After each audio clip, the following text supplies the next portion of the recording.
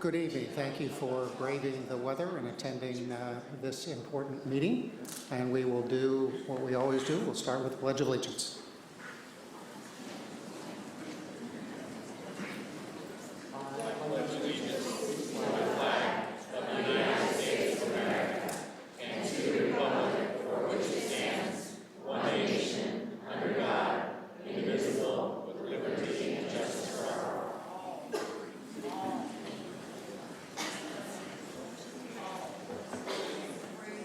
It's always nice when there is a good crowd here because it reminds you of the democracy that we have and how important local government is. And it's nice when there's a big expression relative to our patriotism to start the meeting. I appreciate that. We are going to commence the meeting today without our president, Jen Close. Jen has the flu. And it can't talk, and I think that's a pretty prevailing problem throughout our community right now. I know an awful lot of people that are not feeling very well, and she is watching on TV but was unable to participate. Second, we are also without our superintendent, so we're flying a little thin tonight. Superintendent Kitamura had an unexpected death in the family. And while we have always come to look at her as a rock in our district, it is clear that her family looks at her that way as well. And she is spending this week with her family in that regard. Both of them wish they were here. They send their apologies for not being able to be here. We miss them and in both cases hope that they are able to take care of the issues that they're dealing with. So we will move on. Item C2 is report of actions taken in closed session, and there were none. C3 is any statements of abstention. And I'm looking the board to see if there is anybody that needs to abstain on any item. It doesn't look like it. C4 is an adjustment to the agenda. Is there anybody that needs an adjustment? Director Christoph. Yes, E5, 7, and 8, please. So C5, C7, and C8 will be taken off consent and handled individually. And whoever makes the motion, please notice that, and also note that since we have one board member missing, that that item E1, E1 is also one that we should vote on. Are there, under C5, any board member requests for information? Director Pugh.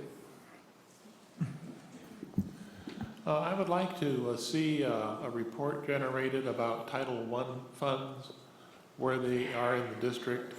We used to have an agenda item that would come before the board annually that would talk about what schools would get the Title I and how it was determined. I haven't seen that report in quite a while, but I would like to see something come back towards the board on Title I. And also would like to see a little bit about the our special ed budget. Where is it allocated in the district? To what extent? Just general information about the special ed budget and also Title I. Thank you. Thank you. Any other board member requests for information? Seeing none, we'll move on to C6, which is approval of the minutes of our regular board meeting of January 25th, 2017. So moved. Is there a second? Second. Motion made by Director Christoph, seconded by Director Anderson. Roll call vote, please. Director Christoph? Aye. Director Anderson? Aye. Director Fong? Aye. Director Pugh? Aye. Director Sheffield? Aye. Director Carl? Aye. Thank you. Now comes the best part of the meeting. We have the Student Month Awards for this month, and I do see some young folks in the audience, so I know why you're here. And who is giving those awards? It's not on my list. There you go. Lori, thank you.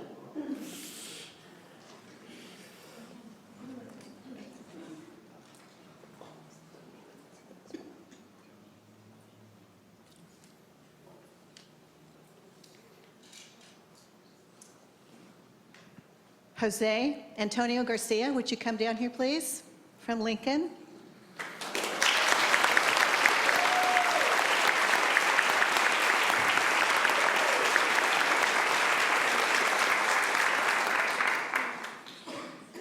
Could Jose's parents come down here too, please? And Miss Bev Jones also come down?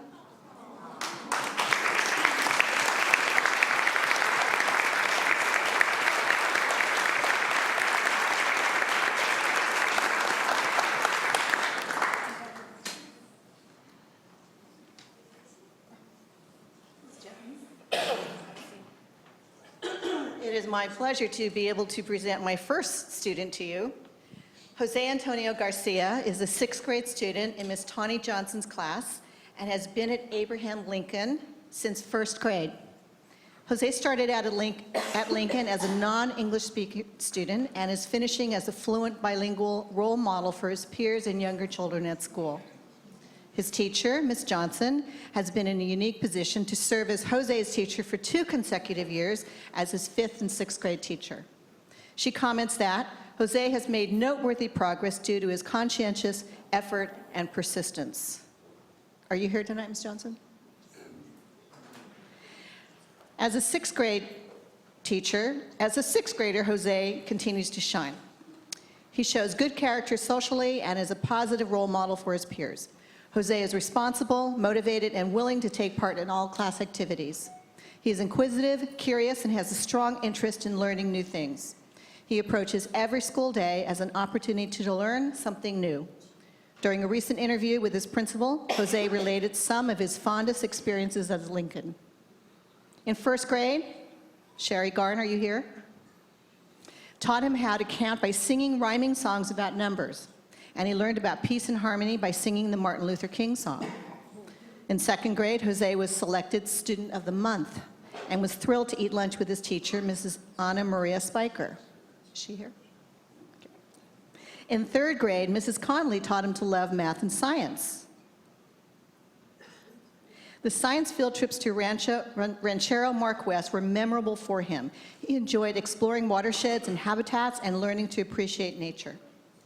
In 4th grade, he was excited to build the largest California mission, Santa Clara de Assis. Big project. In 5th grade, he was thrilled. I bet you guys helped too.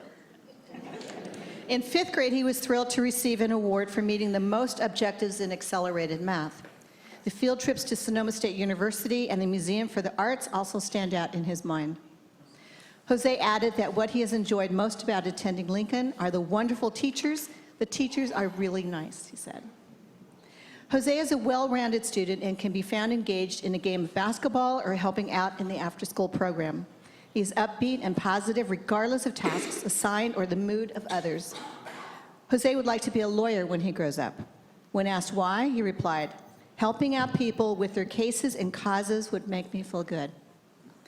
We at Abraham Lincoln look forward to watching Jose move ahead with his life. We know he will experience success and touch others with his optimistic voice. He will leave us with positive images of his eagerness to learn and his wonderful smile. Congratulations, Jose.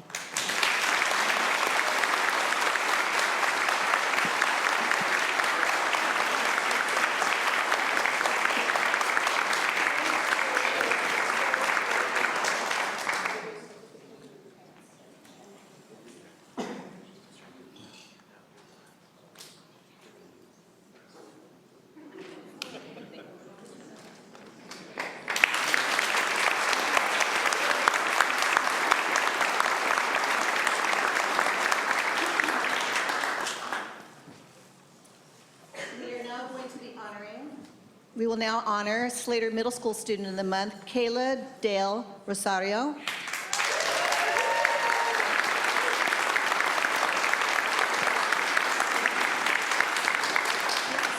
Would her parents please come down? Kayla's parents and Ms. Cunningham, would you come down too, please?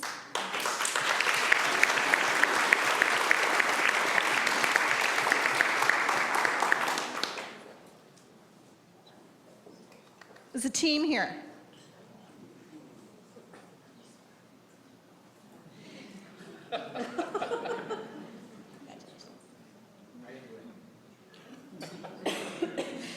Each year, the Slater Middle School staff looks forward to the opportunity to nominate our candidate for Santa Rosa City School Board Student of the Month. We're very proud and honored to be able to introduce an amazing young woman to the board this year.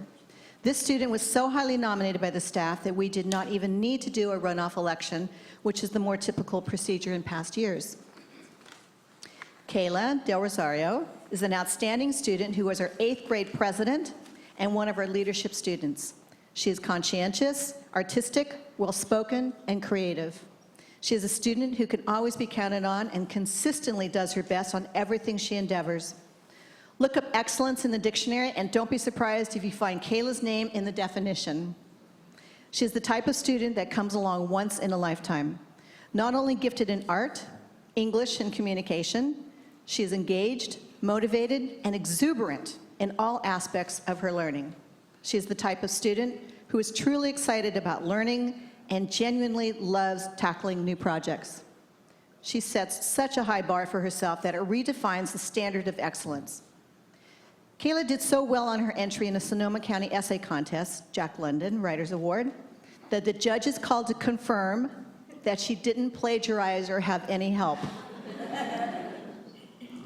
It was that good, and she won, by the way. Her article was published in the July-August 2016 issue of the Valley of the Moon magazine. Kayla comes from a long line of scientists with several family members in the science field. She aspires to become a scientist herself and has a strong interest in astronomy. She is also considering becoming a teacher.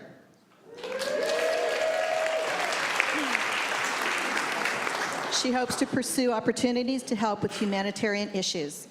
This comes as no surprise to any of us here at Slater because she has already shown such a strong commitment to helping others, embracing all people and making connections with any student on campus who needs a helping hand or a friendly wave.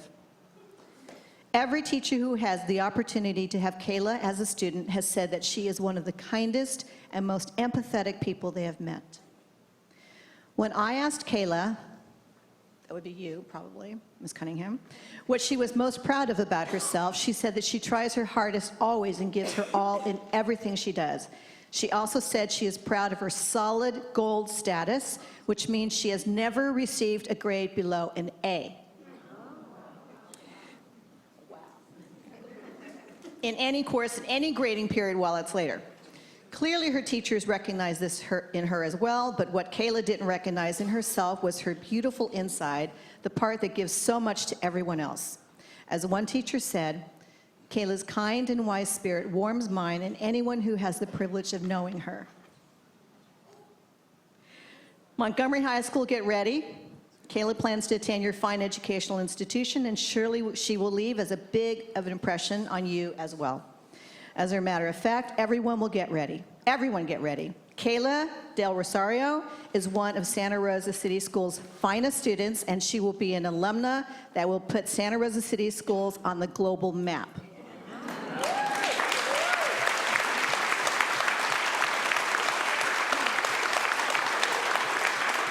Congratulations to Kayla and the Del Rosario family. You're an amazing young woman, and we are so excited to watch you as you travel on your journey through life.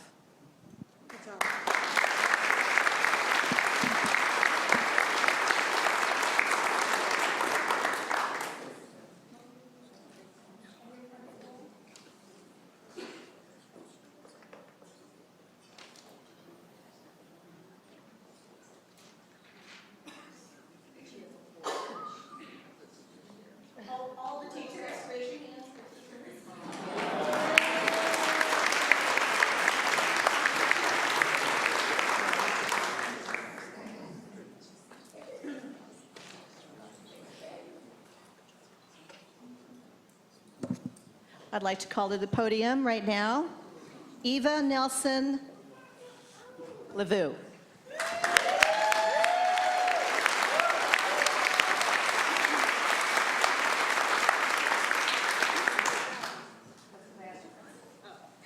Who has two broken legs and can come down here? Are your parents here? Can they come down and stand by you? Mr. Coscarelli, we will not make you walk down here. Raise your hand so everyone knows who you are. That's Mr. Coscarelli up there. Jack, Grandma, Grandpa.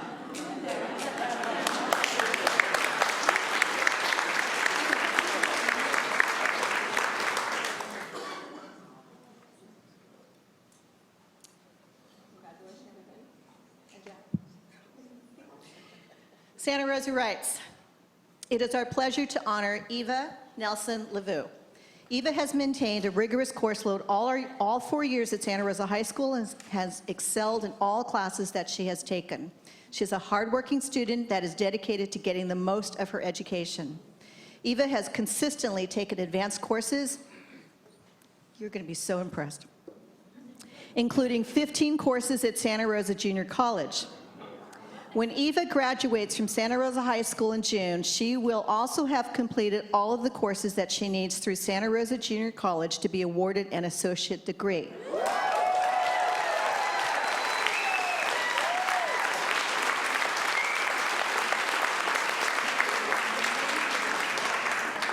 This is an amazing accomplishment. Academically, Eva's record speaks for itself with a 3.6 overall GPA and over 350 credits. You need 220 to graduate. Her admirable performance is a direct result of her focus, hard work, and discipline, as well as her passion for learning. But wait, that's not all. Her teacher, Mr. Price, are you here? Writes, "In the time I have known Eva, she has been both a pleasant and driven student. Her focus, effort, and academic interests meet all my hopes and expectations of a student. Outside the scholastic environment, she is deeply into the pride and community of Santa Rosa High School. She is involved in school sports and with the yearbook and student government classes, and consistently networks with experiences that will better her in school and career. Her counselor, Mrs. Murphy, states, Eva has intelligence, curiosity, and dedication combined with an engaging personality and a remarkable maturity. It has been a pleasure to work with her and to watch her grow. She is an amazing young lady, and we can't wait to see where her future takes her. Congratulations and all the best to Eva." Mr. Kennedy, our student government advisor, writes, "Eva is mega dependable and determined to create great work no matter the arena. She is a leader of the Winter Rally, the Multicultural Month, Battle of the Fans, and about 10 more key projects. She was the lead on our Battle of the Fans video, and she did an incredible job." Eva is that rare student government leader who will always make and request work for the group. She is selfless and is a wonderful example for her peers to follow. Mr. Coscarelli wrote the following statement about Eva. "I would like to nominate Eva as our Student of the Month. She embodies the spirit of a panther in every way. She is hardworking, spirited, and passionate about her education. Eva is always willing to go the extra mile when she is asked. She is a serious presence and will be missed when she graduates. It is a privilege to call her our Student of the Month. Thank you, Eva, for making Santa Rosa High School and our community a better place." And once again, congratulations to Eva Nelson LeVue, the Santa Rosa High School Board of Education Student of the Month, and her family.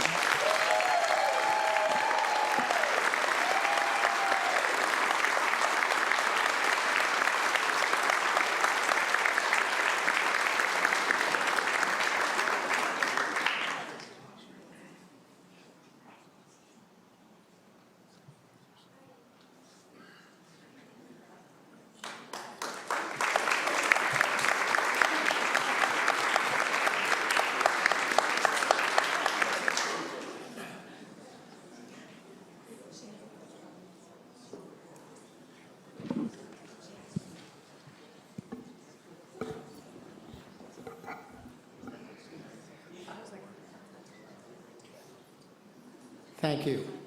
Congratulations, Jose, Kayla, and Eva. We are going to take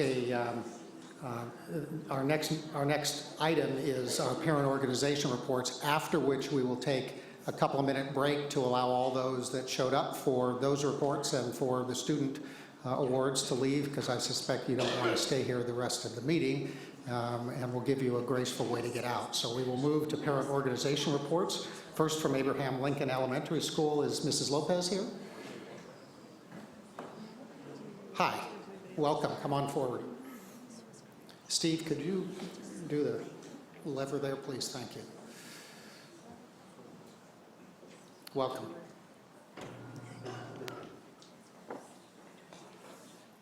Thank you, Jason.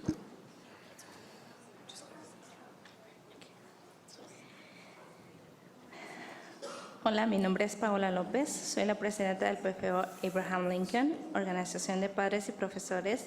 Este es mi segundo año como presidenta de PFO. Tengo 2 hijos en Lincoln, uno en segundo y otro en sexto grado. Soy voluntaria en el aula de programa Kinder Academia. El primer... Oh, okay. We have to share a little bit. So my name is Paula Lopez. I'm the president of the Abraham Lincoln PFO, and it's my second year as president. I have a child in the 2nd grade, the 6th grade, and I volunteer in the Kindergarten Academy program. El primer objetivo del PFO es apoyar los programas y actividades en la escuela. Apoyamos las siguientes actividades: suministros y productos para la tienda del estudiante, recompensas mensuales al estudiante para el programa de habilidades de vida, servimos chocolate caliente y palomitas de maíz durante rewards recesiones. También apoyamos el programa de almuerzos con la directora y subsidiamos las asambleas anti-intimidación. So the first goal of the PFO is to support our student programs and activities. The PFO supports the following activities: supplies and goodies for the student store, providing monthly student rewards for the life skills program, such as hot chocolate and popcorn during rewards recess. We also support the lunch with the principal program and subsidize the anti-bullying assemblies. El segundo objetivo de organización es promover la participación de las familias para que padres de Lincoln puedan sentirse parte de la comunidad escolar. Planeamos eventos de diversión y socializamos juntos. En cada reunión se ofrecen aperitivos, cuidado de niños. Nuestros eventos anuales incluyen cenas de regreso a la escuela, una extravagancia de invierno, noche de lectura, Día del Niño y casa abierta.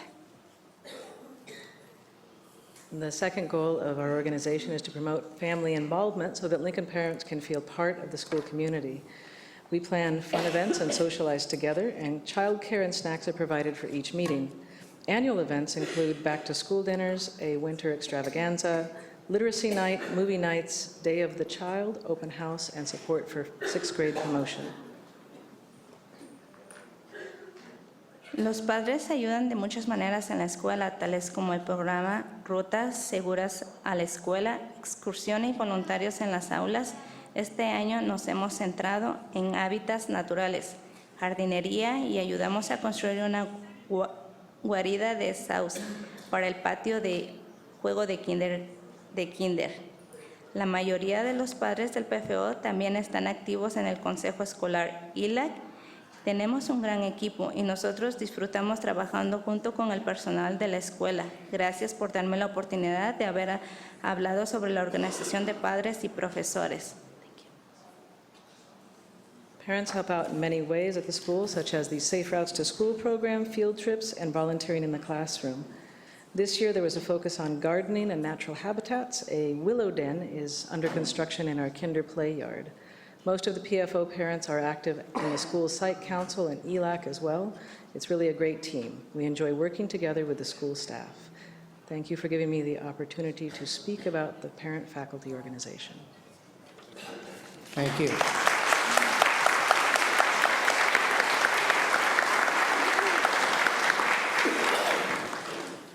And thank you for your service, Ms. Lopez. I always personally enjoy hearing about Abraham Lincoln School. A long time ago, my mother taught there for 19 years, so it's always fun to hear about what's going on there. Now for Herbert Slater Middle School, Ms. Albert and Sanchez. Are both of you here? Up the top, hello, welcome.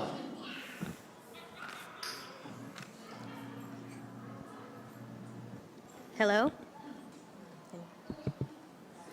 We're getting it hooked. Now you're good. Hello? You're good now. Very good. Hi, my name is Emily Albert, and I am a parent of a 7th grader at Herbert Slater Middle School. I'm here to share with you that when we were researching which school to head to, we weren't sure that we wanted to go to Slater. And in the end, my daughter made the final decision. She said, I want to follow my friends. And with some reservation, this is where we landed. I want to share with you today that it was the right choice. It was a great choice.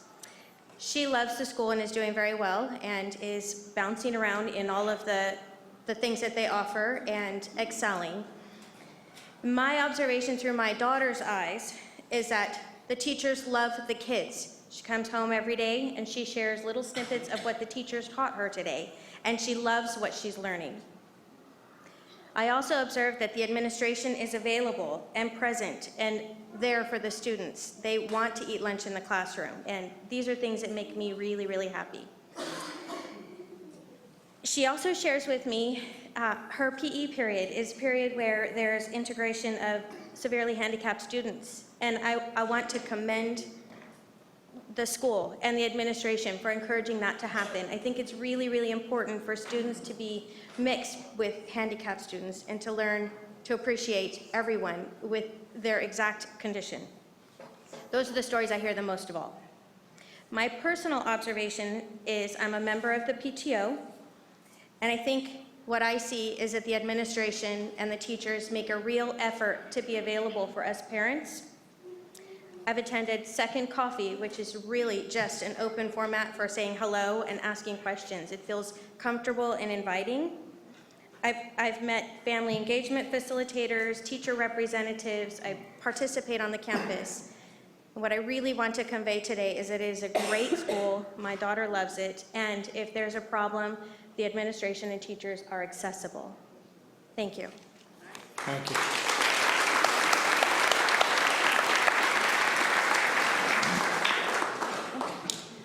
Muy buenas noches, señoras y señores. Good evening, sirs and ma'ams. Mi nombre es Amalia Bejar. This is Amalia Beja with me. She does understand English, but we're a little bit of support here with the Spanish. Yo tengo un hijo en el séptimo grado en Slater. She has a son in 7th grade at Slater. Estoy muy contenta con todo lo que se le ha... él ha aprendido mucho ahí en esa escuela y participo en el PTO. She's been very happy with his experience in the school, and she's also on the Consejo de los Padres. She's also participating in the PFO. Mi hijo está súper contento en la escuela y por lo tanto nosotros también como padres. Her son is very happy to be in the school, and because of that, so are they as parents. Tiene muy buenas experiencias ahí en la escuela. He's had very good experiences in that school. Muy buenos maestros. Very good teachers. Pues, ¿qué puedo decir más de la escuela? Yo todo- What else could I say? It's the best. Gracias. Thank you. Thank you.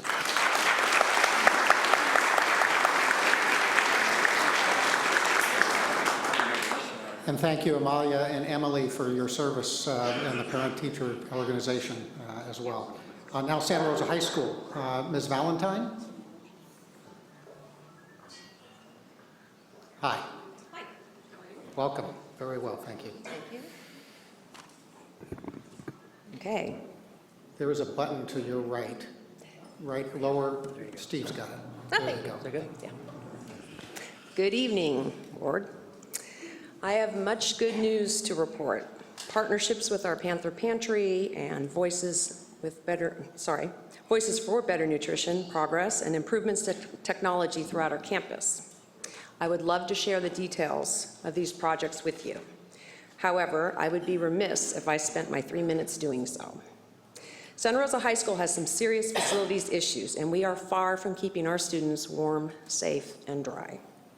Many of our classrooms have been without heat for extended periods of time, and in some it continues to be an intermittent problem. Do you remember how cold it was at the end of December and the beginning of January? At times, the temperature inside our classrooms is not much higher than the temperature outside. We are not keeping our students warm. What passes for our quad is currently a muddy, mucky, flooded mess. The cafeteria, which borders the bog, floods routinely during heavy rainfall.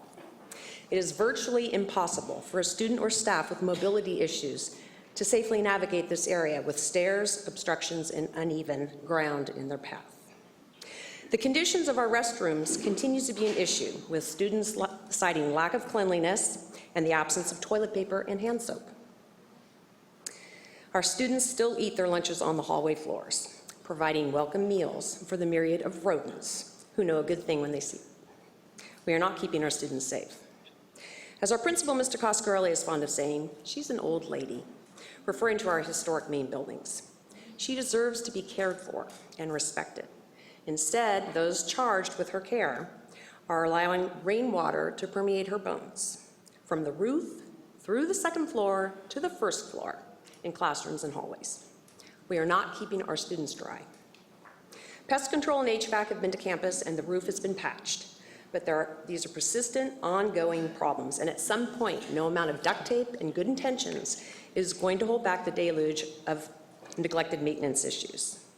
2.5 years ago, the voters of Santa Rosa passed a $175 million bond measure to, and I quote, improve high school education quality and student safety by upgrading classrooms and science labs, replacing deteriorating and outdated plumbing, heating, ventilation, and air conditioning systems.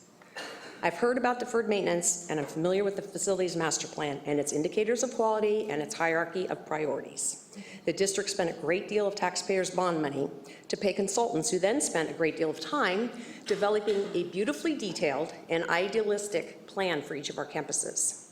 When are we going to see those plans put into action? Will any repairs, substantial repairs, be done during spring break? Are there any plans for the summer? As one parent wrote to me, lunch, and I quote, lunch and bathroom issues are so fundamental to supporting a community of 2,000 plus students, it's ridiculous that it hasn't been addressed yet. If adults had to work in those conditions, we'd certainly make a fuss. Imagine your boss telling you to leave your desk and go eat on the floor in the hall during your lunch break. You can't leave campus, but we're not going to provide you with a decent place to eat. Oh, and bring your own toilet paper and hand sanitizer because the bathroom always runs out. I'd be organizing a strike. Good thing our kids haven't thought of that yet. End quote. Thank you.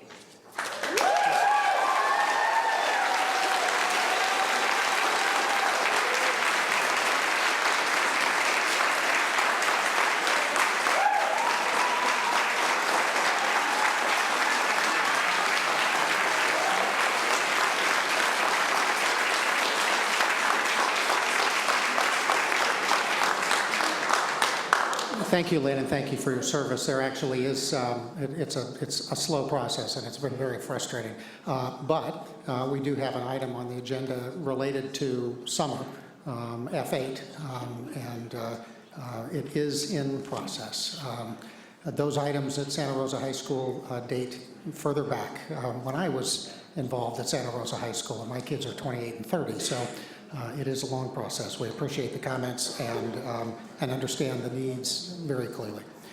We'll take a couple-minute break to let those that showed up for the student awards. And may I ask you, anybody who has provided a blue card for speaking on consent calendar, there are a lot of these that appear to relate to the budget item, which is F3. Will Lyon put in for F3, appreciate that, Will.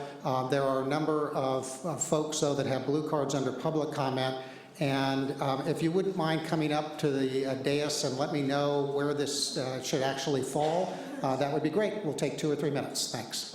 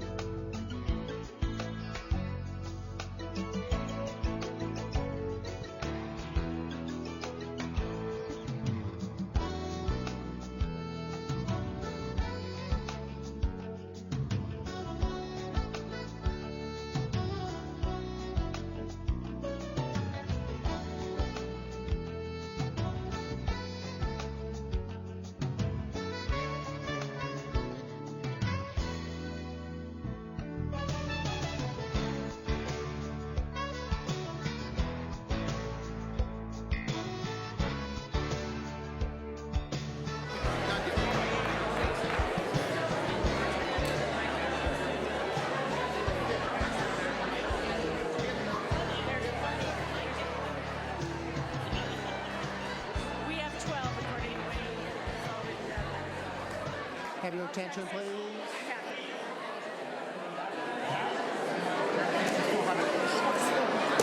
Good job, Wayne.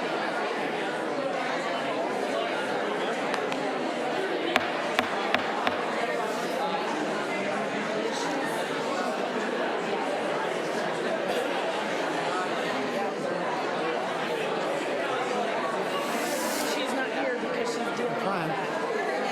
I'm like, do you want me to try and get her to do it? She's like, yes, Thank you. Several people came up, some didn't.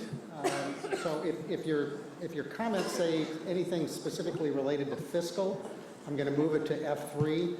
And if I have if you're on public comment and it's about fiscal, let me know when you first start, and we'll move it to F3, and we'll give you that time. Because the requirements that we have are that if it's an item that's on the agenda, it has to be talked about under the agenda. And that public comments are actually only for things that are not on the agenda, and we can't take any action associated with them. You'll have 3 minutes in either case, so you don't lose any time with respect to it. And on the public comment section, if you have any comments that pertain to a complaint against an employee of the district, you're advised that the matter should first be pursued using the appropriate district complaint procedure. And I've got 6 cards, times 3 is 18 minutes. We have a lot of things to cover. If you need all 3 minutes, please take all 3 minutes. If you can succinctly pull it off in less than that, you will be very much appreciated by everybody else in the room. But if you need all 3, please do it. And I'll give you a couple of names in front so you can queue up. You're welcome to come here. John, you're going to start.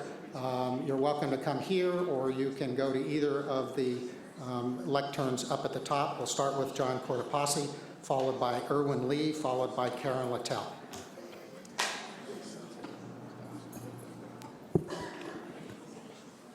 Thank you. John Cortopassi, Santa Rosa High School. I've been here and I've addressed the board numerous times about the theme, actions speak louder than words. I'm here to do that again, but I'd also like to add this time, leaders take responsibility.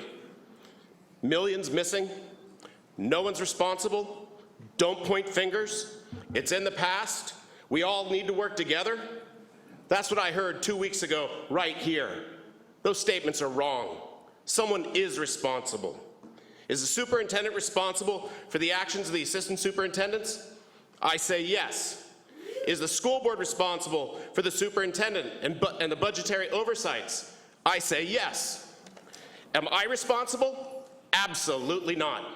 Are my fellow teachers here responsible? Absolutely not. I read in a Close to Home article that this crisis was caused because of increased pension costs. Absolutely not. This was caused by budget.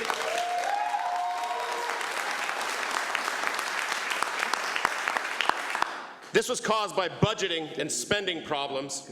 Those are leadership problems. My question is, who's leading? This district has known about the pension costs have been going to be progressively increasing since 2013, and it has not been responsible in its budgeting. This problem has not been caused by the teachers. California Ed Code 41372 requires that districts like ours spend at least 55% of the budget on teacher wages, benefits, and retirement. What have our district's costs been? Well, our unaudited actuals from 2012-13 show 58.5%. 2013-14, 57.6%. 14-15, 55.8%. Last year, 55.9%. This means our district has just barely covered its legally mandated costs for teachers, pensions included.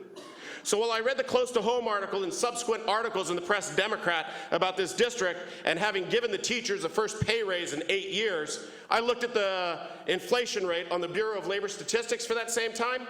It was 10.7%, nowhere near the cost of what we got. On top of this, last week, we were informed that the district had presented a last, best, and final offer in negotiations for this year of no increase in pay, nothing new for health care, and 1 fewer day of work next year, or a 0.5% decrease in pay.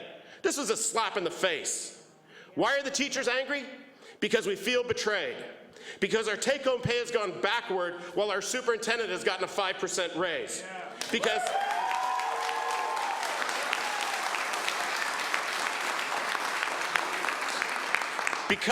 yet again, we're going to bear the brunt of the budget cuts. I've heard that cuts are going to be kept as far away from the classroom as possible. When is this district going to understand that teachers are inseparable from the classroom?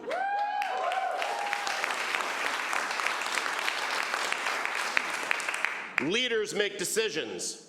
Actions speak louder than words. Remember, the actions you will be taking affect everyone.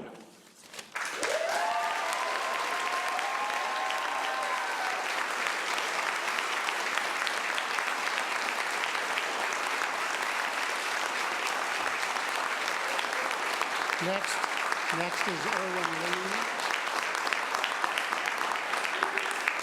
Erwin Lee, followed by Karen Littell, followed by Dave Franzman. Gosh, I feel kind of silly going on after that, but anyway, so I'm a parent of 3 kids, a 3rd grader, an 8th grader, and a 10th grader, and I'm here just to comment on my understanding that because of these budgetary issues that AP classes may be in jeopardy of being cut if there weren't adequate enrollment. And I just want to sort of make a plug for preserving the AP classes as much as possible, sort of for advanced learners in the system. And just point out that, I think that there's a benefit beyond the obvious one of just, having something there to occupy the kids who are more advanced and prepare them better for college. I think it builds a better culture in the school overall, because otherwise, frankly, if those classes disappear, my oldest may be stuck, but my youngest ones will just go to private school. And in general, I think resourced, families will just flee the public school system, and the ones who will suffer the most are the gifted kids who aren't resourced. They'll have nowhere to go. In terms of a specific solution, I understand that the average class size is going to go up, and that makes sense. That's kind of simple math. But rather than just having a fixed sort of class size, I'd propose that some classes are okay to get even bigger, and then other ones you can trade that for some smaller classes and offer a broader range of things. So for example, to me, a math class, whether teachers lecturing to 30 or 40 kids, I don't know that makes a difference, and I don't think that grading homework is necessarily that much more burdensome. But for an English class where they're having to grade papers and stuff, I can tell you right now, my 10th grader doesn't get a lot of feedback, and if I were the English teacher, I wouldn't have time to deal with it either. So maybe to use some common sense in terms of figuring out class sizes instead of just having a one-size-fits-all for every type of class. So that's about it. I'm sorry I wasn't that organized, just sort of, but those are my thoughts right now. Thank you.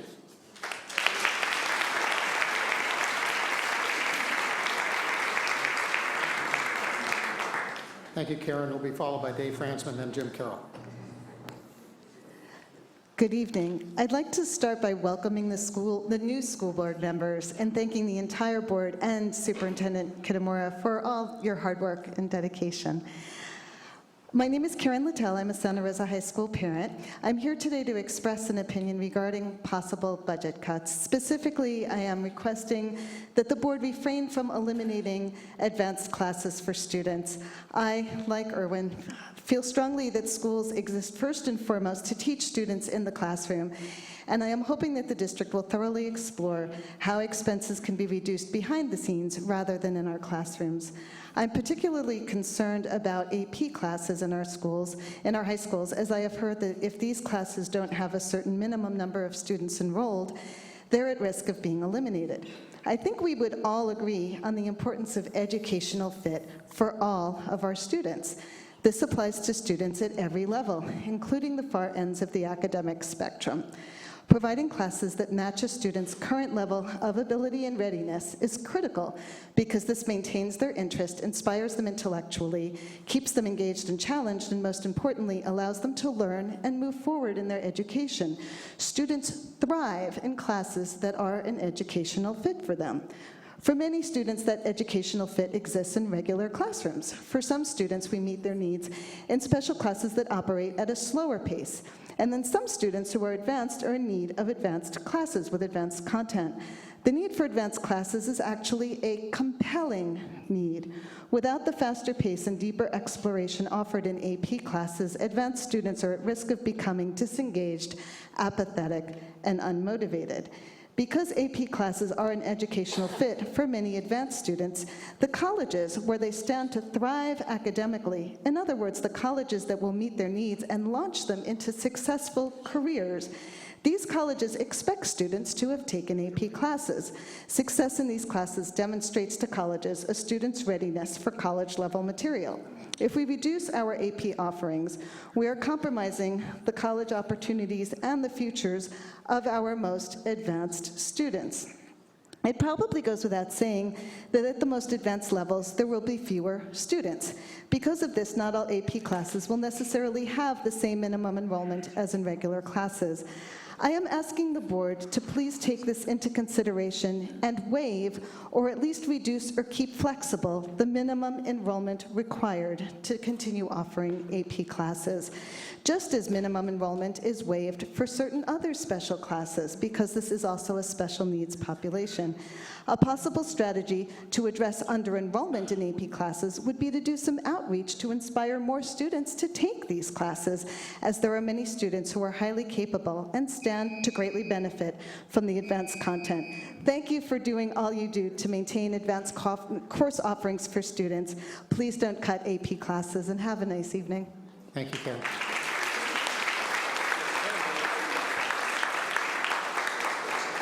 Dave Franson, followed by Jim Carroll, followed by Jonathan Ruschau.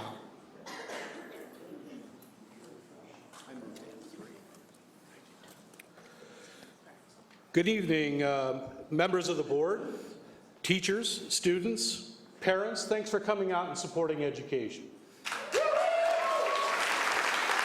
I believe we all have something in common, and that is we all want what's best for our students.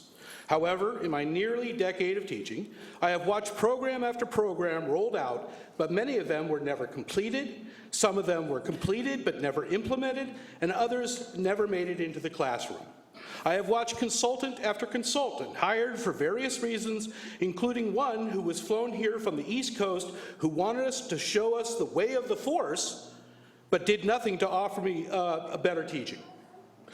What exactly has Innovate Ed done for us except apparently endless meetings? How much is this costing us? We increased the caseload on counselors, making it almost impossible for them. And so our response to that was to have an outside source. We hired SAY. How much is SAY costing us? When simply having more counselors, professional, true, college-educated counselors doing this for us? It is a natural state for bureaucracies to become bloated and not as nimble as leaders come in and want to exercise their own programs. But they don't bother to review those programs nor procedures that were no longer effective, nor to rid themselves of dead weight. I have watched this district spend money like drunken sailors. We all like shiny objects, and I'm sure the thought is that one of these shiny objects will revolutionize the education system. But after nearly 10 years, I have not seen the payback for the millions we have spent. Ladies and gentlemen, the district office has one job: facilitating student learning. Within that description, the priority would have to be keeping the district fiscally stable. Now it has become clear the district has failed in its most important job. Millions have been lost. And who are the victims? Students and teachers. Now we see a proposal by the district office to have the teachers take a pay cut, enlarge class sizes, and cut smaller classes and fire new, good teachers. Yet what we don't see is any suggestion how to reduce the size of the district office. Yeah.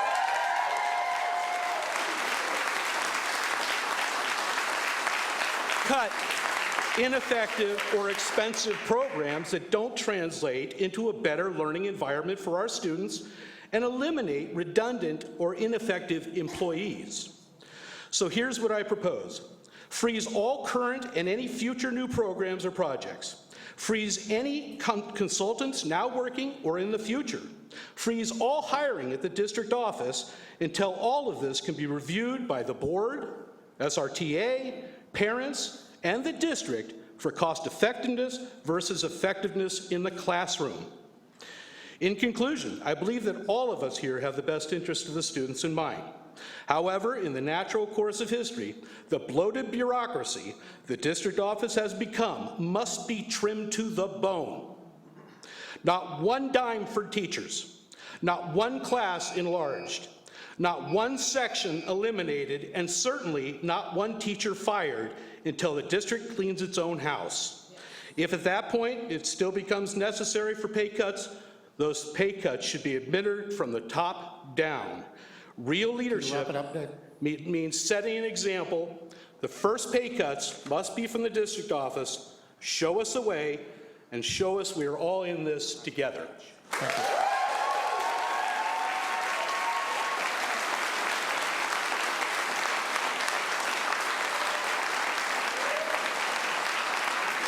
Jim Carroll, followed by Jonathan Luchow, followed by Emma Zaval.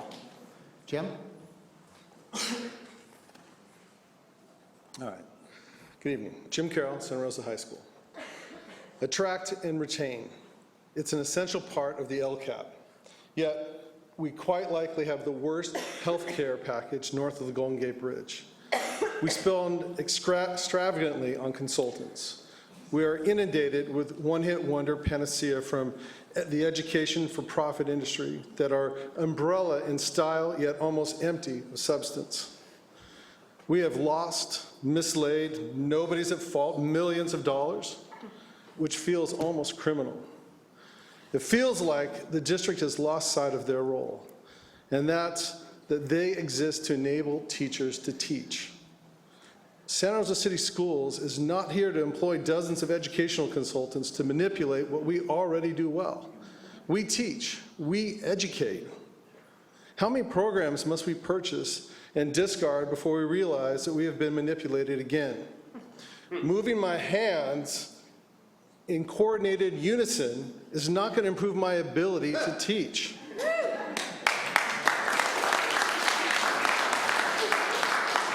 I work hard to provide my students with the best education I can offer. I spend hours developing and perfecting my curriculum on my own time. Send me to content-specific conferences. Make available funds so that I can improve my classroom presentation. But please, don't send me to meaningless trainings that serve only to be a box the district office can check off for the powers that be in Sacramento. This used to be the district teachers would spend their whole careers with. Now, all too often, we may get a few years before they flee to financially stable and, in turn, lucrative districts. We're going to pink slip our future. They may love their positions here, but who can blame them if they take an offer in June for a job in Petaluma or St. Helena? To be blunt, we have great teachers that we love that we're going to lose. Can we please, honestly, hold ourselves accountable to the LCAP? Thanks.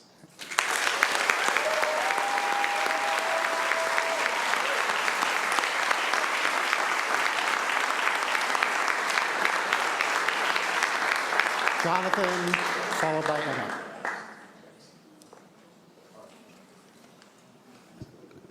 Jonathan Moko, Santa Rosa High School. I've had the privilege of being a graduate from this district and a community member in Santa Rosa for over 35 years. I am now proud to have spent the last 3 years as a teacher for Santa Rosa City Schools, and I'm looking forward to the privilege of having a long career in this district. I stand here today with full understanding that I'm still a novice and don't proclaim to be an expert in the field by any means. However, I have had the time and ability to make some observations that I would like to share. Over the last couple of years, many of my colleagues have attended the district-sponsored unconscious bias training. I've had the opportunity to attend the 2-day training in the spring of 2016. Although there were many ideas to take away from the training, there was one piece of information that has stuck with me daily. The trainers expressed to us that the #1 difference between students that are successful in the classroom compared to school students that do not have academic success is a meaningful relationship and positive interactions with the teacher. They express this even more true with at-risk students. I stand here today as an example of that belief. I was an at-risk student in this district. I was on the path of failure. If it were not for the extraordinary efforts of a teacher, I would not be standing here today. Since the district has promoted, paid for, and even extended the options of the unconscious bias training, I feel safe in assuming members of the board and workers at the district office believe in the impact of student-teacher relationships, which is why I stand here confused today. It doesn't seem to me that the actions by our district office are supporting the ideas they are training us on. Let's use one of my classes as an example. It's a class of 34 students. Nearly all of them are classified as at-risk students. 22 of them are RSP students. 9 of them have IEPs. There are 275 minutes for each class in each week. Even if I could dedicate half of the instructional minutes to providing one-on-one instruction, I'd only be able to spend 4 minutes a week with each student. Further limiting the minutes of interaction with students, the district office has implemented policies that do not enforce attendance. Now, the conversation for next year is ensuring fuller classes and eliminating sections. These policies are counterproductive to the need of building relationships. It is clear to me that if the district believes in the training it is providing us, they would be working to lower class sizes, boost attendance, and hire more highly qualified teachers. The district office is far too focused on programs and consultants. We do have an attraction and retention issue. We must return to our goal of fostering student growth through meaningful relationships with qualified professionals. The district must work to lower class sizes, enforce student attendance, and compensate teachers so we are attracting and retaining the best in Northern California. Our current students are depending on us, and so too is the future of our community. Thank you.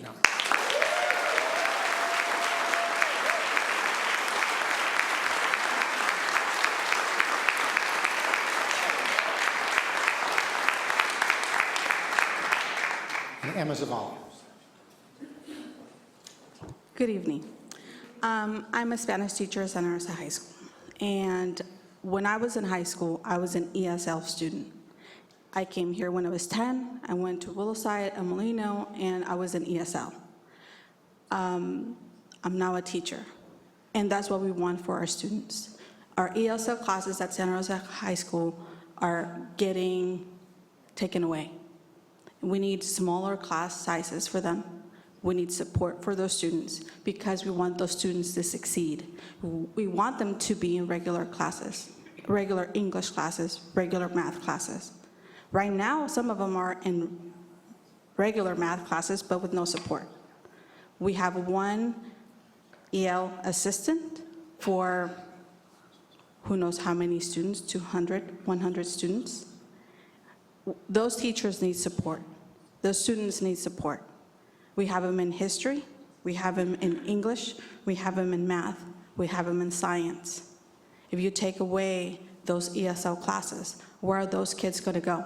How are they going to learn and succeed in a class where if you were to go to another country or to another language class and not know the language, how would you feel? I know how it feels, and it's not okay. So I'm asking you to also keep those class sizes small and with support. Having those kids in a class where they're just sitting around hoping someone that can help them out. Some of them will come to me crying and asking for help. Having big class sizes, you walk into my 6th period Spanish for Spanish speaker class, I have 40. You can just imagine correcting all those papers. But we're here as teachers because we want to help the students. But we also need your support. Please hear us out. I'm asking you to hear us out because we are here for the kids, and I hope you are too. Thank you.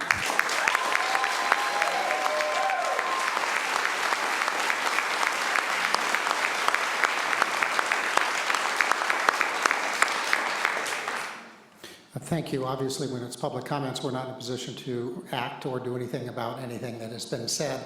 Much of what has been said, though, will be part of the discussion that we have under F3. So I would encourage folks to hang around for that and continue the discussion there. We'll move to reports. First is Santa Rosa Teachers Association report. Ola.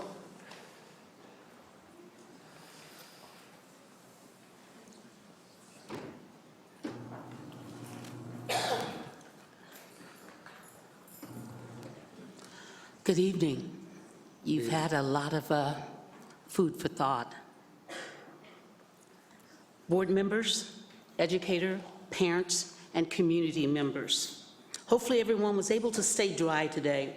I hear tomorrow's going to be even wetter than today. Mother Nature at her best. Well, this is one of those meetings that everyone wishes didn't take place. We are here facing another dilemma in the world of educational budget.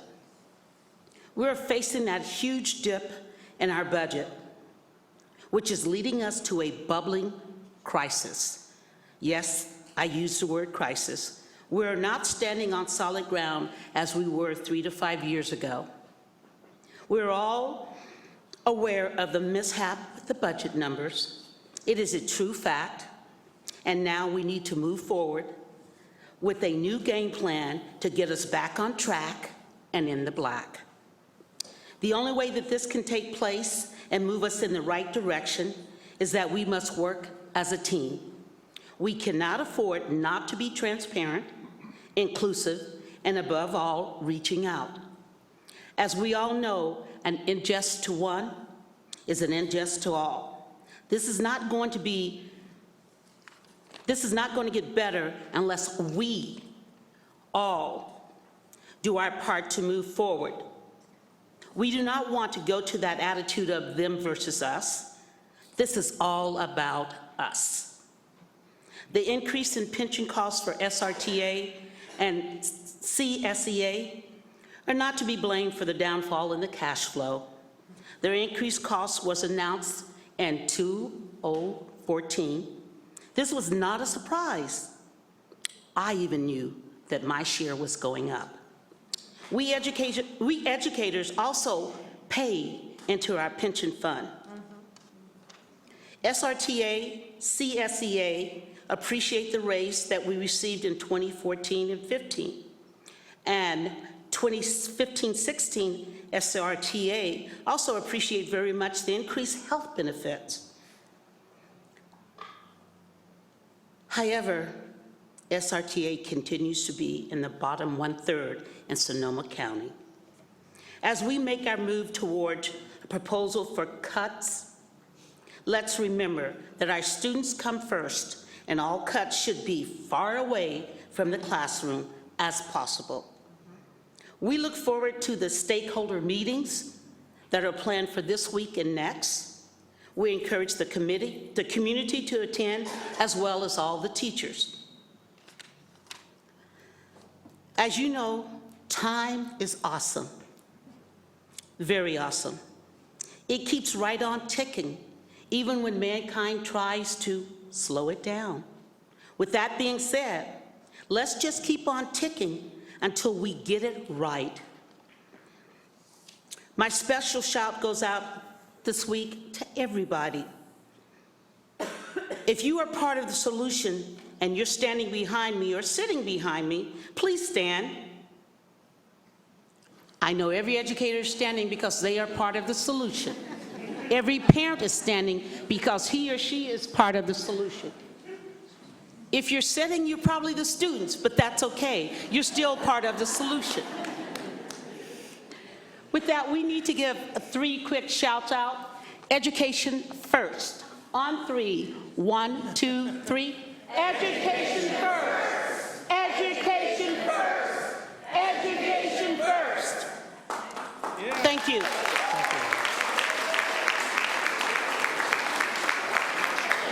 Now for my favorite part of the evening, the words of wisdom. Every other night, I will get out my little book and read and see what can inspire me to carry on for the next day. The words of wisdom today, a lasting impression. I hope when I retire 2, 3, maybe 4 years from now, I will leave a lasting impression on my students as well as the community. Elephants are surprisingly similar to people. They live as long as we do, feel emotions like we do, and remember those special to them. Even after decades of separation, those who made a positive impact on elephants are fondly remembered. Your enormous contributions to our schools have left an impression that will continue to make a difference for years to come if you make the right choice. With that, simply unforgettable. Thank you. Thanks, Phil.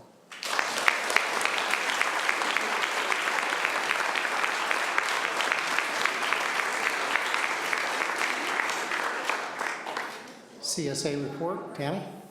Good evening. Good evening.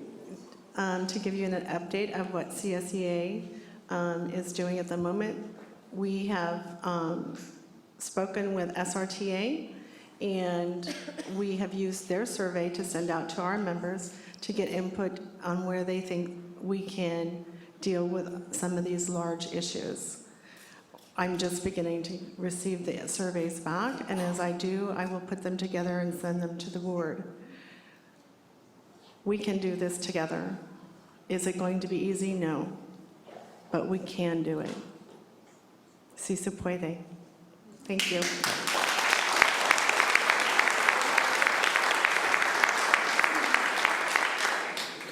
Obviously, there'll be no superintendent report, board president report, since I'm filling in for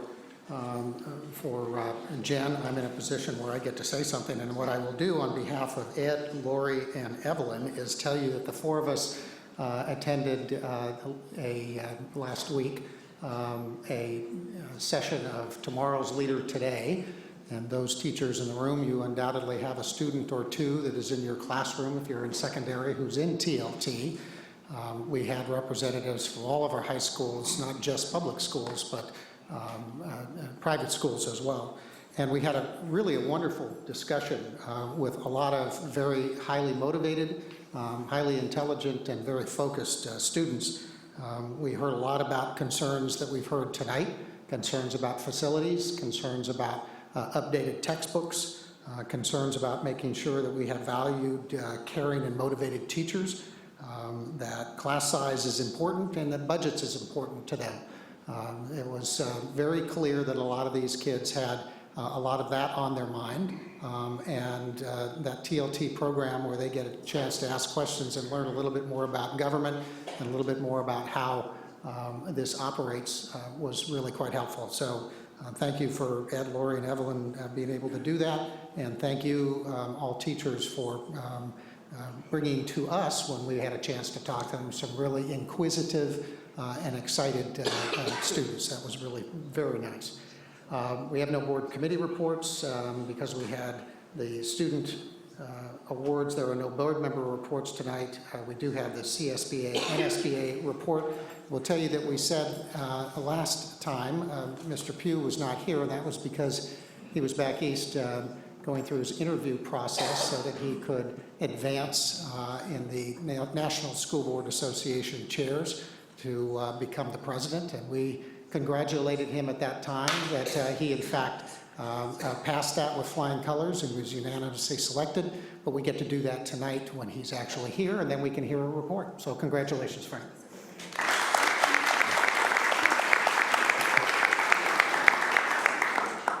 Just want to give a short report on NSBA and what's been happening in the last couple of weeks. We attended a conference in Washington, D.C. It was the Equity Symposium and also the Advocacy Institute, as well as the Board of Directors meeting.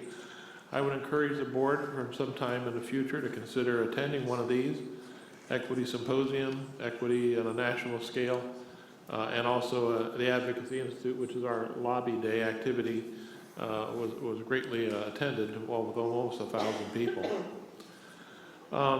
We were honored to meet with the ranking chairs of the House and the Senate and House Education Committees as well. We spent a significant amount of time with Lamar Alexander, talking about his appointee to the Department of Education, which was a strained conversation, to put it lightly. It is true that I've now progressed through the last set of interviews, just waiting. There's a 21-day wait until I'm declared to pass on to the Delegate Assembly of the National School Board Association. And I will be their president-elect soon, and then eventually become president the following year. And CSBA, I'll talk about that for a second. We have a meeting this weekend, Board of Directors meeting.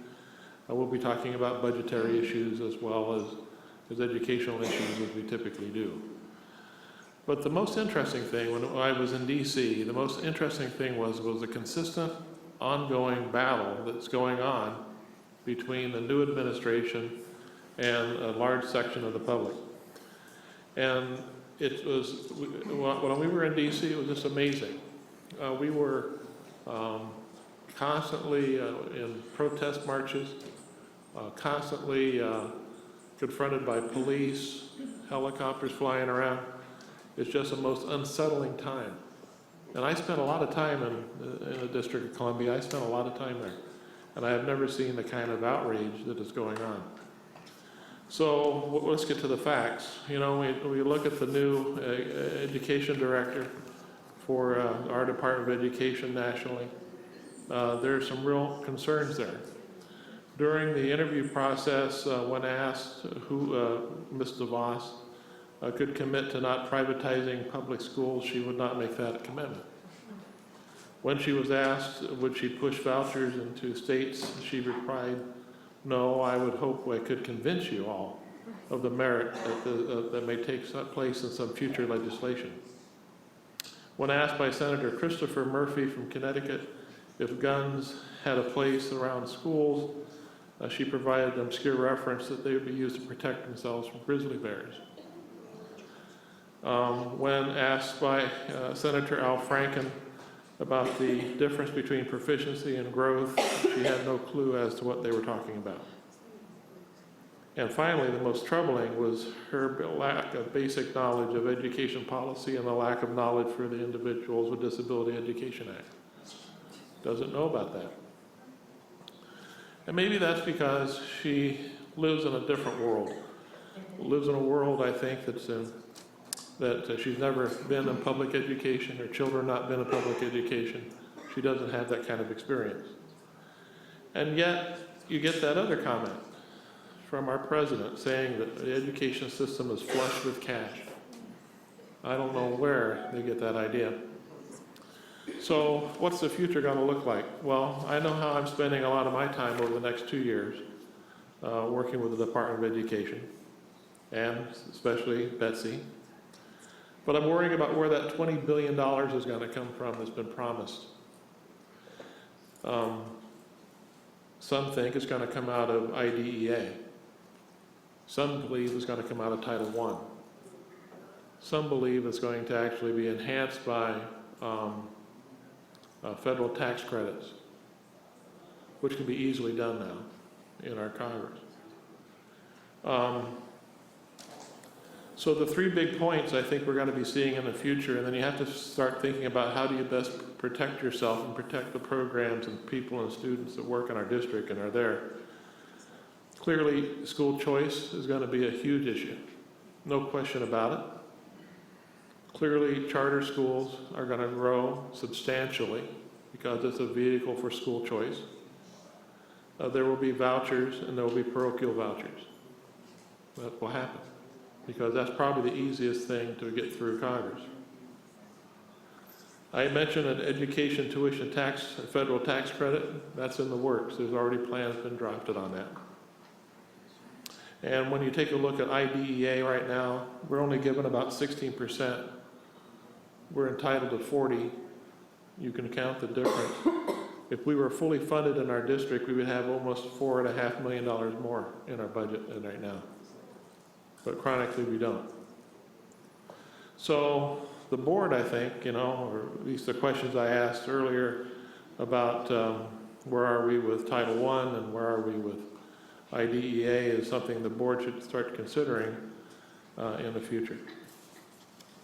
So I'm thankful to be back from DC. I'll be busy this weekend, and then I'm back at annual conference in March, and I'll have more information then. Thank you. Good. Thank you, Frank. We'll move.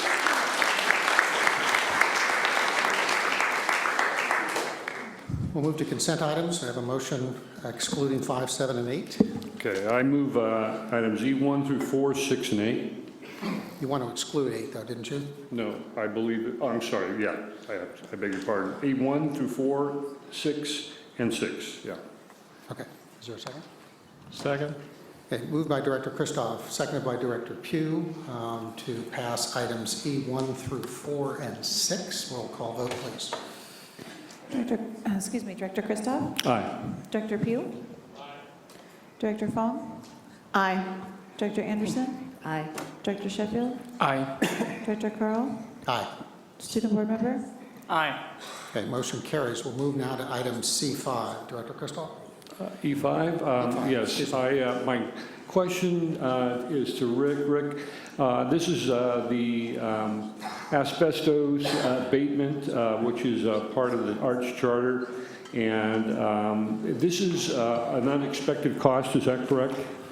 No, this is actually in preparation for the classrooms that were not included in the original scope of work.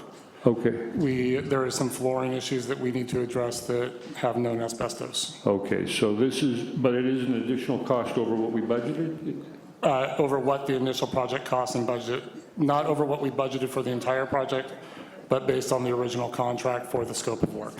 Okay, so I'm just trying to, so it's a $38,000 expenditure that we've already budgeted then, is what you're saying?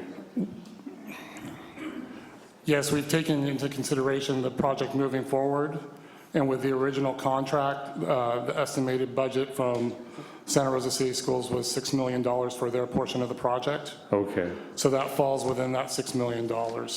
Okay, so this would be just a part of that, rather than an add-on that we didn't expect, is that correct?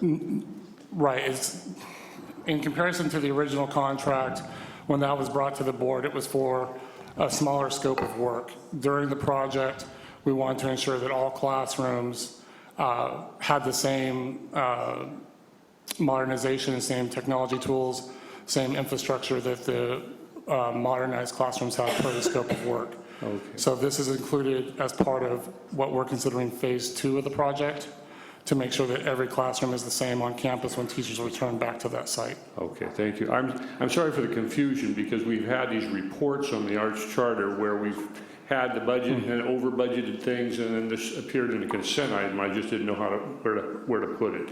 Okay, but I'll move item Hang on a E5. sec. I'm sorry. Any other questions on item E5? Okay, go ahead. Yeah, I'll move item E5. Is there a second? Second. Moved by Director Christoph, seconded by Director Sheffield for item E5. Roll call vote, please. Director Christoph? Aye. Director Sheffield? Aye. Director Fong? Aye. Director Pugh? Aye. Director Anderson? Aye. Director Carl? Aye. Student Board Member? Aye. Motion carries unanimously. We'll move to item E7. Director Christoph. And I would like, Steve, if you could just kind of explain that to me. It sounds like a good thing, but I'm just not real clear on what this all means, okay? If you could just explain a little bit. Thank you, Board Member Christoph. I'll have Sarah Crank, who's our coordinator for state and title, and she knows the details of it, and I'll let her explain what that is. Okay, thank you. Hi, thank you for your time. So what we are doing is we are giving Pioneer High School and Santa Rosa High School, they are able to now utilize their Title I funds in a school-wide program. This process actually began at the beginning of the year. They are the first to achieve it. Other secondary schools are working on it. It helps to leverage our funding so that it affects a school-wide program instead of, targeted students, which is what they currently operate as, a Title I school. So it will allow them to become a program-wide school. Could you tell me what triggers that? And yeah, please. Of course, yes. So it's based on income guidelines, which are determined from their feeder schools.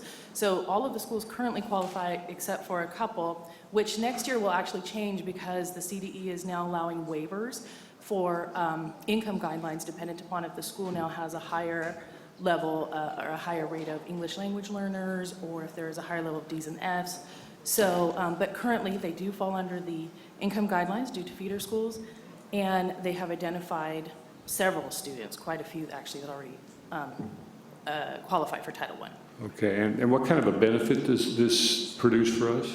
So as I said before, there's no longer the need to identify Title I students. They can then use these funds for all students. And so if, instead of perhaps, a classroom where you might have laptops where only 4 students are allowed to use these laptops because they are Title I targeted students, these laptops can now be utilized by the entire classroom, therefore boosting classroom discussions, enabling and more participation and engagement. And there's a whole host of multiple reasons, but that's just one small example. Okay, fine. Thank you very much. Thank you. Any other questions on E7? You have a motion? So moved. Second. Moved by Director Pugh, seconded by Director Christoph. Roll call vote, please. Director Pugh? Aye. Director Christoph? Aye. Director Fong? Aye. Director Anderson? Aye. Director Sheffield? Aye. Director Carl? Aye. Student Board Member? Aye. Motion carries unanimously. We'll move to item E8. Director Christoph. Yes, Rick, again, this has to do with our bond process, and I know for sure we need roofs in a lot of places, but my question is the list that you provided in this consent item a list of priorities? Are these 1, 2, 3, 4, 5, 6, 7 the schools that are going to get the roofs, or again, is this an example of? No, this is actually to move these schools forward. We know that every school in Santa Rosa City Schools needs roofing. Over $35 million of roofing needs were identified through our assessments. But we have to take that first step to move roofing projects forward and be able to do a reasonable amount of work, given the timelines and the constraints of having students on campus. The list that is here was derived from on-site roofing assessments, as well as an in-depth look at the work order system with roofing requests. So it was a combination of those two factors that identified our, if you will, neediest schools to start these projects. Okay, and who's involved in that process that says this is, finally we're going through all this information, this will be 1, 2, 3, 4? That was between district staff, PBK, who did the initial assessment, and our facilities folks that we work with. Okay. All right, thank you very much. Thank you. Any other questions on that matter? It is an action item. So moved. Second. Thank you. Moved by Director Pugh, seconded by Director Sheffield. Roll call vote, please. Director Pugh? Aye. Director Sheffield? Aye. Director Christoph? Aye. Director Fong? Aye. Director Anderson? Aye. Director Carl? Aye. Student Board Member? Aye. Motion carries unanimously. We'll move to item F1. This is a resolution designating positions for representative and alternate to the Redwood Empire Schools Insurance Group's Joint Powers Board. Mr. Lee. Thank you, Vice President Carl. I'd ask that the board take action on this resolution designating me as our representative to the RESIC Joint Powers Board. And typically in the past, as the person in your position that has been doing that job, so this isn't anything particularly new, is it? No, I will bring a lot of both site experience, coaching experience, teaching experience to this position that will help me learn and help me serve our district. Thank you. Any board member questions or comments or motion? I have a question. Yeah. If it's not too much, Jace, could I ask you just to kind of give the audience a little reference as to what RESIG is? I mean, that word is thrown around, but I don't think a lot of people understand what it is. Yeah, no problem. RESIG stands for Redwood Empire School Insurance Group. It is it's a JPA, Joint Powers Authority, that insures most schools in the county, provides us insurance for facilities and all sorts of liabilities we face as a school district. So I would represent Santa Rosa City Schools on that board and be able to help add and represent our district as they make decisions that impact insurance policies and practices in the county. Thank you. It is an action item. I move this forward. Second. Moved by Director Fong, seconded by Director Pugh. Roll call vote, please. Director Fong? Aye. Director Pugh? Aye. Director Christoph? Aye. Director Anderson? Aye. Director Sheffield? Aye. Director Carl? Aye. Student Board Member? Aye. Motion carries unanimously. And thank you, Jason, for doing that for us. We'll move to item F2, which is a public hearing on the Kids Street Charter renewal. Good evening, Vice President Carl, members of the board. This evening, we will be having a public hearing on the Kids Street Charter renewal. I do have next to me the Director, Kathleen Malamo, who'd like to say a few words. Let me open the public hearing. I will open the public hearing, and then we would love to hear from you. Good evening. As Anna shared, I'm Kathleen Malamo, and I've had the pleasure of being a teacher at Kids Street Learning Center Charter School for 10 years, followed by the past 5 years as director. There have been so many wonderful improvements that we have made since I stood before the board 5 years ago for our last charter renewal, and I would like to share some of them with you quickly. First and foremost has been our dedication to improve student learning by creating a professional development and curriculum implementation plan that focuses on Common Core standards, depths of knowledge, meaningful assessment, and innovation. We strive to create an equitable system through our intervention program. This RTI-based program is ran by a full-time staff member who trains volunteers from a variety of backgrounds from our community, such as retired teachers. We have a 1-to-1 device ratio that allows tracking and individualized instruction. We have started to place Promethean panel smart boards in the classrooms with the goal of having all classrooms outfitted with this technology by 2020. We offer an enrichment program that includes dance, manners, and drama instruction once a week, and all of our teachers have either completed the Makers Certification Program or will have by the end of next school year. Beyond offering an academic and enrichment program that we are very proud of, we continue to do what Kids Street has always thrived in, and that is providing the support and encouragement needed for every child and family to succeed and be hopeful for a prosperous and joyful tomorrow. We offer a free after-school program, a free homemade food program that includes hot lunch and breakfast, a brown bag program so that families have food for the weekends, a clothing program in which students are able to shop for new items in an inviting and respectful setting, counseling through a partnership with Russian River Counseling, and even basic services such as flu shots and dental cleanings. Our relationship with Santa Rosa City Schools has been incredibly positive, and we enjoy working with district staff, especially through special education services.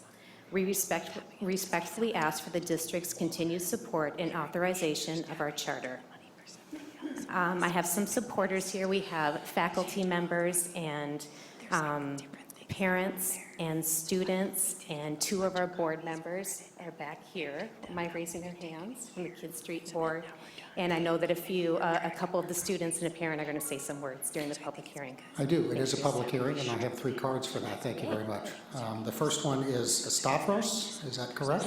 Followed by Jennifer Hagan, followed by Alicia Larson. It's really specific. So ask your principal, are you using them? What are you using it for? You can come down here. We don't bite.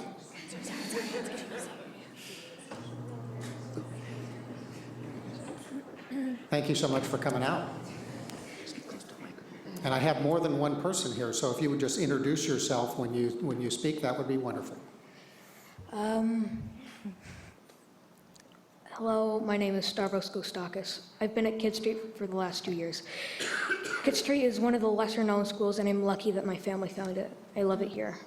The education we receive is high quality and taught not just by teachers, but by all employees who love all their students who go there. The school has a big impact on its local community, and the school needs to stay open, or else it would be detrimental to the local community's education if it were to be closed. Kids Street is a safe place for its students and their families. It's a home for all of us who are part of the community. The school can be described as providing a service to the community. Students are able to engage in multiple enrichment programs such as the gardening club, dance club, chess club, Kids Street music bloggers, or KSMB. There are also multiple field trips hosted this year. We've been able to go to the Roxy Movie Theater, the Exploratorium, and many other amazing experiences. Learning here is fun, and I feel it can't be matched by other schools. Our lives come into play with every lesson, and our teachers take a genuine interest in our lives. This creates for a positive learning environment for everyone. The school is known for its thriving community. There are wonderful teachers that are here because they want to teach. The families are greatly impacted through the school's ability to address each child's learning needs. They do this through differentiated academic instruction and support. Kids have more choice in their schools, in the school of attendance, and their individual learning needs are able to be met, which results in bright children with even brighter futures. Kids get the education they deserve at Kidd Street Charter School. Thank you, Stavros.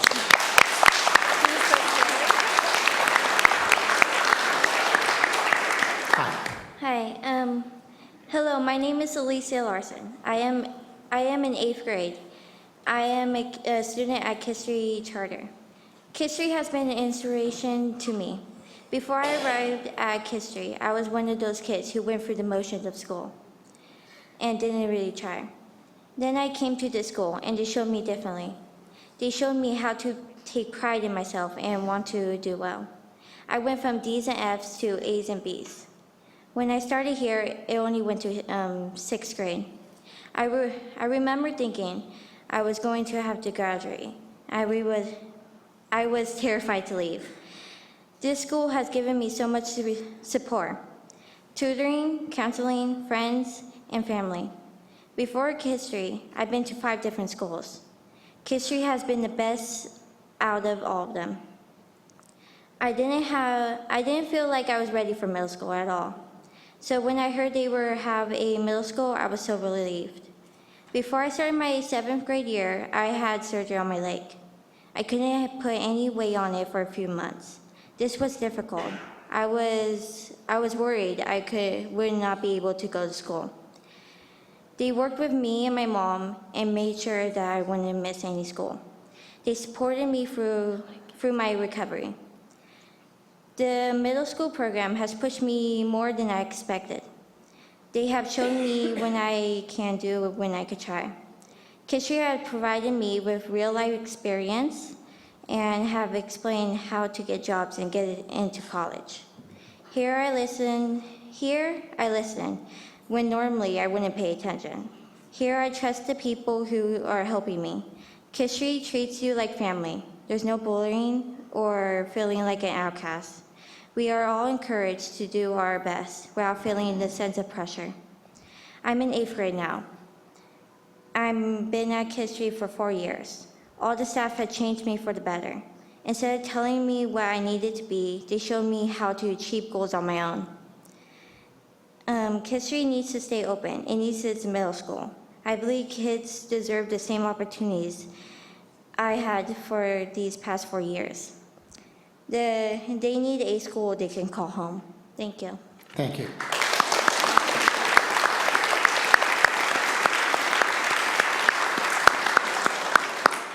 Thank you to Alicia and Stavros.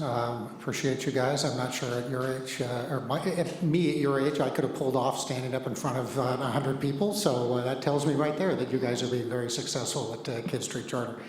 Is Jennifer here, up at the top? Yes. Hi. Hi. Can I just start? Okay. Thank you for the opportunity to say a few words tonight. In 2006, when I gave birth to a baby girl, I didn't expect that 10 years later I'd be raising a young man. With me tonight is my son Emmett, a 3rd-year student at Kidd Street Charter. My family and I supported and loved and advocated for him, encouraged him to honor and respect himself as well as others. I allowed him to choose his clothes each day and to dress as he felt comfortable, which was in boy clothes, and to use a boy nickname. For Emmett... You've still got plenty of time. It was just a mistake. For Emmett, kindergarten through 2nd grade in a different district was especially challenging because of the torment that other students bullied him with, not only verbally but physically as well. The mental portion of the bullying came from the teachers and staff that failed to protect him. They blamed him, they blamed his environment, our parenting, and blamed Emmett himself, if he only dressed like he should, etc. None of the other parents received phone calls for the cruel things they did to my son, which included name-calling, teasing, hitting and kicking and more. I reached my limit. I pulled him out of the school before the year end, not knowing our next step, relocating or homeschool. I was desperate to find a place for my son to get the education he deserved, like any other child from all walks of life, to be protected from harm and to feel safe at school. A dear friend of mine told me to talk to the principal at Kids Street Charter, Kathleen Malamo. Through tears, I explained some of what Emmett had gone through, and she assured me that Kids Street Charter had a strict no bullying policy, and it is not tolerated. Staff and students alike are treated with dignity and respect at all times. For example, teachers and students alike use their first name basis. As Kathleen mentioned, there's the Brown Bag Program, which also helps the families of students, and any food that's left over is donated to homeless. There's Healthy Food Choices, Life Skill Monthly Awards, which teaches a new life skill each month, for example, sense of humor or honesty. There's on-site tutors, counseling services, and this year, Kids Street now has 2 transgender restrooms available. Enrichment groups, gardening, art, dance, theater. The after-school program is free, and homework clubs. So please approve Kids Street Charter for another 5 years and 5 after that, and so on. Thank you. Thank you, Jennifer.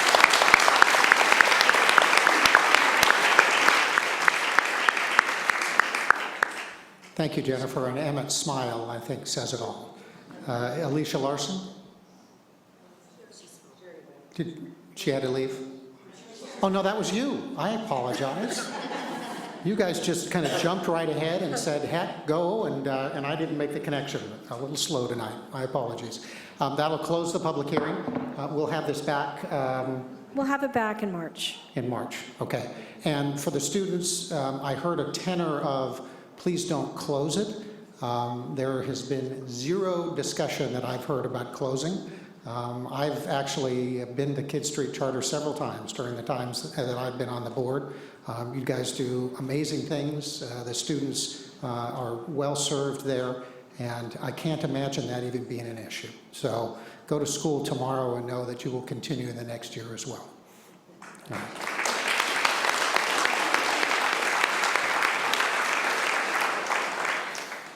We'll move to item F3. And Luz, are you doing this? Okay.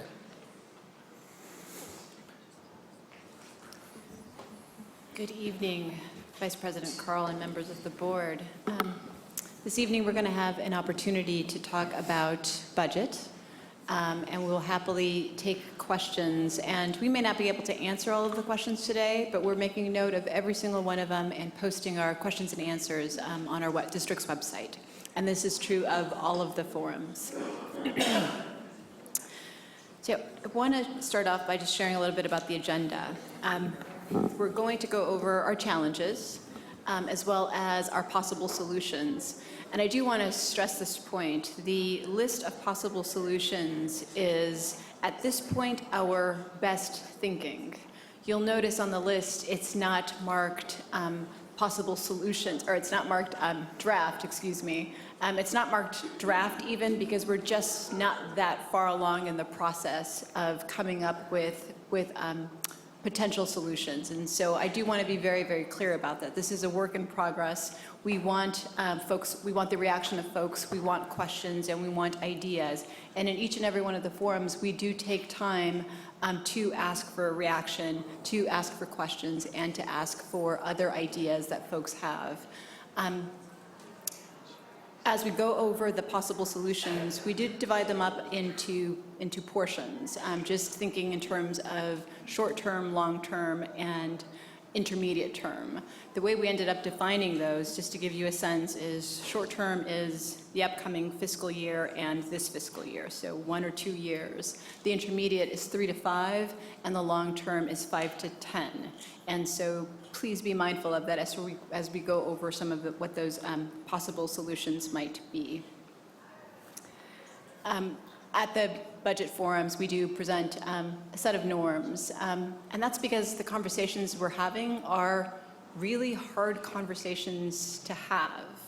And we acknowledge that up front, and so we're very mindful that we're going to have some hard conversations, and it's hard to look over a list of things that we're experiencing this year in terms of programs and services, and to think about not having them in the subsequent years is really hard to do. And so we do ask folks to be patient with us and to have positive presuppositions about the information available. We do have an established email address, and we are getting email messages to that address every day. And so we do encourage folks, if you don't have time to attend a forum, or you attend a forum but you come up with an idea later on after dinner and after you've showered and gotten ready for bed, please make use of that email address and send us questions, send us your thoughts, whatever they might be. We welcome them, and we're collecting them, and that they will also be part of our question and answer that's available on our website. One other piece, I just want to plug this as a resource. In education, we tend to have a lot of education speak, and we use a lot of acronyms and terms that may not be familiar to parents and to people who are now maybe trying to become more familiar with what we do on a day-to-day basis. And I welcome them, and I want them to be familiar and comfortable with the conversations. Edglossary.org is a great resource. So if you hear someone say Common Core, you think you know what it is, but you're not really sure, you can go to that website, type it in, and it's wonderful because it doesn't just give you the answer to what is Common Core, it gives you a long list of things related to Common Core. And so as a parent, as a community member, it's a great resource, I think. So I want to start off by going over what the annual budget cycle. This is the annual budget cycle for us every single year. So every single year, this is what happens. I want to highlight that we do not work in isolation. Sometimes there's this notion that we have about the budget being developed in the back office that's dark and smoke-filled, and just something comes out of it that becomes our budget. And that could not be true even if we tried to make that true.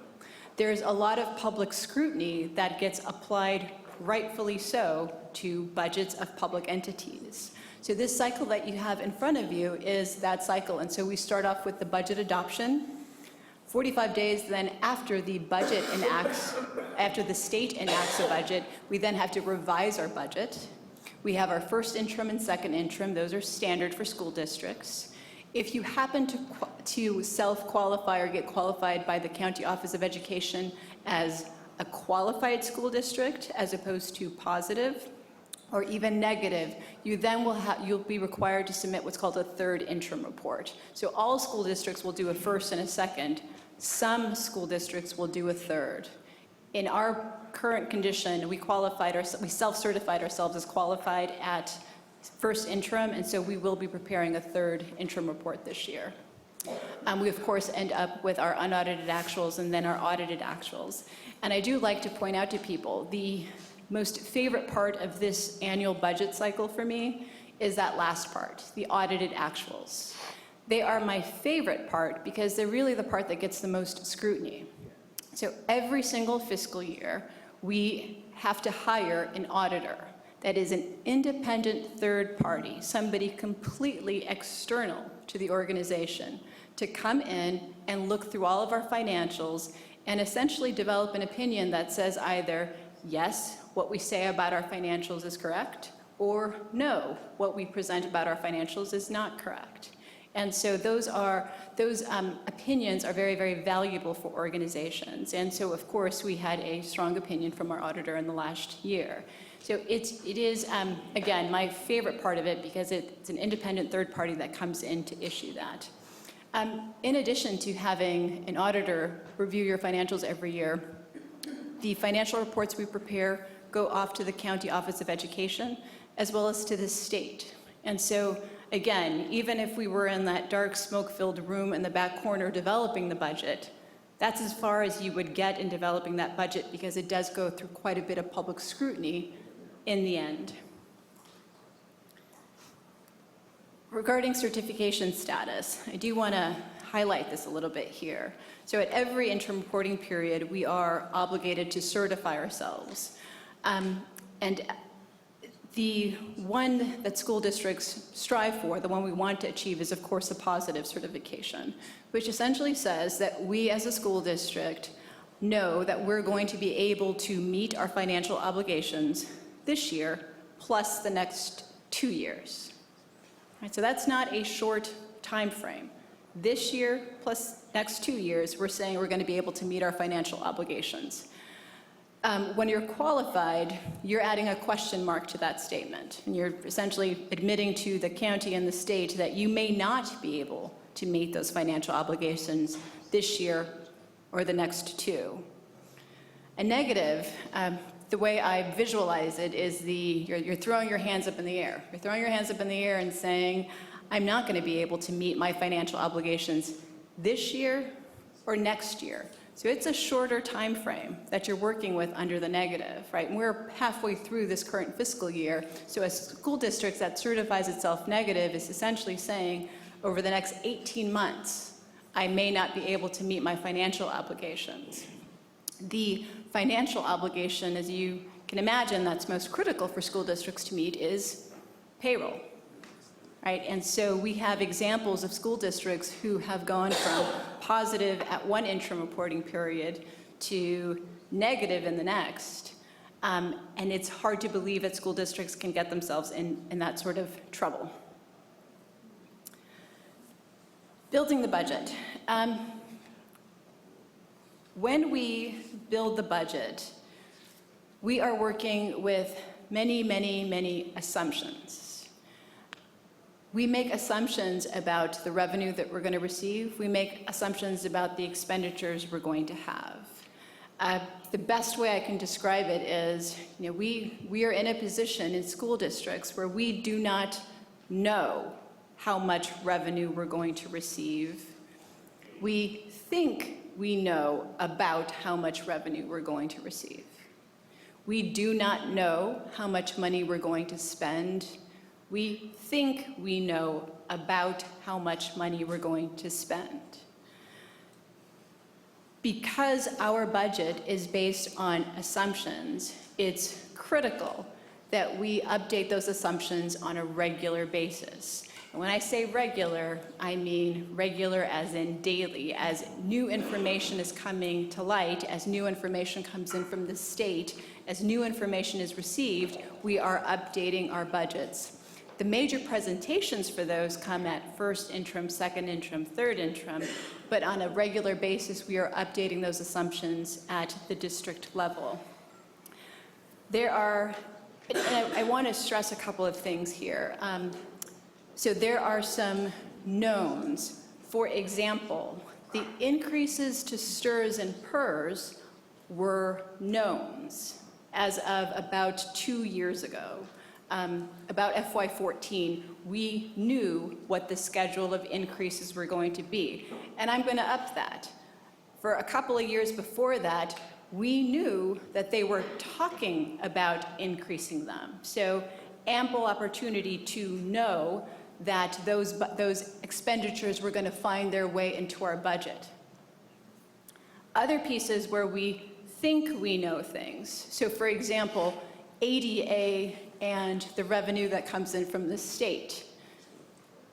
When the budget was enacted for the current year, we heard from the governor, here's what you can expect to receive in the current year, plus the next 2-3 years, actually, where they put out their assumptions for those increases.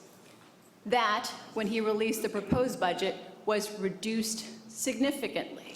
So the forecast went from being a pretty good forecast from the state to a not so good forecast from the state. And we'll see in a couple of slides why that matters so much to us. So those are the sorts of assumptions that we have to be very mindful of from the state. So they may tell us that we can plan on an X increase, a Y increase, and a Z increase for the next 3 years. But once they get better information about the revenues coming in, they will make adjustments to the revenue that then they will pass through to school districts. And so again, there's information that we really do know, and there's information that we think we know, which is why we have to pay so close attention to it and make sure that our staff in fiscal services and human resources in particular are getting the professional development they need and attending those conferences that give them all of that current information.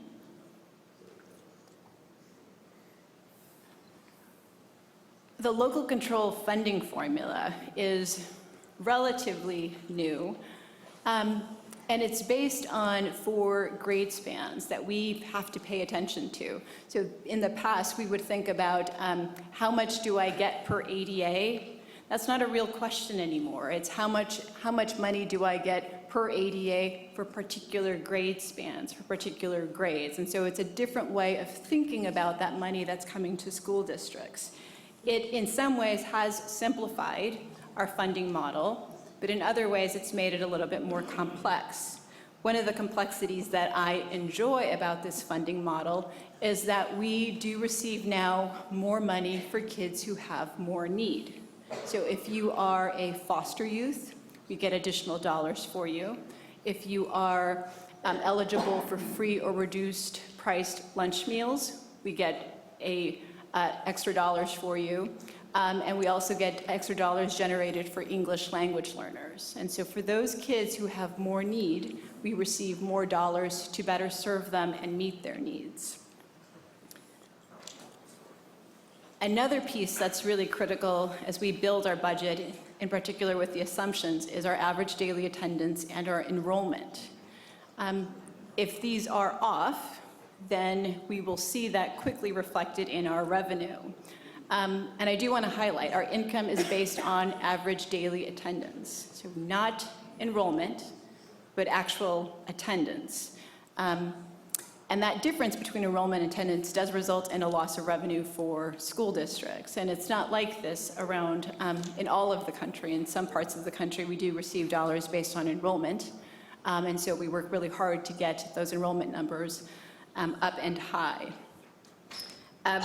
The impact here that I do want to highlight, we do, when it comes to spending money, we spend money based on that top line, right, based on enrollment. So if we're expecting to have 25 kids in a classroom, we spend money on the teacher that we plan for. We plan for 25 seats, and the appropriate number of tables and books and all of those pieces are for 25 kids. If only 21 show up, we only generate the money for those 21 kids who have actually attended school.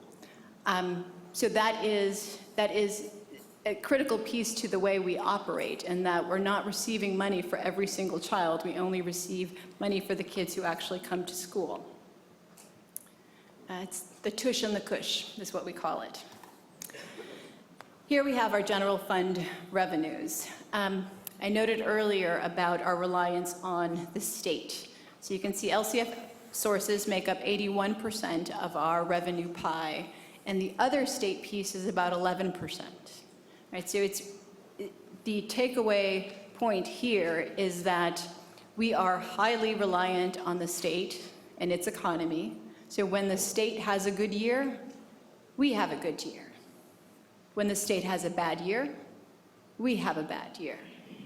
It is not uncommon for the state to have a problem and to convert it into our problem. For example, the state had a problem with its cash position about, 10 years ago, 12 years ago. It solved its cash problem by making it our cash problem.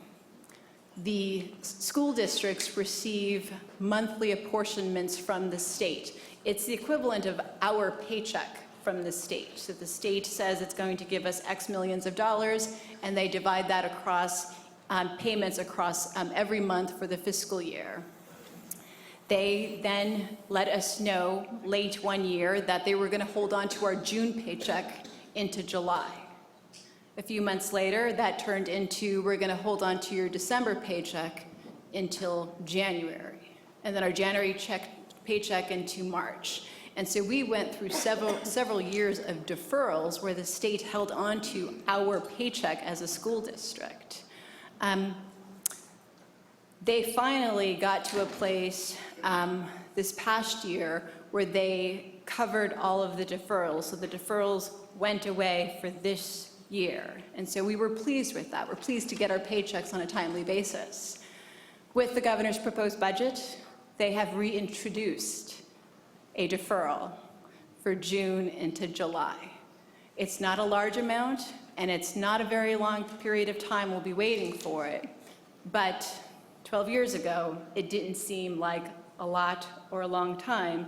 And so we are all very aware of it. And so we're being mindful of the fact that we may now be down the path again of more cash deferrals if the state again chooses to solve its cash problem by making it our cash problem.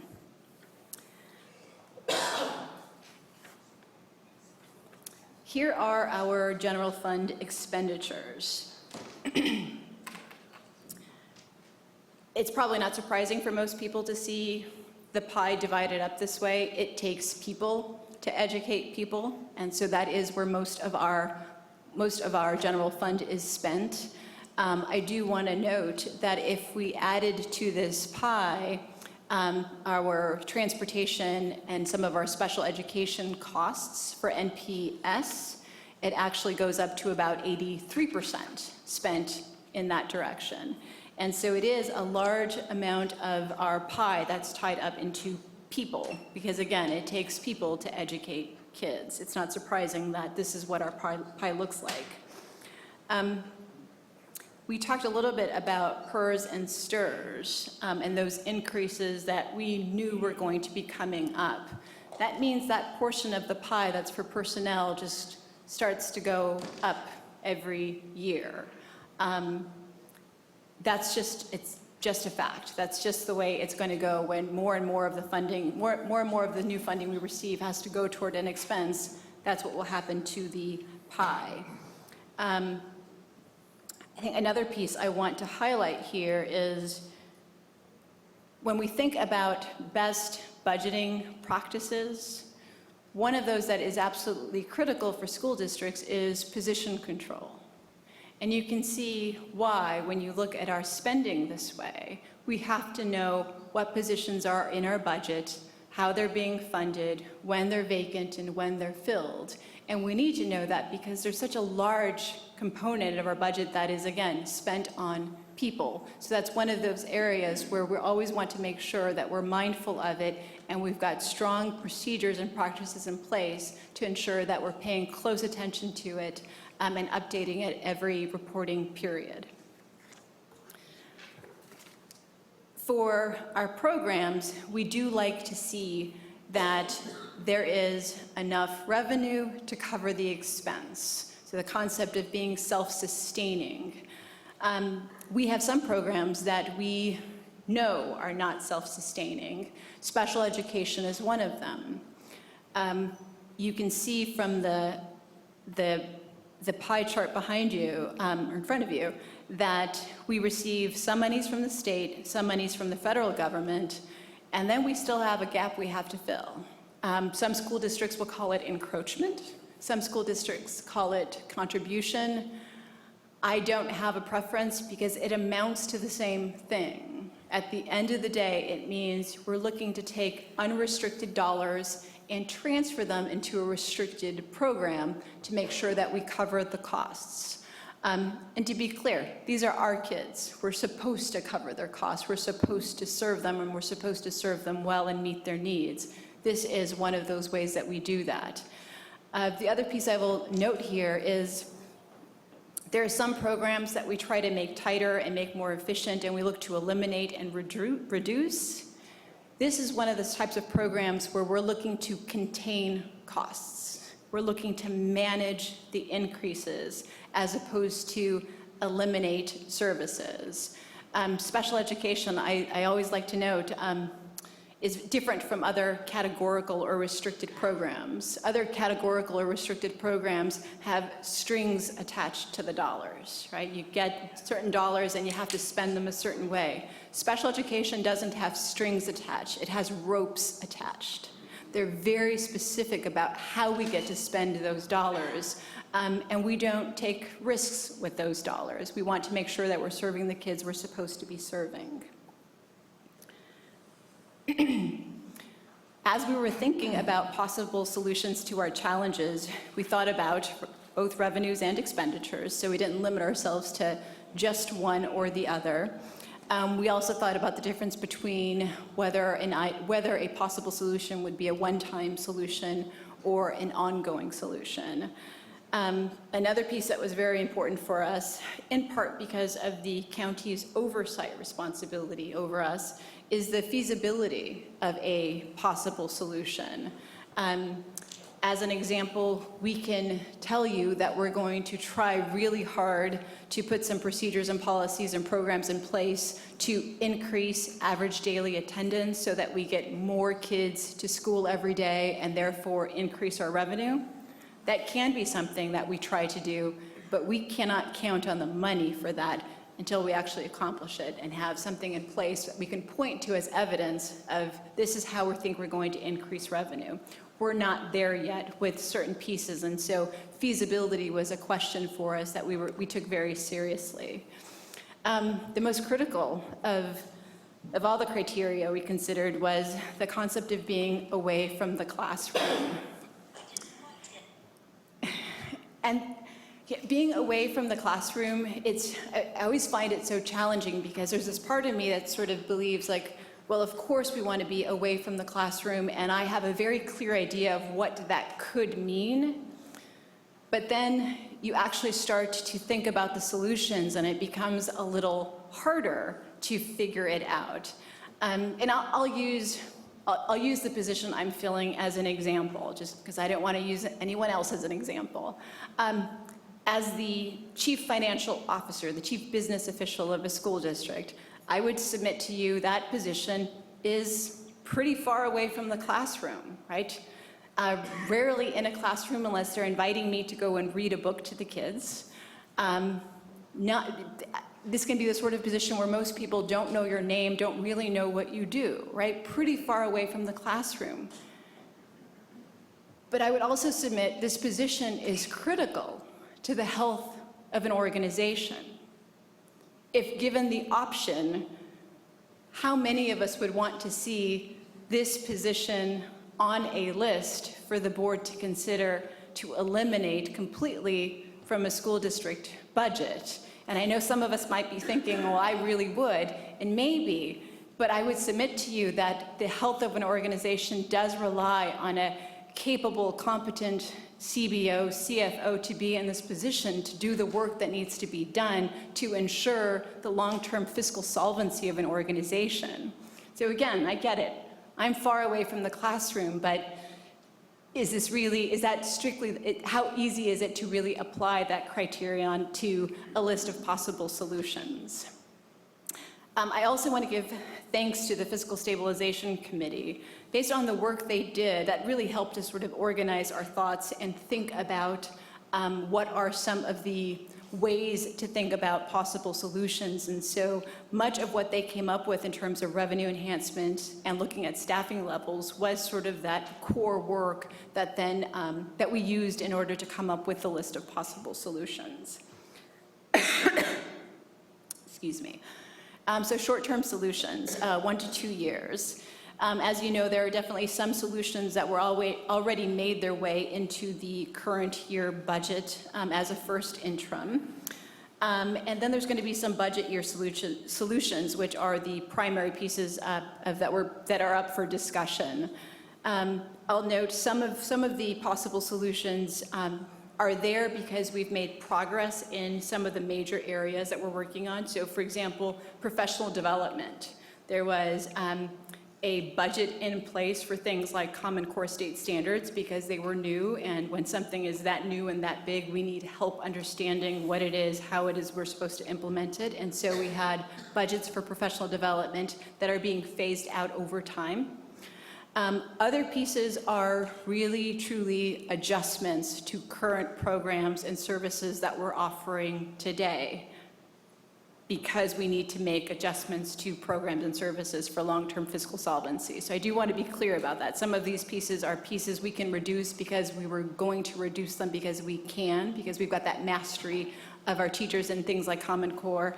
Others are actual adjustments that we just need to make because of the budget outlook that we have today. For the forums, this is the point where we would distribute the handout.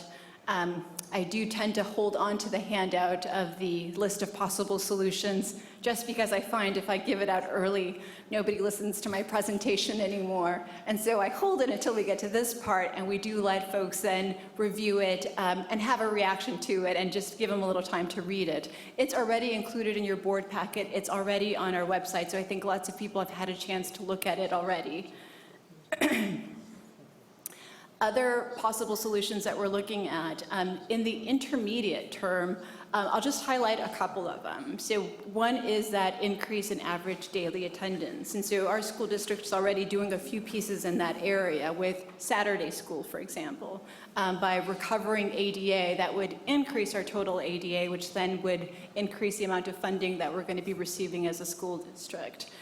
There's probably more things that we can do to increase average daily attendance, and so that would be over the next 2 to 5 years. We sort of figure out where we're not doing so well, why we're not doing so well there, and what are the solutions we can put in place to increase our daily attendance. One of the solutions that I have found that's been most effective is just letting people know that this is the way we generate money. It's generally for the average parent who is busy working and being a parent. They don't have time to think about these sorts of things. And when they learn that we generate revenue based on their child actually coming to school, they will then rethink when they schedule the dental appointment, when they schedule the doctor appointment. And so we end up increasing our average daily attendance that way. I mentioned managing the increases in special education. Same thing is true is actually for transportation. And a couple of other areas we'll be looking at is increasing our facility use revenue. That can be a controversial item, and so that would be coming to the board for discussion before any action is taken. And we'll also be looking at increasing our Medi-Cal billing revenue. For long-term possible solutions, 5 to 10 years out, a parcel tax. I note 5 to 10 years out because I think it takes a little bit of time to recover from to recover from periods like this when we're looking at making reductions, and it takes a little bit of time for folks to think about what are the priorities for our school district, and it takes just a little bit of time to then figure out, is a parcel tax really the right answer for our community? And so that's something we've got 5 to 10 years out. I will share this story just because I did share it at another one of the forums. In my first school district in California, Alameda Unified, we had a parcel tax, and then we went through another round of spending reductions, and we had a group of community members come forward to us and say, we want to do a second parcel tax. What do you think? And the superintendent and cabinet discussed it, and then we discussed it with the board, and we thought about it, and we talked about it, and we thought about it, and we talked about it. And then we brought those community members back and we said, you know, we appreciate your passion, we appreciate your commitment to public schools and our community, but we don't think it's the right time. We don't think this would actually produce anything, and we don't want to create ill will in the community. The community members just looked back at us and said, well, we appreciate your feedback, but will you just call for the election and get out of our way? And so we did. We called for the election, we got out of the way, and they passed a second parcel tax. So sometimes the community will just tell you what it is it wants and what it thinks it can do when it can do it. So maybe the community says we can do it in 2, maybe it says we can do it in 20, right? It's for the community to make that determination. This is the part of the forum where we do ask folks to have their reaction to the list, to ask us their questions, and to start to advocate for their kids, advocate for their families, advocate for the programs that they know about, and tell us what matters to them. And I say advocate, I don't think it's a bad thing to do. That's what parents are supposed to do. You're supposed to advocate for your kids. And we encourage you to advocate for your kids. And we want to hear from you. We want to hear what you think are possible solutions. Again, this is a work in progress. We're happy to take questions. We're happy to take comments. We may not have all of the answers to everything, but we do want to hear from folks and hear what it is they're thinking out there. And I do want to just take the opportunity to thank the people who have emailed questions and comments and thoughts to the My Questions email address. It's been very helpful. Even when they're not happy with us, it's helpful to hear that perspective. It's helpful to hear that thinking. And so I am very grateful for folks taking the time away from their families, away from their work, to email us and share their thoughts with us. And so with that, I'm happy to take any questions or comments. Thank you. Before we get word questions or comments, I have a number of blue cards. People have been patiently waiting, and so I want to make sure they have their opportunity. First up will be Will Lyon. Second up will be Matt Davis, followed by Nancy Lambs.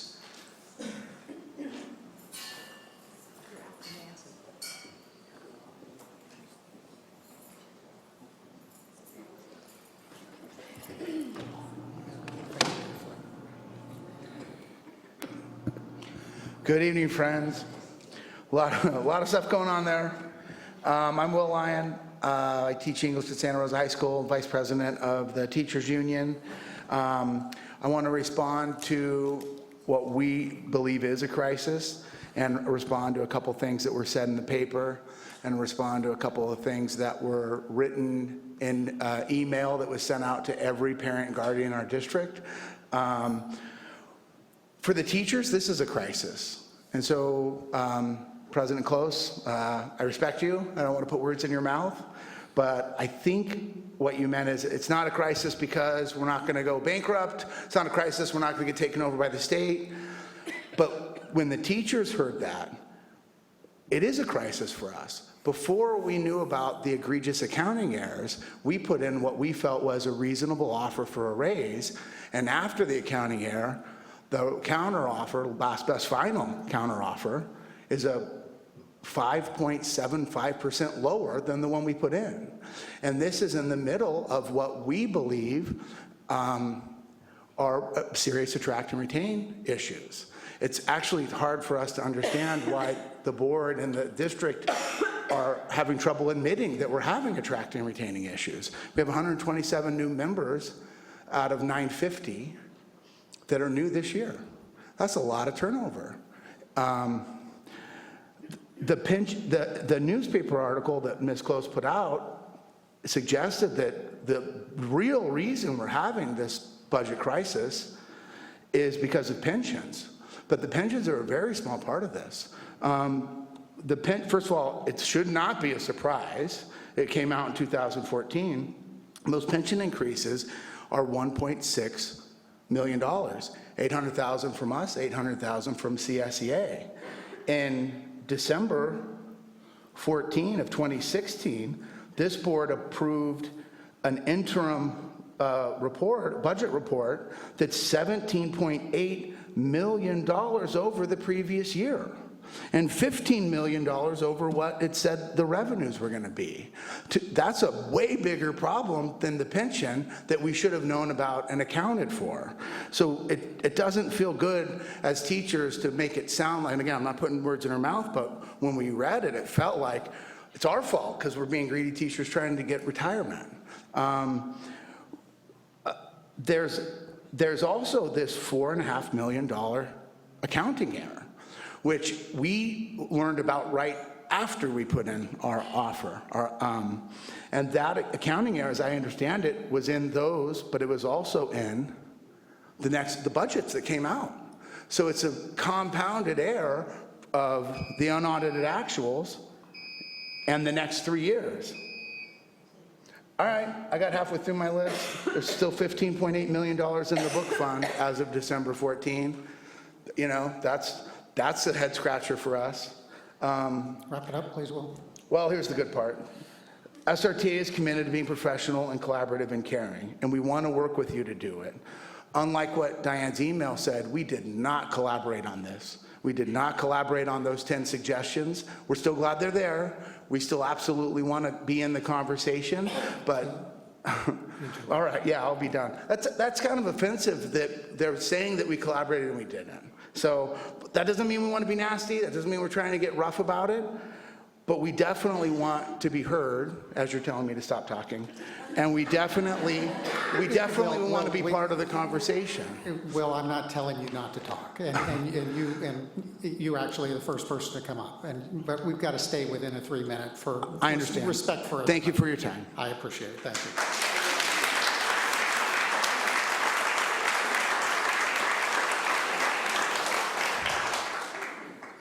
Matt Davis, Nancy Lambs, and Art Horner.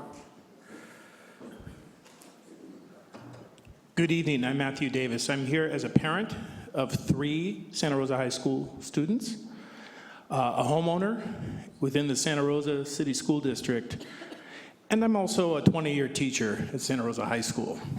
A recent Press Democrat Close to Home article and a recent letter home to parents from 2 different district spokeswomen gave explanations for the district's current budgetary shortfall. Both documents seem to lay the blame at increasing pension costs. And as I'm beating a dead horse here, you've known about them for a couple of years. And what no one else has said is, if that's such a big problem, why haven't there been multiple Press Democrat articles about Windsor getting their budget in trouble with the county office, Rohnert Park, West County? Why aren't other districts in the same situation that we are in? Because they're facing the same pension increases you are, right? They are. Well, I don't know. Perhaps it has something to do with the fact that we lost a very competent, experienced, expert budget assistant superintendent to retirement, which is too bad. And the person that replaced him with, well, this big error came about, right? This accounting error. And other districts perhaps have more experienced people who don't make those kind of errors. Another reason is perhaps other districts have not gone on, they have not created nearly as many new programs. I'm not sure Windsor or Rohnert Park has so many teachers on special assignment, so many district level coordinators, et cetera.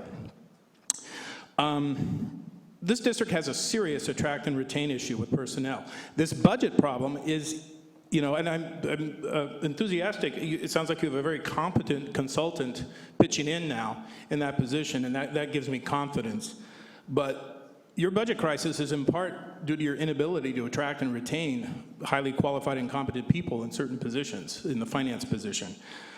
It would seem, it would appear from reading the newspaper anyway.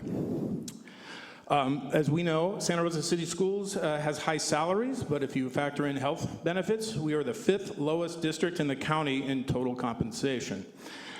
Now is the time for the district to reflect on all the new programs and positions created in the last few years. Please carefully and thoroughly evaluate them. Do we really need all those consultants, such as Innovate Ed? Do we need so many teachers on special assignment? So many district coordinators? Reduce or eliminate non-essential programs that are not at the site level. Keep the cuts as far away as possible from the classroom. The long-term health of this district depends on it. And I've been an advocate for a parcel tax for a long time, but I don't think the public will pass it given recent events of the budget, because it takes 2/3. Thank you for your time. Thanks, Matt.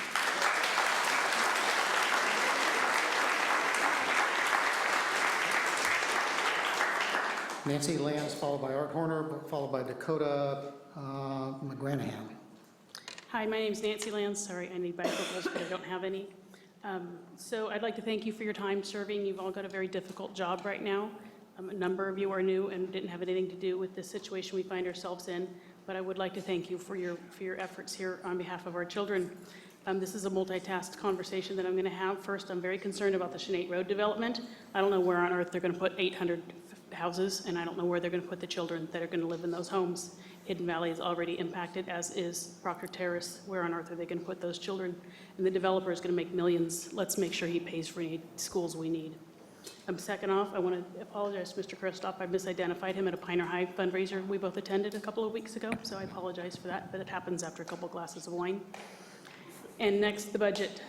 I agree, perhaps we need to look back at what we've added the last 3 to 5 years. A lot of it could be fluff.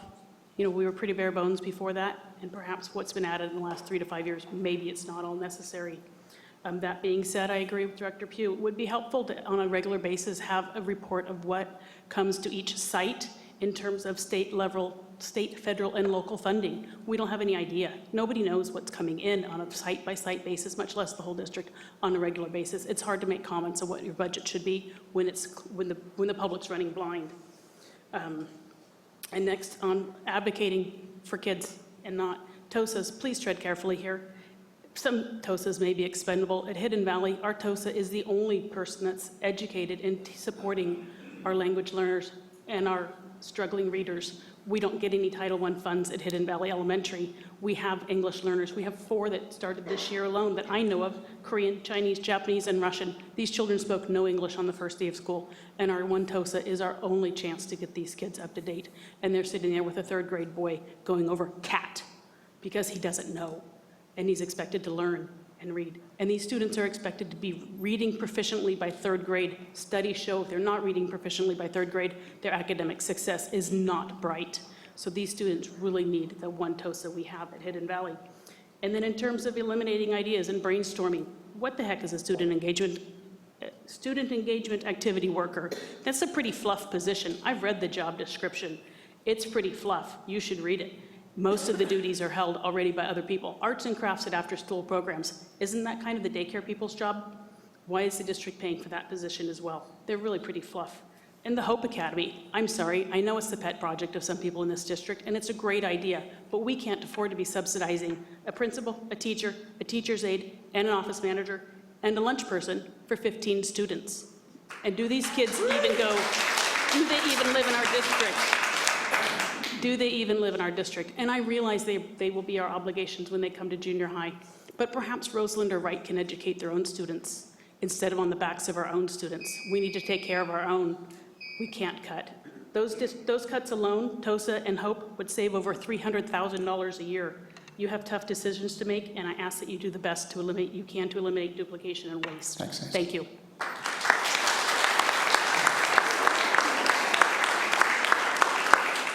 All right, Dakota, and then Aaron Rue.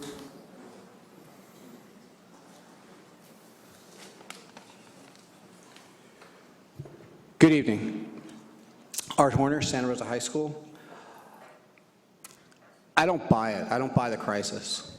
If you look at our budget numbers, they have done nothing but increase our total budget. $17 million last year. As dollars have increased, we spent more money on well-meaning items, but these are luxuries. Now, because of mismanagement in the finance department, combined with a lack of planning for increased pension costs, we are in this so-called crisis. I've heard the district office say that cuts should be as far away from the classroom as possible. Yet in the next sentence, the district office turns around and says we need to increase class sizes, the most direct impact on kids you can make. Then takes away supplies from students' hands. Though I think some in the district office disagree, studies show that smaller class sizes help students learn. In the Student-Teacher Achievement Ratio Study, or STAR, a study which was conducted in Tennessee, Lamar Alexander's state, a reduction of 7 students per class was found to increase student achievement by an amount equivalent to 3 additional months of schooling 4 years later. Beyond the data, anyone that's spent more than a day in a classroom knows that connections are the most important factor leading to student success, and small classes lead to better connections. I'm on the Textbook and Instructional Materials Committee this year. In F4, the September board report, it said that the 2016-17, there was $15 million in the instructional fund. Now I'm told it's $7 million. What's going on? Our students need books and materials to learn. Let's keep cuts away from the classroom. So where to cut? I'd like to suggest some new recently added luxuries that can be cut that won't damage our students. 1, Innovate Ed. It's a huge and expensive luxury. I'm on their committee. I was in their meeting yesterday. Their stated goal is not to tell us, this is what they said, their stated goal is not to tell us what to do, but to help us do what we think we need to do. We can always use help, but this is not a necessity. They are not telling us anything we don't already know and aren't already doing. This is just another added level of paperwork and bureaucracy. Get rid of it. Yeah. Teachers on special assignment. They're a well-meaning luxury. For the 30 years I've been in this district, TOSAs were not necessary. The district office did district work, site did site work, teachers worked with students. I have good friends that are TOSAs. I respect their hard work. However, they're doing administrative work. As part of an agreement after the devastating strike of 1980, a clear line was put between administrative jobs and teaching. Let the administration do their job and put the TOSAs back in the classroom. Finally, this last idea, number 3, won't save much money. I have a suggestion that will bring important symbolic goodwill. Until this shortfall was exposed, staff was expecting a raise this year. The board awarded the new superintendent with a 5% increase in her salary. Just a few seconds left. As the chief officer of the district, she would get more support if she would also feel the pain that you're asking us to go through with larger class sizes, fewer work days, and fewer training opportunities. Have her return the 5% or give us the same amount. This will help gain support from her staff. There is much that can be done. Keep the cuts away from the kids. Thank you.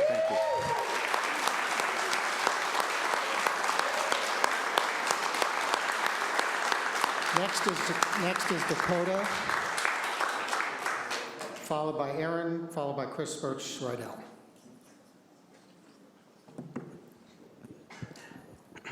Hello. Hi. Hi, I'm Dakota McGranahan, and I'm a senior at Santa Rosa High School. And today I'd like to talk about one of the issues at hand, the proposed budget cuts made for our district. One of which impacts the classroom directly and impacts me directly, which is the class size. Upon reading what the proposed plan is, it was to increase from a 1:28 ratio to a 1:31 ratio, which I can advocate for my 4 years in high school is not going to be effective.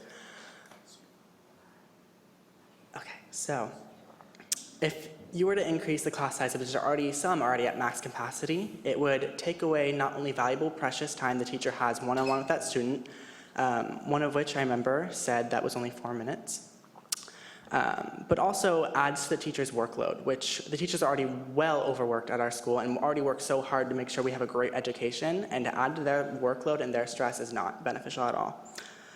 Let alone the class environment would be a lot more hectic due to the amount of students in the class and the amount of disruptions, which are normal for classrooms, that could be added to that. Furthermore, I don't think the district's financial misplaced $4 million this year should be the students' problem, and we should not be affected by this. And I just don't think that it should be our problem, because it's affecting us directly.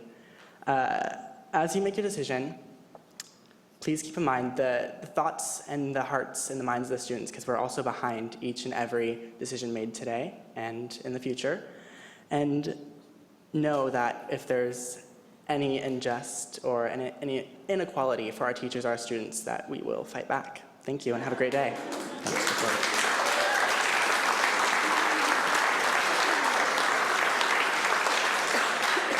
Aaron, and then Chris, and then Ava Luthen. Aaron's not here. Aaron's gone? Okay. Chris. Chris, then Ava, then it's going to be Ted Luthen. I'm up here. Okay. Hello, my name is Chris Birch-Rydell. I've been a counselor in Santa Rosa City Schools for 23 years. I also am the mother of 6 kids that have come through Santa Rosa City Schools. And I'm here to speak today about the budget. Thank you so much, Luce, for the wonderful presentation. It's laid out very clearly for us, and we very much appreciate it. As a community member and an educator, I am concerned that we're asking community members, teachers, kids to give input on things where they don't know where the money's going. I can't even, in 23 years, I can't even tell you who's at the district office right now, and the new assistants, and the turnover is so great. Year to year, we have to get a whole new sheet of who's where and what their titles are. What they're doing, we're not quite sure until we get a meeting notice. So it's very difficult for the community, for the staff, for the students to actually think about overall the whole idea of what money is being spent for and where, if they don't have a diagram of who is at the district office. They know who their teachers are. They know who their counselors are. They knew who their admin is. They knew who the campus supervisor is, but they have no idea who is at district office, who their assistants are, and what they actually do there that has any effect on what they do on their daily basis in a classroom. So before we think about brainstorming on possible solutions, I think some more education needs to happen so that we can actually have positive, constructive feedback on what some brainstorming solutions could be. Thank you. Thanks, Chris.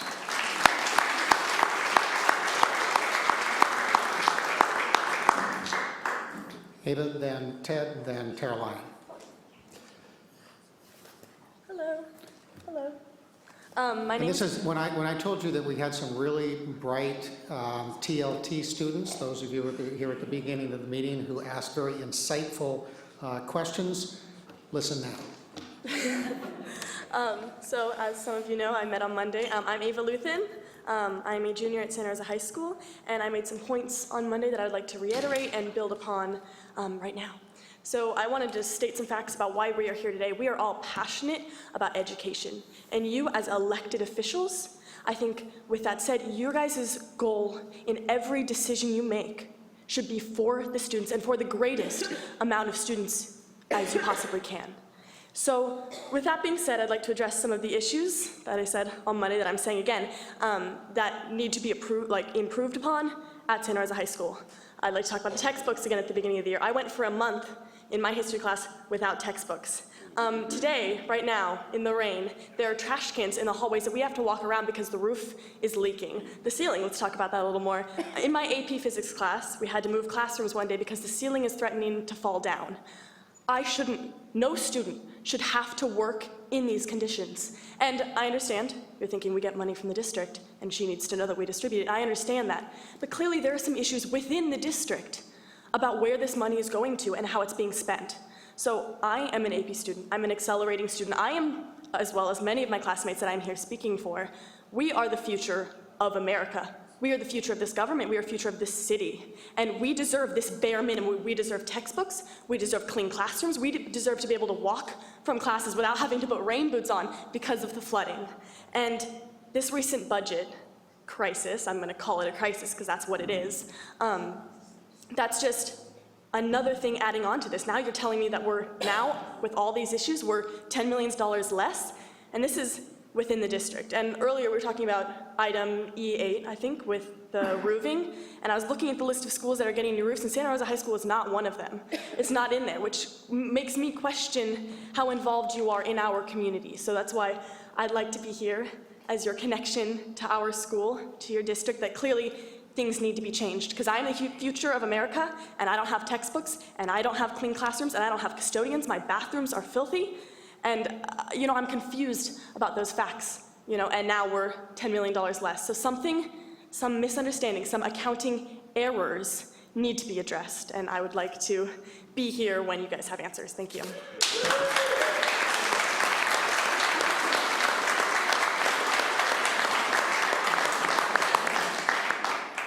Ted and then Tara.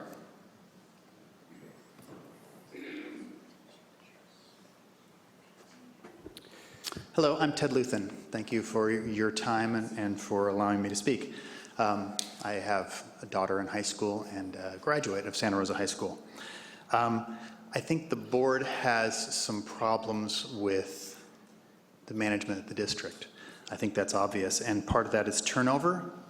And I think just looking at tonight's agenda and looking at the word interim on so many titles, I think that causes people not to be invested in the decisions that they're making when they're just interim employees. And I think that's a real problem. And I think that also speaks to accountability, because that's the other problem we seem to be having. I've read a number of articles in the PD about the recent crisis. I think it is a crisis. I think it was a crisis probably years ago, and it should have been a crisis years ago, and now it's an even bigger crisis. But I have yet to hear anything about exactly what happened. How did these, I kind of get, we guess at what's going to happen next year. Well, we're talking about executive level professionals. They can't be guessing. And if they're making errors, they need to be small ones. And I understand that projections are projections, and things sometimes go wrong. But these are executive level professionals. They shouldn't be coming in at the last minute with a crisis. And then I'm not sure where the people who made the projections are, but they're not here anymore. So that's a problem. And so we hear from the district now that it was a mistake and that people make mistakes and we need to work together to solve the problems. Someone else really hit it on the head, is that now we're having these community roundtables I don't know anything about the district's budget. I'm going to attend these roundtables, but I'm not equipped to speak to things that we hire executive level professionals to deal with. That's not my job. It's not my level of expertise. So I'm going to sit at a round table and I'm going to say, well, I don't know where the cuts should be made. I don't have the details. So I think it's kind of unfair, and I think it's a little disingenuous to ask the community to go to these roundtables and have meaningful input. And what are we supposed to say that's going to mean something? So I don't think that that's a good way to do it. I think the district has the obligation to come up with a viable solution. It has to be a long-term solution that doesn't rely on bond measures and passage of parcel taxes, because those things are pie in the sky and unpredictable. So we need to have a real long-term solution. I think that solution needs to, 31 to 1, I think is the ratio I heard for student to teacher. So now we're going to have some classrooms that maybe have 20 kids and some classes that are going to have, what, 50, 45? That sounds crazy to me. So I don't think that's really workable. But I think the time's come for the school board. You need to take a long look at the management of the district. I think we've witnessed the district's issues with dealing with their facilities. Their buildings are rotting, roofs are leaking, inoperable heating systems. Managing simple things like getting textbooks seems to be a problem, and now we've got financial issues. So, and I'm really concerned about the bond measure money, because I'm wondering how that's going to be managed. So thank you very much. Thank you.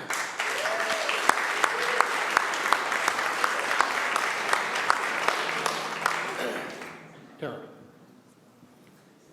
Hello, I'm Tara Lyon. I teach at Proctor Terrace Elementary School.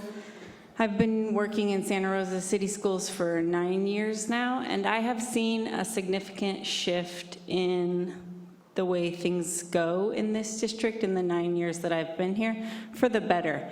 I feel like when I first came, I felt like this tiny cog in a huge wheel, and no one knew anything about me, nor did they care. And as it stands now, I feel like I'm constantly being asked to collaborate with the district office in ways that improve education in my students' classrooms. So today I spent the entire day at the district office planning Common Core curriculum units. And then I left that meeting at 3 o'clock, and at 3:30 I went to the student information system meeting, looking at how we're planning on rolling that out. And I'm asked to serve on the English language task force, and I'm asked to serve on the report card committee that looks at what our elementary report cards are going to look like. And in all of those capacities, I feel like my opinion is sought and respected and listened to. And I haven't ever been asked my opinion on how I think we maybe could solve some of the budget issues the district is facing. And as far as I know, none of the other 950 teachers have been asked their opinion on how we could solve some of the budget issues that we're facing currently. And then I think when I read that these brainstorming possibilities, these have come about with the input from teachers, I feel like that's really detrimental. It makes me take a big stop and say, wait, what? I didn't get to give input on this. This is so important, and nobody has asked yet. And I feel like it's not good for the relationship that is building, that has been building in the time since I've started working here. So I guess I'm asking the board to help remind that this work that's going forward, where we're trying to collaborate more and we're trying to make sure that the key stakeholders have a voice, we have to be constantly reminding each other, what input have you gotten from the 950 educators, and asking teachers, well, what does the district office think would best serve our students? That conversation needs to be fostered as often as possible, and not implied in ways that aren't true, I think, through the Press Democrat or other avenues. Thank you. Thank you.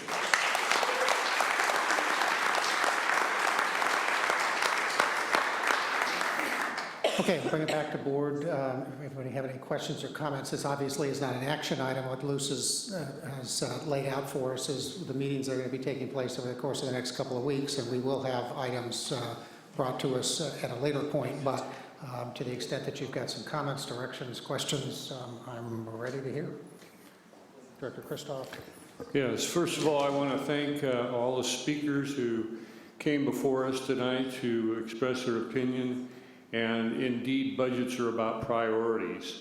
And I think this is what we have to do. We have to talk about priorities, and there are some differences of opinion, but the voice was very loud and clear tonight. I do feel responsible as a board member. The buck stops with me. I don't have any doubt in my mind about that. I want to solve this problem. Hopefully we will be able to do it in a timely fashion. I want to say thank you very much for a very, very understandable presentation tonight. And I would encourage teachers to take you up and the public to take you up on your offer to sit down and talk to them and respond to questions, because I think there are an awful lot of questions that do need to be answered. The one thing I do want to comment on regarding the possible solutions that we were talking about for the more immediate, balancing of the budget is the one item that really I cannot support, and that is an increase in class sizes.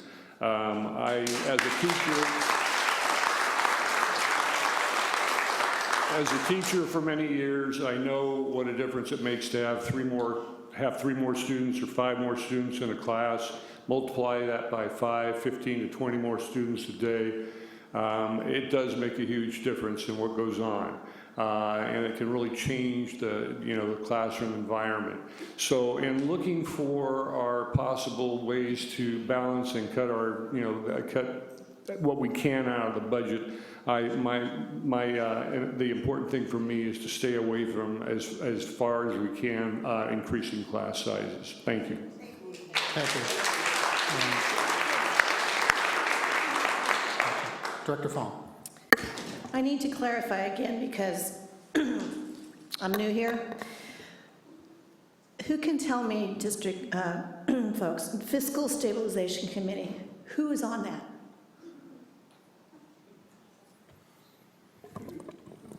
I'm going to do my best to remember. I have it here. Thank you. We received a sheet with respect to that. So there is a representative from SRTA, a representative from CSEA. There are 4 principals and 5 administrators. Do you want the names?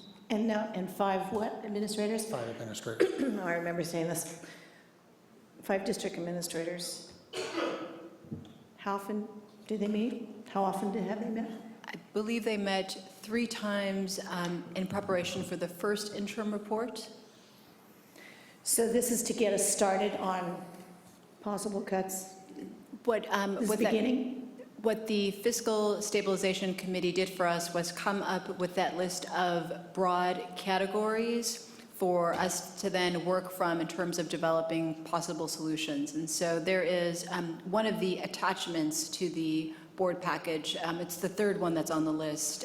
If you look over that list, you'll see we used a lot of the ideas they came up with to then come up with a possible solution. So they suggested things like looking at vacancies, looking at revenue enhancements. So those then sort of made their way into the possible solutions list.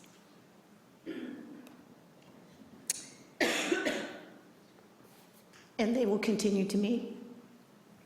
Yes. Is this weekly, monthly, weekly? Not weekly. We met last week. And then we are planning, depending on the budget forums and the list that comes from the budget forums, meeting again once we're at a place where we actually have a draft list to consider. It's escaping me at the moment, but when we had the budget forum with that committee, there was a date that was suggested. And I don't have that with me, but there was a date that was suggested as a sort of hold the date, and that there could be the possibility for another meeting this month. I believe it was the 15th. I want to thank you, Luz, for a really clear presentation. I want to mention something to the father who, is he still here? Excuse me, who really said, we don't know how to make these decisions because we don't know enough. And so, we are all trying to understand the budget. We're all trying to understand everything that goes into it and goes out of it. And so your comments are really important. So we read your emails and we thank you for your comments. Dr. Anderson. Yeah, I have to agree. I had the same questions about the Fiscal Stabilization Committee, so I appreciate getting that information. And I think Ava and Dakota did a great job. I think they've both left, but that was really great that they came and spoke up, because it is, I think, about optimizing what we provide to them, and that has to be, I agree on the class size. I don't know how we can justify increasing class size until we've eliminated all other possibilities. There's just, my head, no, maybe I'm still too close to being a non-board member, but I just feel like my head is spinning with things that I can think of that I would like to look at first. And so, I guess, and I know there are going to be other opportunities, so I will save some of my head spinning for another time. Thanks. Thank you. Dr. Sheffield. So again, I want to thank you for the presentation, and I really want to thank the audience for coming out. We heard from students, parents, teachers, family members. Your input is so valuable to us. There might be some differences of opinion up here, but I just want to stress what has been said already, is that we do value the input that you're providing us with. We know that there are challenges. We're aware of all the challenges. Keep throwing it at us. We're the elected officials. It's our job to take, whether it's anger, frustration, sadness, disgust, throw it at us. It's our job to synthesize this and try to help come up with a solution that works for all of us.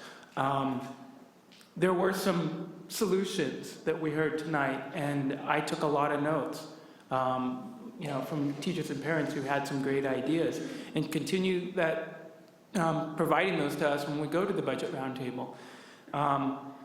What was presented to us tonight was the best thinking from our side of it. We need to hear the best thinking from your side of it as well.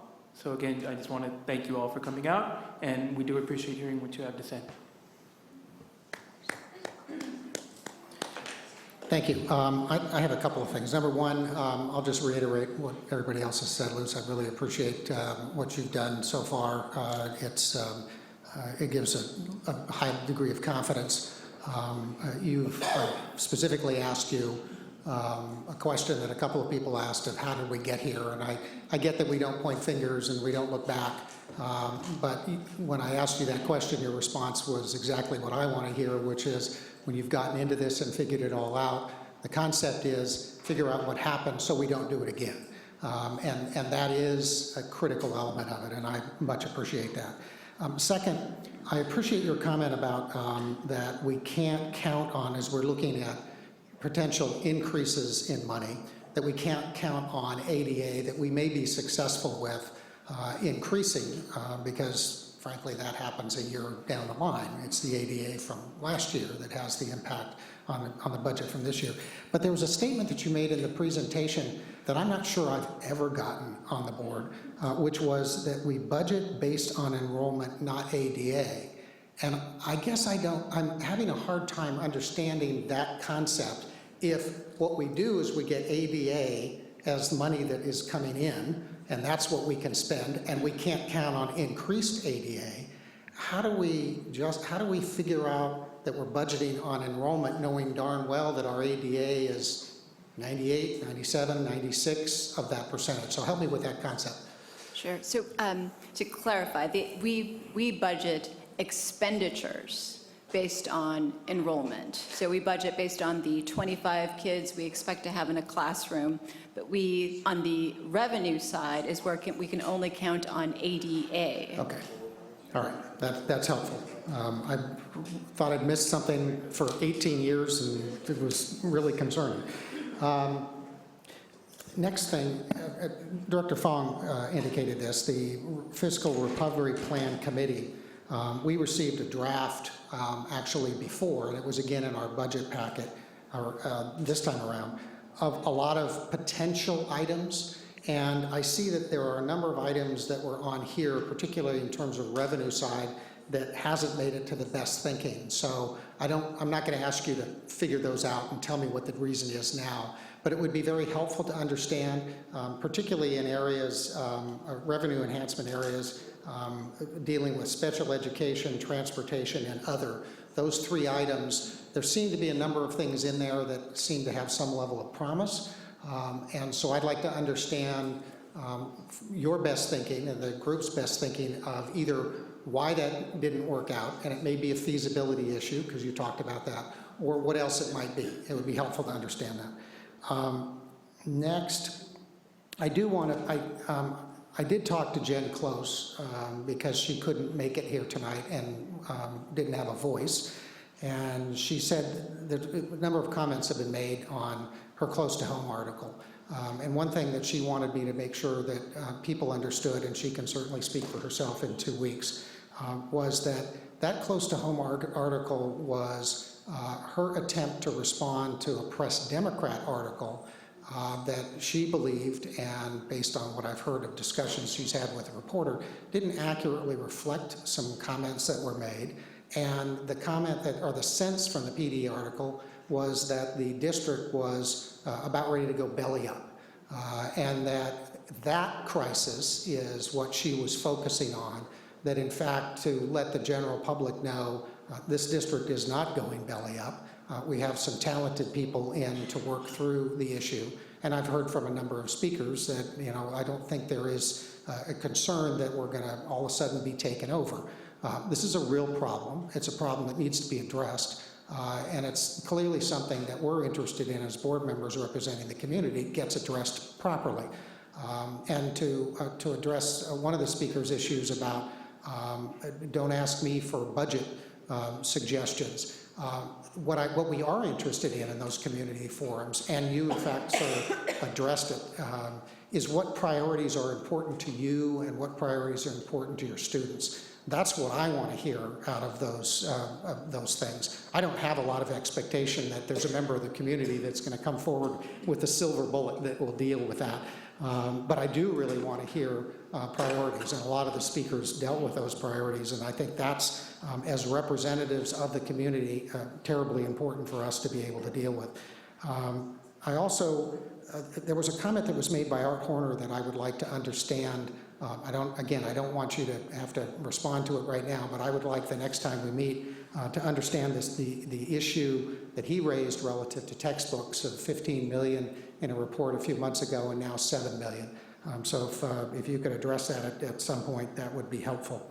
And then lastly, I too am not a real fan of reduced class sizes. When we went through the cuts in 08 and 09, one of the most important things to me, and that I advocated very strongly at that time, was keeping the class size reduction in K-3.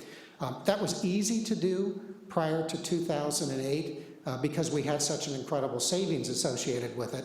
And one day I did the math of what a teacher was actually costing us based on the credits that we were getting back from the state associated with that. And we were paying, $30,000 for a teacher in elementary school, in essence, because of the money we're getting back. That went away, and yet there wasn't any question that that was something that was critical to maintain. As I understand so far, and it'll be flushed out as we move forward on this, this to some degree is a section analysis that will be done, and that individual sites will have decisions that they can make about what to do with those sections and where to apply them. The important thing from at least my perspective is that there are adequate sections to be able to deal with the entire spectrum of students and those needs. We have a focus right now from the state and Governor Brown over the last couple of years on, and Luz, you identified those areas of foster youth, ELL, et cetera. We have a focus where we get additional funding related to that. And I think in total that is critical and important, and I appreciate that. But we cannot lose sight of every kid and the entire spectrum. And it is our responsibility to make sure that the kids that need AP, the kids that need IB, the kids that have a very clear idea of what college they're going to be going to or colleges, and what do they want to pursue, and what is as a result their high school four-year program look like. Frankly, when those kids get into freshman year, they probably know every single class they're going to take all the way through the end of the 4 years. We need to pay attention to that. And this board, many, many years ago, when Elsie Allen started, made the decision to assure that AP classes were there so that students at Cook would take the classes that would then put them into and qualify them for the AP courses at Elsie. That doesn't mean that there aren't issues to be dealt with. That doesn't mean that there aren't in perhaps too many sections of an AP that needs to be coordinated with something else. I'm not a master scheduler, and there's no member on the, well, I was gonna say, prior to November of this year, there was no member of the board that was a master scheduler. We actually have a member of the board now that knows what to do in that regard. But that isn't our function, obviously. What is important from my perspective is that those decisions end up being site decisions because they know their students, and that's where we've got to deal with it at most. I appreciate the effort. It's been a long evening. We're going to have a few more long evenings, but thank you. We'll move on. Actually, we're going to take a couple of minutes because my guess is that there are a fair amount of people that aren't going to hang around for the rest of it either, so we'll let you clear out.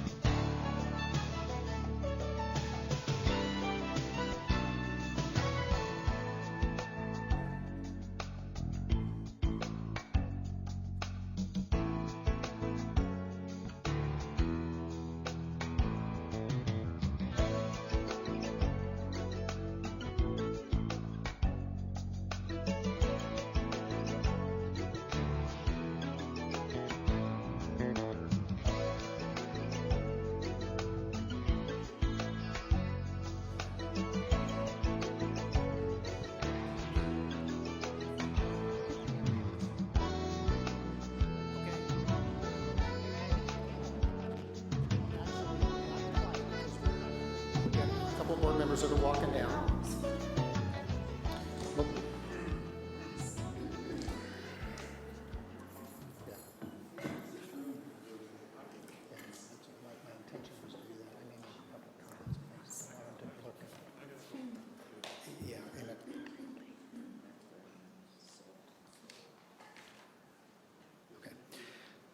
Okay, here we are. We're back Okay. at F4. Yes, good evening. Vice President Carl, members of the board, tonight you are going to hear about our SOL counselors supporting our language learner counselors. Here tonight with me is Director Araceli Roma Flores, and she's going to take it away and also introduce our SOL counselors. Good evening, Board of Trustees. I have the pleasure of introducing you to our SOL counselors. I'd like to introduce you to Dino Berreglini, Socorro Rojas, Sal Barrera, and our newest member as of Monday, Kyla Wegman, who's also a Montgomery graduate. Welcome. So, this position was created as a result of the LCAP, and initially they were identified as, LCAP bilingual counselors. And we just didn't feel like that fit their mission, and so the SOL counselors brainstormed together some other possibilities for their title that was more suited to their mission. And so they came up with their title, their now official title of supporting our language learners, or SOL counselors. And so SOL is the acronym, and we kind of like that acronym because it also means sun in Spanish. And so we feel like they are really doing a great job of really just bringing brighter futures to our students, to our ELs. So we're just thrilled with the work that they've done and to have them in this position. So before we get started with a more detailed explanation of their roles and responsibilities, I'd like to take some time to walk you through this pie chart. This is data from this school year, 2016-2017, and their estimates as of January 25th, okay? And so this is for the entire district, K-12, actually Kinder Academy, so our youngest students are included in here as well. And the blue part of this chart, excuse me, are English learners, and they are 23% of our total student population in our district. And for them to be identified as English learners, that means that the parents, when they register their students, indicated on a home language survey that there's another language besides English spoken in the home. And when that is indicated on a home language survey, that's an automatic trigger for us to do a required language assessment. So we have to give a language proficiency assessment, and in our case, it's currently the CELT, the California English Language Development Test. And they're assessed in listening, speaking, writing, and reading. And based on their scores, they are given an overall classification. And so if they are early advanced or advanced, those students are not identified as English learners, they're identified as initial fluent English proficient students. But if they score intermediate or below, they are identified as English learners. So that's our blue part of that pie. 23% of our student population are English learners. 53% of our student population are considered English only, and 3%, like I mentioned, are considered English fluent, English proficient, the gray piece of that pie. And then the yellow is the reclassified fluent English proficient students. And so those are students that initially started off as English learners. They have demonstrated proficiency on their language test, the CELT test. They also demonstrated proficiency in their basic skills, and teachers also recommended that they be reclassified, parents agreed, so they've gone through that entire process to be reclassified. So 21% of our total student population are now reclassified English learners. Okay.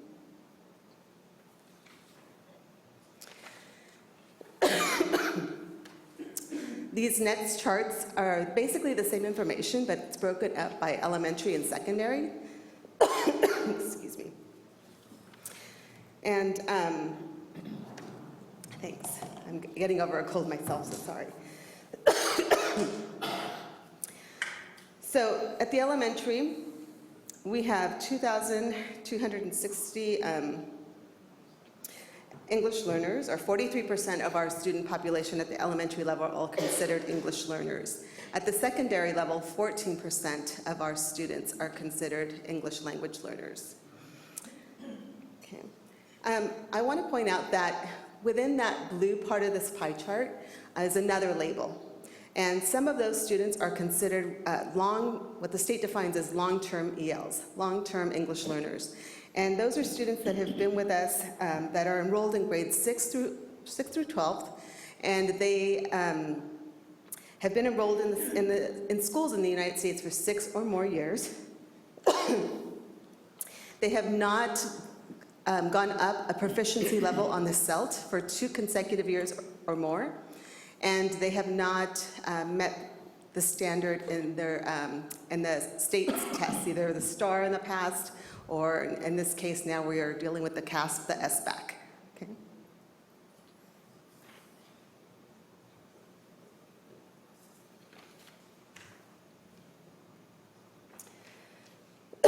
Excuse me. So the Soul Counselor's mission, did I miss it? Sorry. So the Soul Counselor's mission is to reduce the number of long-term English learners through the reclassification process. And so I just want to point out that based on reports provided through DataQuest, for 2015-2016, 72.6% of our secondary students, I'm sorry. Can I go back really quickly? I want to see if I can. So I want to point out that although the Soul Counselors, they really truly are supporting elementary and secondary. I wanted to point that out because they do work with all of the family engagement facilitators, and they're helping them with identifying those students that are ready to be reclassified, providing that support.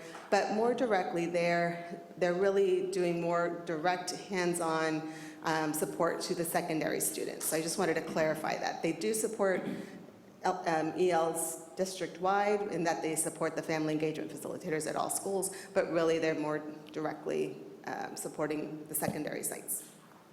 So their mission is to reduce the long-term English learners through the reclassification process. And at the secondary level, we have 72.6% of students that are identified as long-term EL. Okay. And at the elementary, it's 54.2% of our EL students that are classified as long-term EL. So we really want to improve the reclassification process for them. We also want to improve the graduation rates of our English learners. And based on reports provided through DataQuest for 2014-2015, 82.4% of all of our students graduate from high school, but only 67.4% of our English learners graduated in 2014-2015. The third goal is to advocate for English learners to have access to A through G courses and all learning opportunities.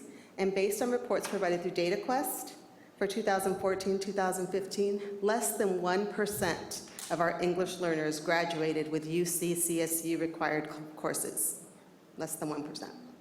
So we are really trying to close that achievement gap.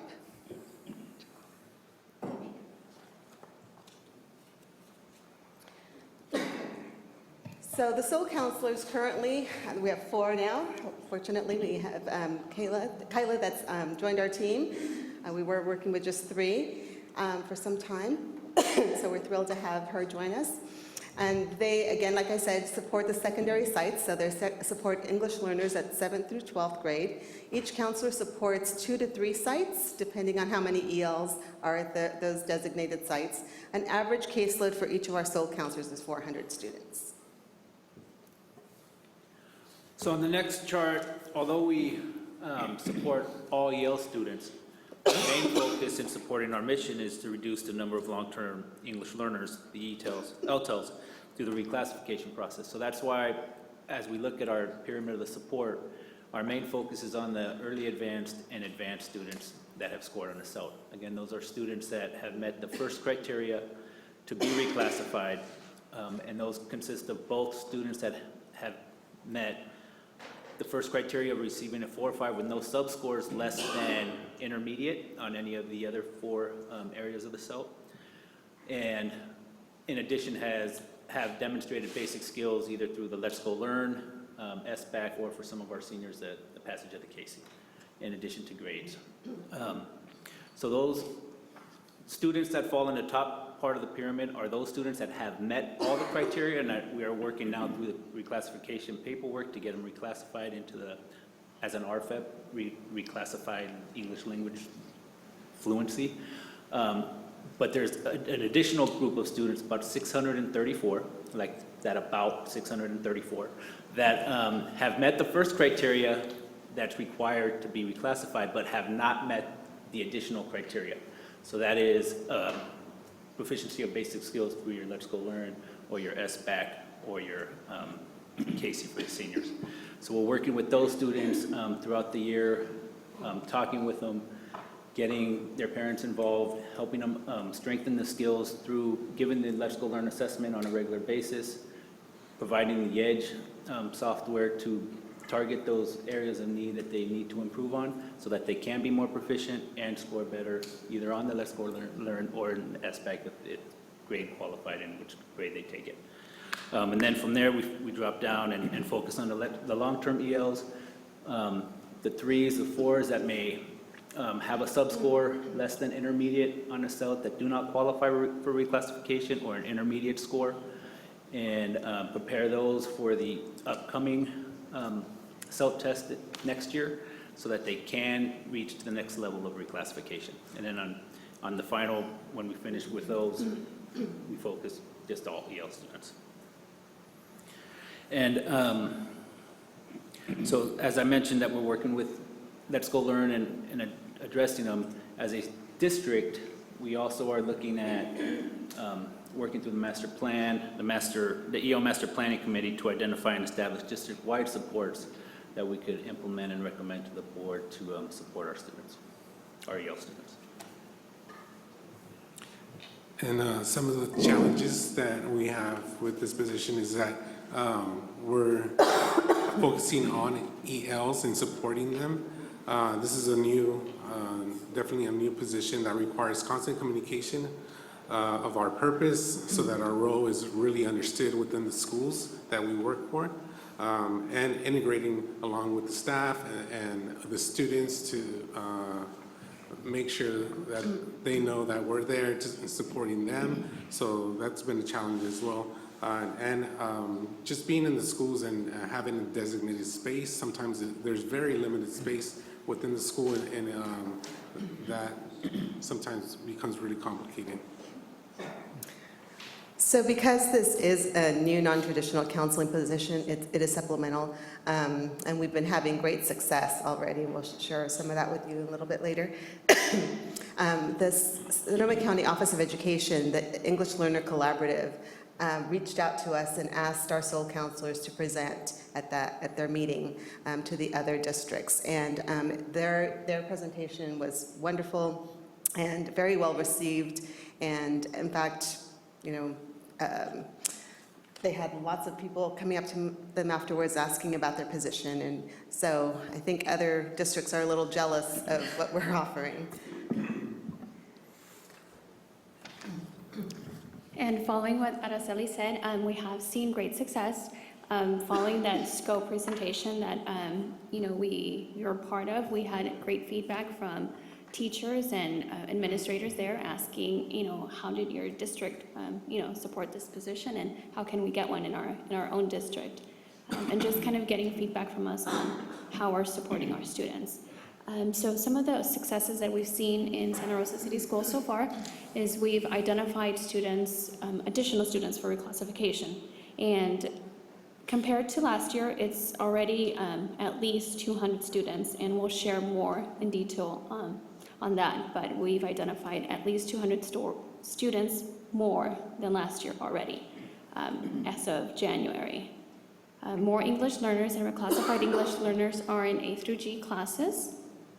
There's been an increase in parent community involvement. We participate in all ELECs at our schools. We're also part of the DLEC, and that's the English Learner Advisory Committee, both at the site and at the district level. Like Dino mentioned, we're part of the EL Master Plan, and we're working with teachers, administrators, to provide solutions and hopefully implement system-wide supports for all of our students. And at Pioneer and LC, Sal and I are also working with the Latino service providers and being part of their community advisors for their group. We see that students are taking ownership of their own learning. We're meeting with students on a one-on-one basis. We're talking to them, we're reviewing scores, we're making them aware of what they need to be reclassified, especially with those 600 students that are already meeting that first criteria, and many are not aware that there are additional steps in order to be reclassified. Parents have a greater understanding of the reclassification and education system. We recently presented at a DLEC meeting, and we received great feedback from the parents. They are asking us, why aren't you guys presenting this in elementary school, in junior high, so that we are aware of the requirements before our students go into high school, which is great feedback. And tomorrow I'm going to be sharing that with my ELEC at Pioneer. And we've also had success with class schedule reviews and ensuring proper class placement with students. And whether it's giving access to A through G classes or providing that designated ELD that some students potentially were classified incorrectly and that they need.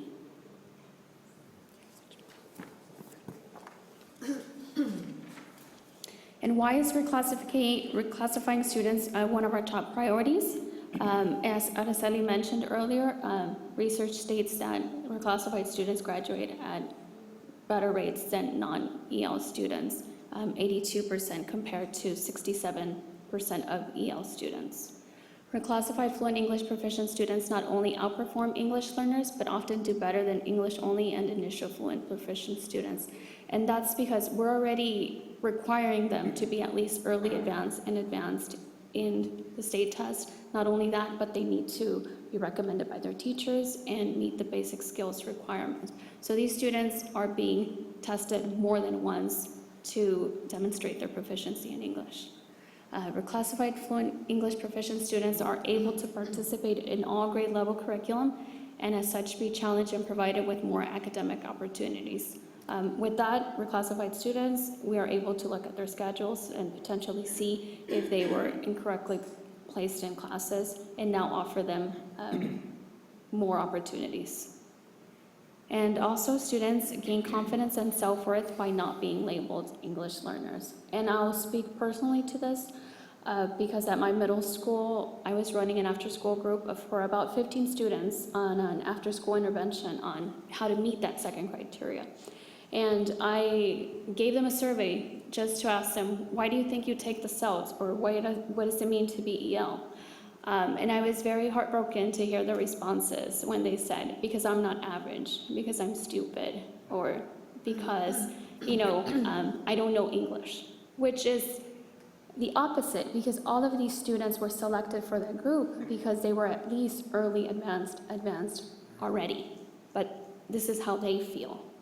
So, I made sure I, explained that they were chosen because they were meeting that first criteria, and we wanted them to be reclassified and be successful.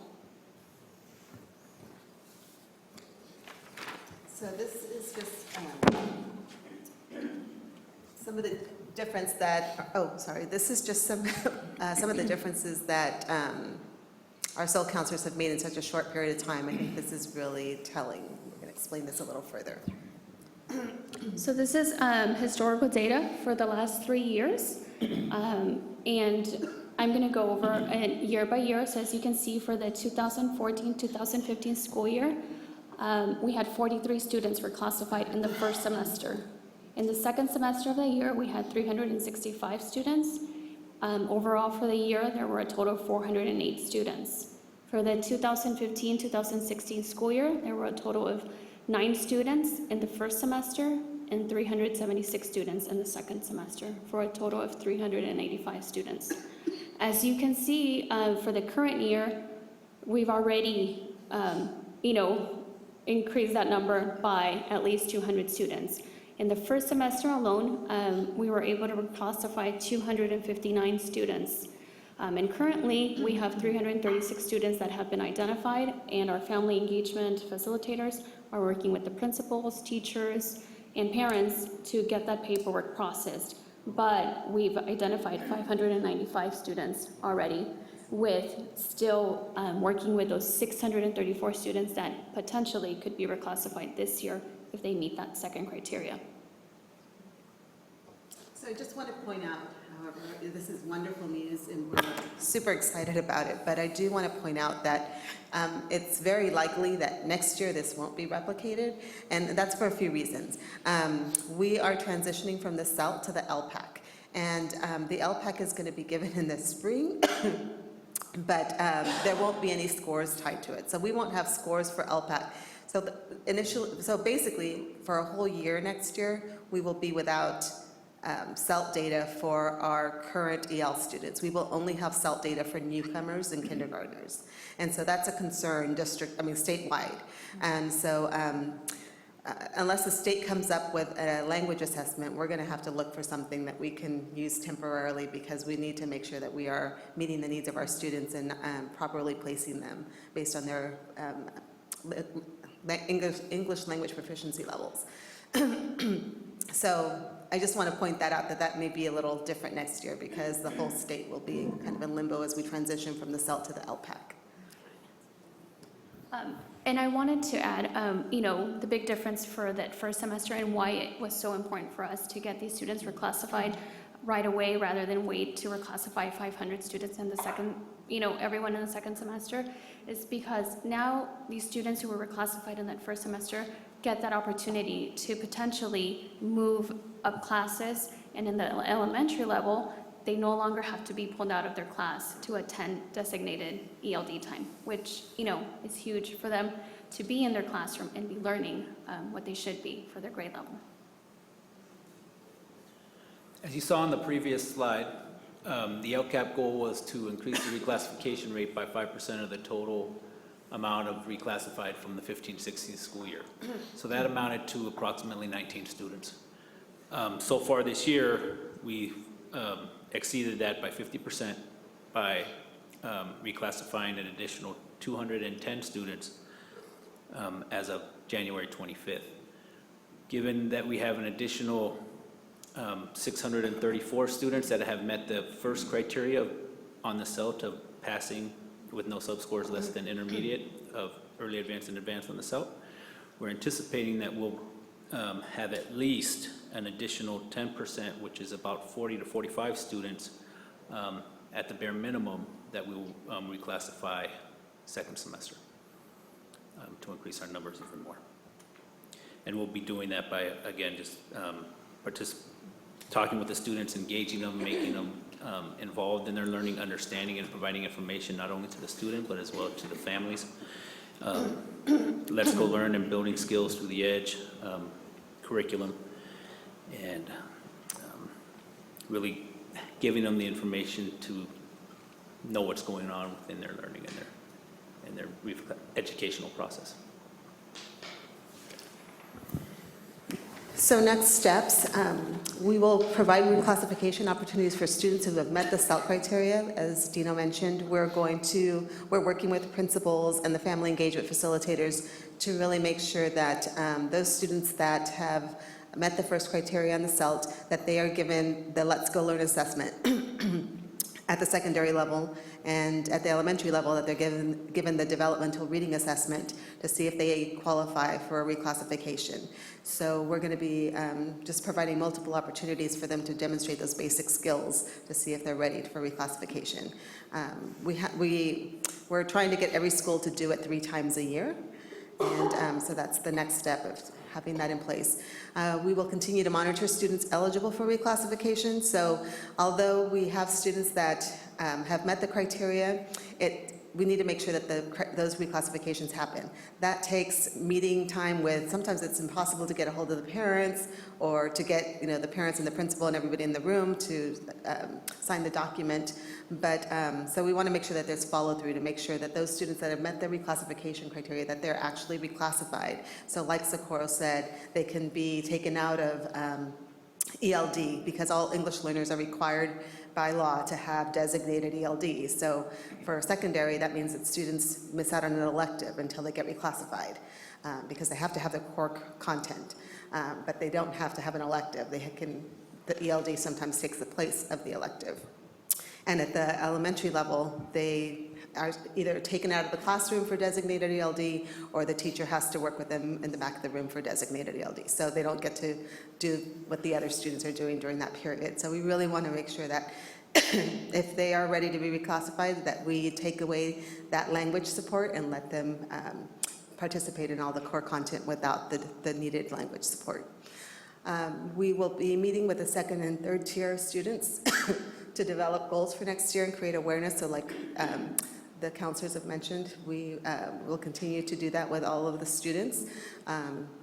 It's very important that they understand what their next step and the progression is for their reclassification.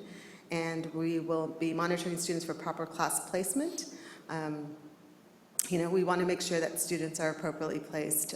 We had a student that was reclassified and was put into another more challenging English class, and he convinced mom and, do you want to share that story? Because it's actually your story.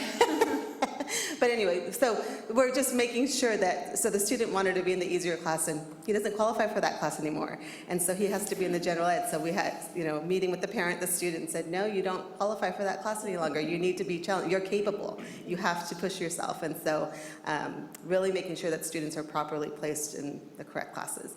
And just working collaboratively as a team to identify and implement support systems for students needing academic intervention. And that's really going to be done through the EL Master Plan.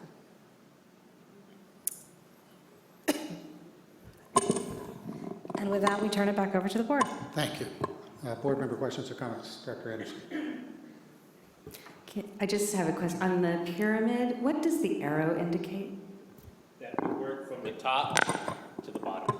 So, oops, sorry. So that we're working from the top downwards. So on the pyramid of intervention, I believe it's the opposite, upside down, where you go up from the bottom up. That's just to demonstrate that we actually go from the top down. Okay, thank you. And so are you at all the high schools? They are. Okay. And so, let me just look at my math here. As I'm looking at this, you have 1,555 English language learners in the secondary, right? And you've got 3 counselors? No. 4. 4 counselors, okay, because the slide says 3 counselors going to 3 sites. Yeah, so initially we had 4 400 counselors. each. There were some kids missing. Yeah, initially we had 4 counselors. One of our counselors resigned, and so we had a vacancy for a while, but Okay, we're back to so 4. 4 counselors at 400 is still not 1555. It's close. Who were the, okay. It's average, yeah. Okay, Yeah. all right. And some of them are higher than others, and it's just, that's why some of them have 2 sites and some of them have 3 sites. Okay, all right, thanks. And at the elementary school, how are we doing at identifying gifted EL students? Just like our other students right now, because So you're we doing don't. the Raven still? Yes, yes. So we haven't developed that part of the plan yet. That's the programmatic plan, and so that's chapter 2, and we haven't gotten there yet. Okay. Yeah, but that's definitely a need. Yeah, it is a need. Absolutely. It is Especially, sorry, go ahead. Well, I was going to also say, but as far as the advanced master plan, Yes. that also is part of the process too, to make sure that we're capturing those students as well. Because again, from self-worth and confidence and engagement. Absolutely. For sure. You've got to be identifying those kids. Yeah, thank you for asking that. Yeah. That's great. Okay, I think that's all. Thank you. Thank you. Director Christo. Thank you for the report. I just have a couple of questions. Do we have an EL master plan?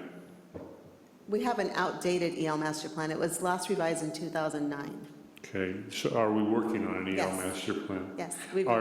Who's involved in this at this time?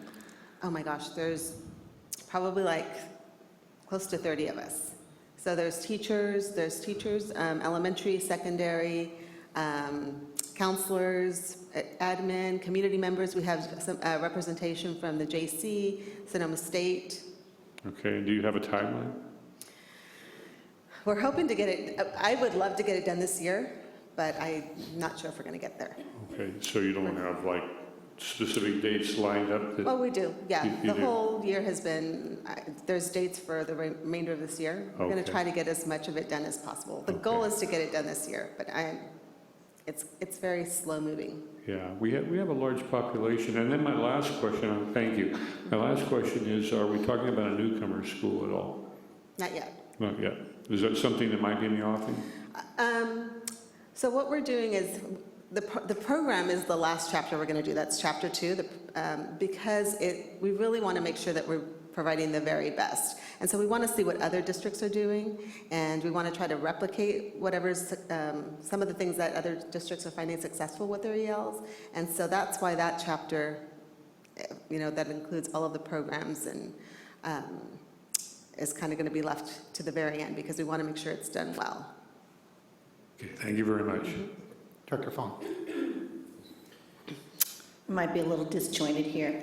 Thank you for that presentation, and having worked with ELs for so long, especially long-term ELs, it's really a tough issue. So I'm just going to ask you a couple clarifying questions and then a deeper question. First of all, do you have pupil personnel credentials, counselor credentials? They're all counselors? Yes. You're not replacing their academic counselor, or you are? It's supplemental. Okay. How do you complement the family engagement coordinators at the schools?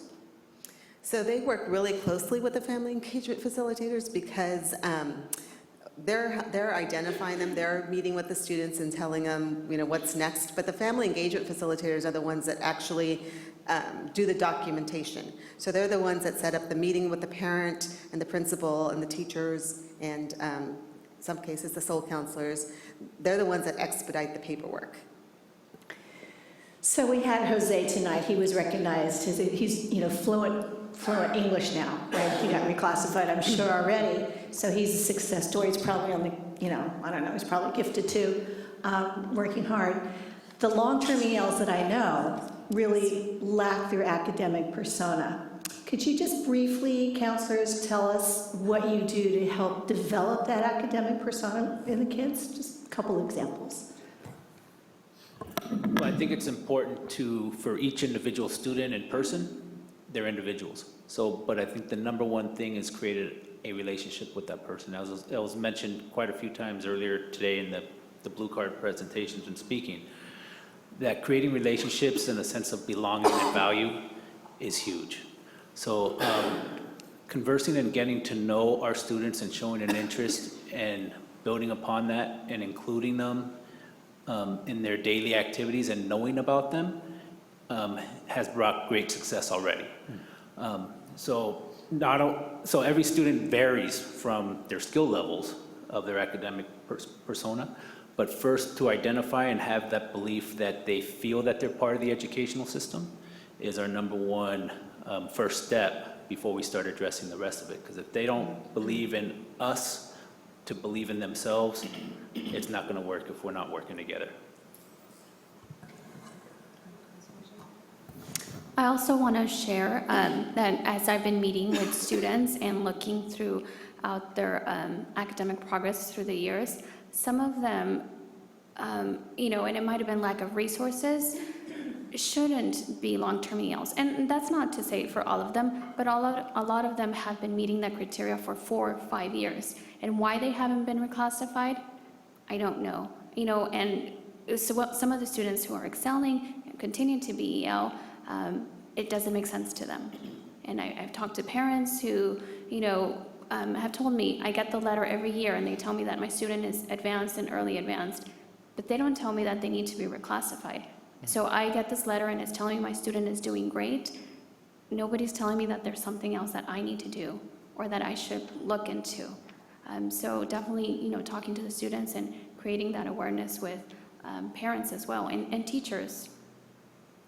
I know so one thing I noticed is that what's different on reclassification now is that you're using the grade below a C. So I just want to be careful about those kids being college ready, career ready. So that's a really good point, and I thank you for bringing that up. So when you're reclassifying students, you're reclassifying them based on their language proficiency. And so if the student's getting a D or an F even, and it's not because of language, it's because they're not completing homework or they're not coming to school, that's not a language issue. So if their academic performance and their basic skills test and their language test, if those are strong, that's not a language issue. That's something else. That's they lack motivation. There's something else going on. And a lot of times, some of the kids just are just done with school because they're in these classes that are not challenging them, and they're bored. The reality of it. And so, we have every single site now has a language assessment team made up of counselors, the admin, a teacher, where they look at the student's record and they talk to the teacher about why is the student's grade the way it is. Is it a language issue? And so on the reclassification form, the teacher gets to check. They have a D, but it's not because of language. So they recommend reclassification. So we wanted to make sure that we were not holding students back for lack of attendance or lack of homework completion. I'm happy to hear that we are really using teacher input who know their kids well. And finally, I will say that our LCAP plan, we are really responsible for English language learners. And I really am looking forward to that master plan. And I'd like to hear some interim reports along the way as you're going, even though you're not finished. And one last link to the budget. Excuse me. Araceli, we have the same I know, cough. it's crazy. I think everybody's sick. We don't all understand. We all come to a budget with different perspectives, different slices of the pie. We don't all understand why we need things. So the EL portion of the LCAP is key. And so these 4 positions may look like extraneous or something we shouldn't have because it's far from the class, or whatever we say, or whatever it's perceived. But when we're talking about ELs, this is exactly what we need. We need it right there next to them, their elbow partner, to urge them along, because when they have that relationship with one more person who is right there for them, they are going to be more successful. Absolutely. Director Sheffield. So you talked a little bit about the self-esteem of the students, especially the younger ones, and you shared with us a little bit of the stories that they had. But I wonder what happens to the students that advance, but then they prove not to be ready. The state requires that once we reclassify a student, that we monitor them for 2 years. And actually, there's talk about that changing. I'm hearing now that it's going to be that we're required to monitor them for 4 years after reclassification to make sure that they were properly reclassified. Okay, but then what happens? You monitor them for 4 years? So the monitoring means that if students drop, if their grades are dropping, the school is supposed to create an intervention plan for that student. Like, are they offering them additional support in class? Are they providing them tutorials? There's actually a document, a progress monitoring document for our reclassified students, that whenever a child gets a D or an F, that there has to be an intervention plan. Next step, and here's okay. The principal signs off on it, the teacher signs off on it. Thank you. Thank you for the presentation. I have just one comment. I'm really pleased with where we are. I agree with Director Fong and her last statement. I'm concerned, however, about the issue that you raised of what data you're going to have in a year in SELP, because that to me sounds as if we're going to fall way off in terms of reclassification when in fact they should be reclassified. And that has, to me, a real impact on them individually, as well as what services are being provided. Absolutely. So I know you don't have an answer to it. I know you're as concerned about it, but I'm looking for what might we do if the state isn't giving us any way of dealing with that, so that we don't lose a year to kids that actually we have only for a limited period of time. Yes, and so at the last DL collaborative meeting, they discussed that that they're aware of this need for some kind of a intermediate, I can't even speak, interim assessment. But we haven't heard yet if the state's going to identify something or let us continue with the SELF for one more year until they move into LPAC. They're still discussing that. So we're waiting to see what their recommendation is going to be. And then once we find out what their recommendation is, if they don't recommend another assessment, I think we need to look at an internal assessment. I agree. Okay, thanks very much, and thank you for hanging in here as staff for the next group is done. It's a late night. Thank you. And with that, we'll move on to item F5, which is Santa Rosa City Schools Mathematics and Science Update.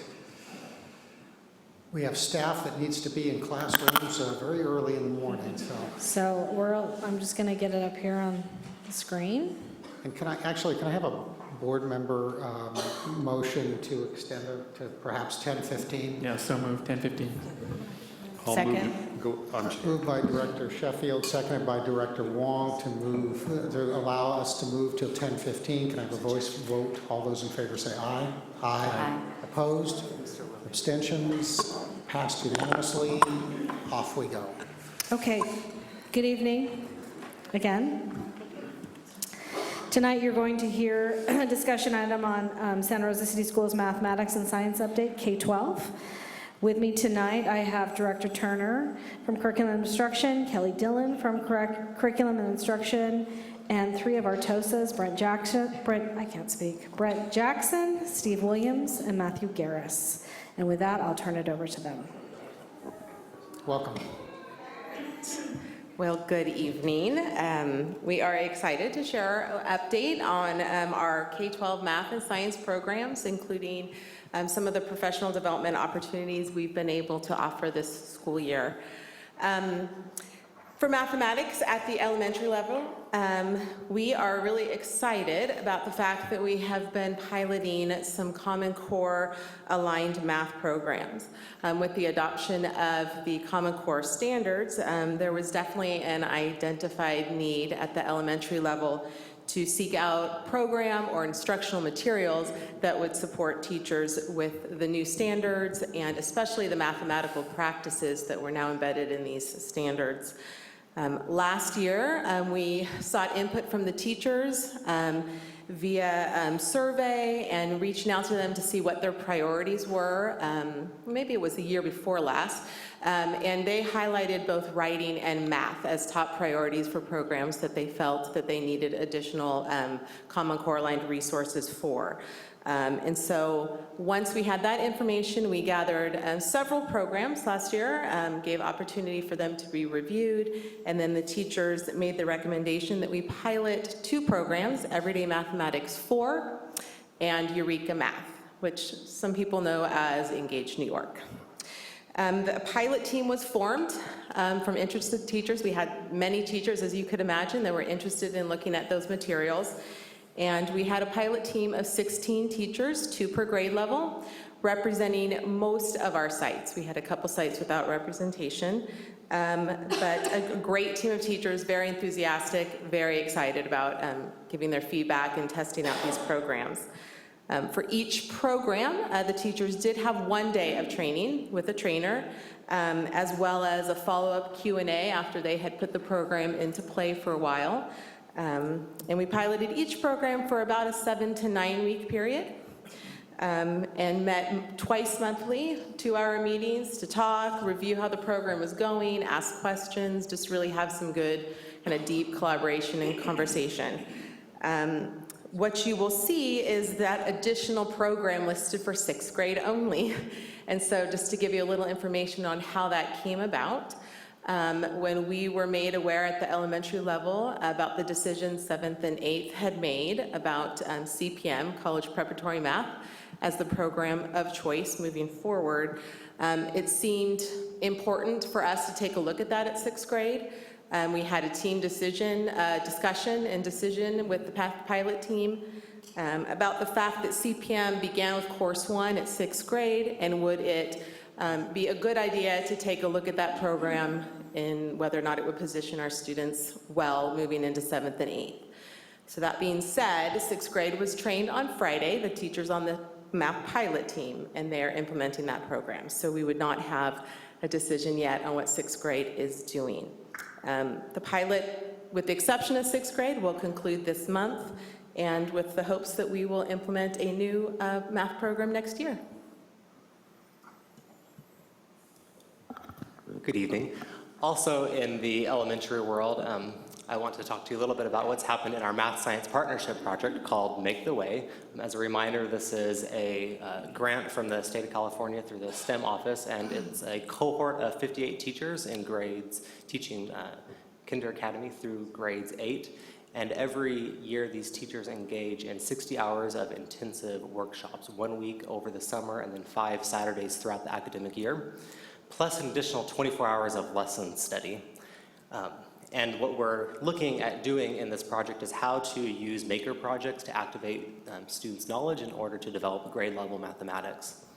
And since I've last talked to you about Make the Way, we got our first year results from Public Works, our external evaluator, and I would like to share with you that our Santa Rosa City Schools students that were with a Make the Way teacher in year 1, the students in grades 3 and 4, significantly outperformed comparison students in our district on the math portion of the SBAC test. Additionally, our teachers in the project, there were some significant increases in their mathematical knowledge for teaching as measured on an instrument called the Learning Mathematics for Teaching, and that measures their pedagogical content knowledge around grade level mathematics. In the 7-12 world, as Kelly mentioned, our grade 7, 8, and Algebra 1 teachers piloted the College Preparatory or CPM mathematics program this year, and they have decided to move forward with the adoption district-wide in those courses. We also have been working on creating, and we administered the first set of benchmark assessments based on the new Common Core standards, and we did that also in Math 7, Math 8, and Algebra 1. And Matt Harris will talk a little bit more about those too. Okay, I've been working this year with the 7th, 8th middle schools and implementing the CPM curriculum, mostly working with individual teachers and sites, and then participating in the professional development around CPM. What are we noticing and what am I seeing in the classrooms? One of the major components of the program is the focus on study teams as a tool to facilitate math instruction and really get at the 8 mathematical practices that are a big part of the Common Core. What I'm happy to see in the classes that I'm working in is that the majority of the classrooms have shifted to a study team model. You'll go into most of the middle school classes and see students working in groups, working collaboratively and discussing mathematical problems with appropriate mathematical vocabulary and discourse. In talking with the teachers that I am working with, the feeling is that that this curriculum is a real positive step towards this idea of working of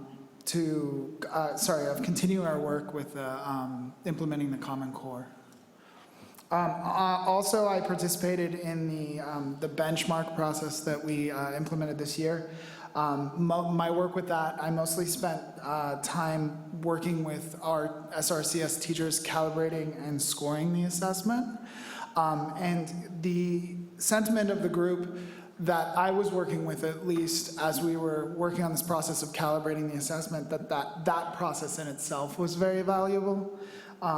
We felt we developed a better understanding of what an effective, on how students can effectively communicate the reasoning and on what it is that is an effective mathematical argument.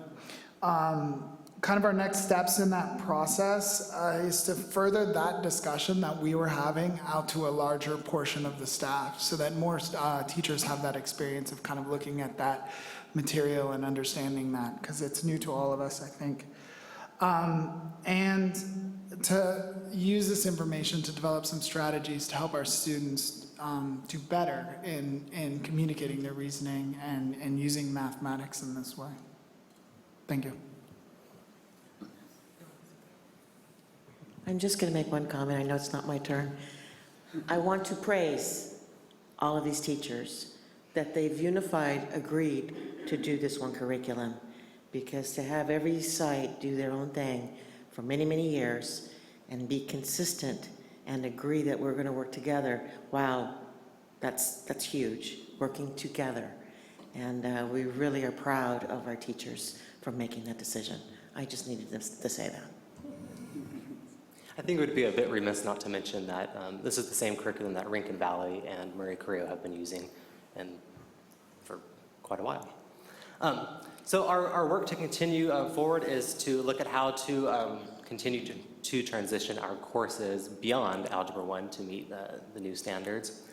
And additionally, we've been working with principals through the Center for Mathematics Excellence and Equity at Lawrence Hall of Science on observations for the 5 dimensions of powerful learning in the math classroom. So we've been doing some work with principals around what should we look for in the math classroom to see if it's a powerful learning experience for students. The next slides are just some reminders, summary of some data that you've seen before, but these are our SBAC scores from the last academic year. This is just collapsed data from the 4 categories that SBAC reports down to 2 categories of did not meet versus met or exceeded standards, and you can see those by grade level. And just as a reminder, it's not given in high school until 11th grade, so there's no 9th or 10th grade scores. And then the next slide is the same did meet standards or didn't or exceeded standards for English only and fluent English proficient students by grade level versus English language learner students. So every pair of bars there is the same grade level, but a comparison between the grade level of English learners versus not English learners, essentially. To Kelly. Okay, so on to science. All right, so the recent adoption of the next generation science standards, they're still relatively new, but they did spark a great discussion about science education at the elementary level. I think we know for a long time it was not the priority that maybe some other subjects were. So we were happy to have some new standards to spark that discussion about exactly how do we ensure access to all of our elementary students to a really rich, engaging science education, which we know they all love when they're engaged in it. So some of what we've done is integrated science into the collaborative curriculum design units, which we previously shared with the board, to support greater access to that content. But we were also very pleased to hear that Lawrence Hall of Science, who produces the FOSS science kits, which many of you have probably heard about, had updated those to reflect the next generation science standards. So when we spoke with teachers last year at grade level collaboration and talked about that new resource, they were very much on board with us getting those kits. Santa Rosa City Schools has previously had FOSS science in the elementary schools, so it was familiar to folks and a good familiar, something that people had enjoyed and knew their students had gotten a lot out of. So our plan for rolling that out was to phase it in. We know there's a lot of new programs out there, so it seemed appropriate to phase into the FOSS by purchasing 1 kit this school year for every K through 5th grade teacher. However, we did something a little different with 6th grade, and that is because of the decision for middle school to go to the integrated model. It was important that we support our 6th graders with a strong foundation because there were shifts now in the standards that they would be teaching and learning. And so in order to better prepare them for 7th grade, we made the decision to purchase all 3 kits for 6th grade. So our 6th grade students this year are having the experience of all 3 kits in preparation for 7th grade. With that being said, we've provided after-school professional development in order to not pull teachers out of the classroom any more than they are. So providing those after-school trainings has been a nice way to kind of get them into their kits and help them get ready to present it. And with that, I would like to turn it over to Steve Williams, who I believe you guys have seen before, to talk a little bit about his work as a science docent. Well, I've had the fun of getting to be the .2 science TOSTA for the district and going and seeing science being implemented in classrooms throughout our district, working with teachers and having opportunities to help them develop the science curriculum to fit the next generation science standards. What's been really exciting for me is to see how excited both teachers and students are with the science program that we've adopted. The FOSS kits give them the materials, the lessons are accessible to both the teachers and the students, and there's a lot of excitement in each classroom I've been in with each teacher I've talked to. And so it's been really a fun opportunity to be a part of.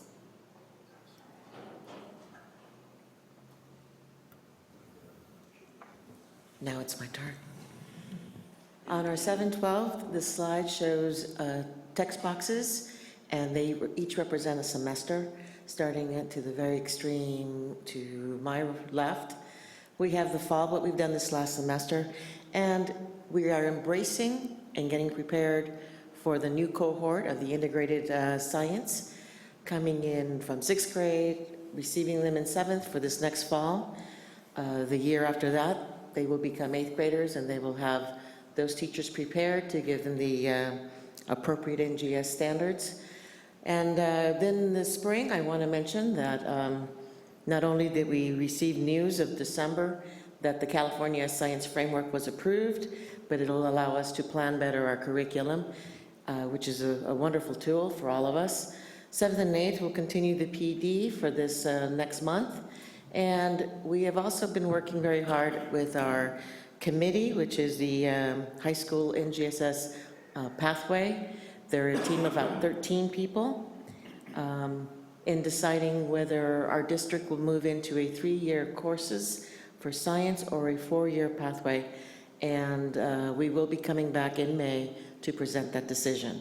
We're working with Aldous PD through Lawrence Hall of Science, our expertise, Lynn Baracos. So she's guiding us this wonderful giving us these resources that help us make this decision. Our CAST, which is the California Science Test, will be pilot tested this spring, and new and different, again, for grades 5th, 8th, and 10th for all high schools, except for Santa Rosa High School, who was chosen to do 11th, or not chosen, but the state mandated them to do 11th, and Ridgeway will do the 12th grade. As far as the next year preparation, we will again build up our 8th grade to prepare them for the cohort.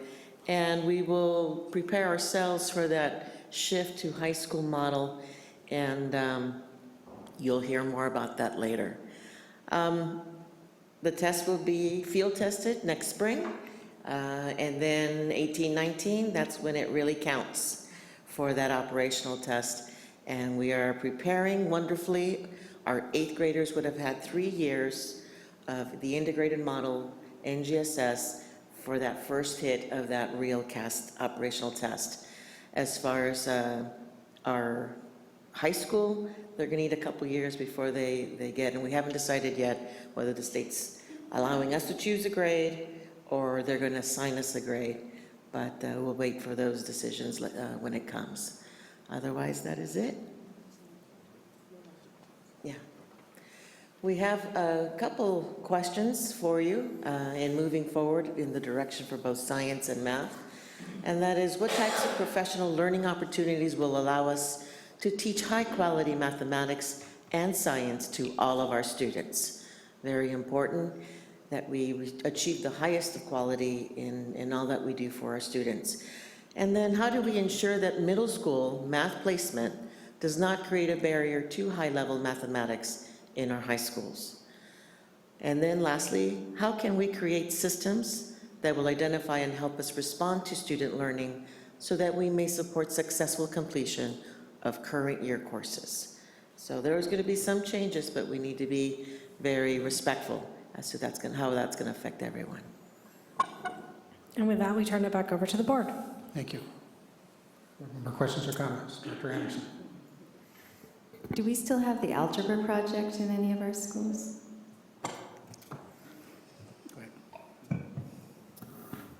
I'm guessing you're speaking about Bob Moses' algebra project? Yes.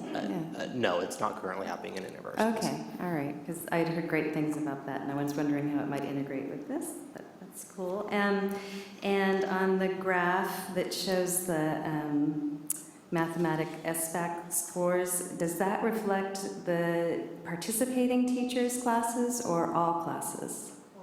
All. So do we have a breakdown of how the participating teachers' classes, compare? I think I have a question of clarification. Are you participating teachers in regards to our math science partnership project? Yeah. No, there's no graphic here of that. So this is just district-wide data where we are. Might be nice to see that.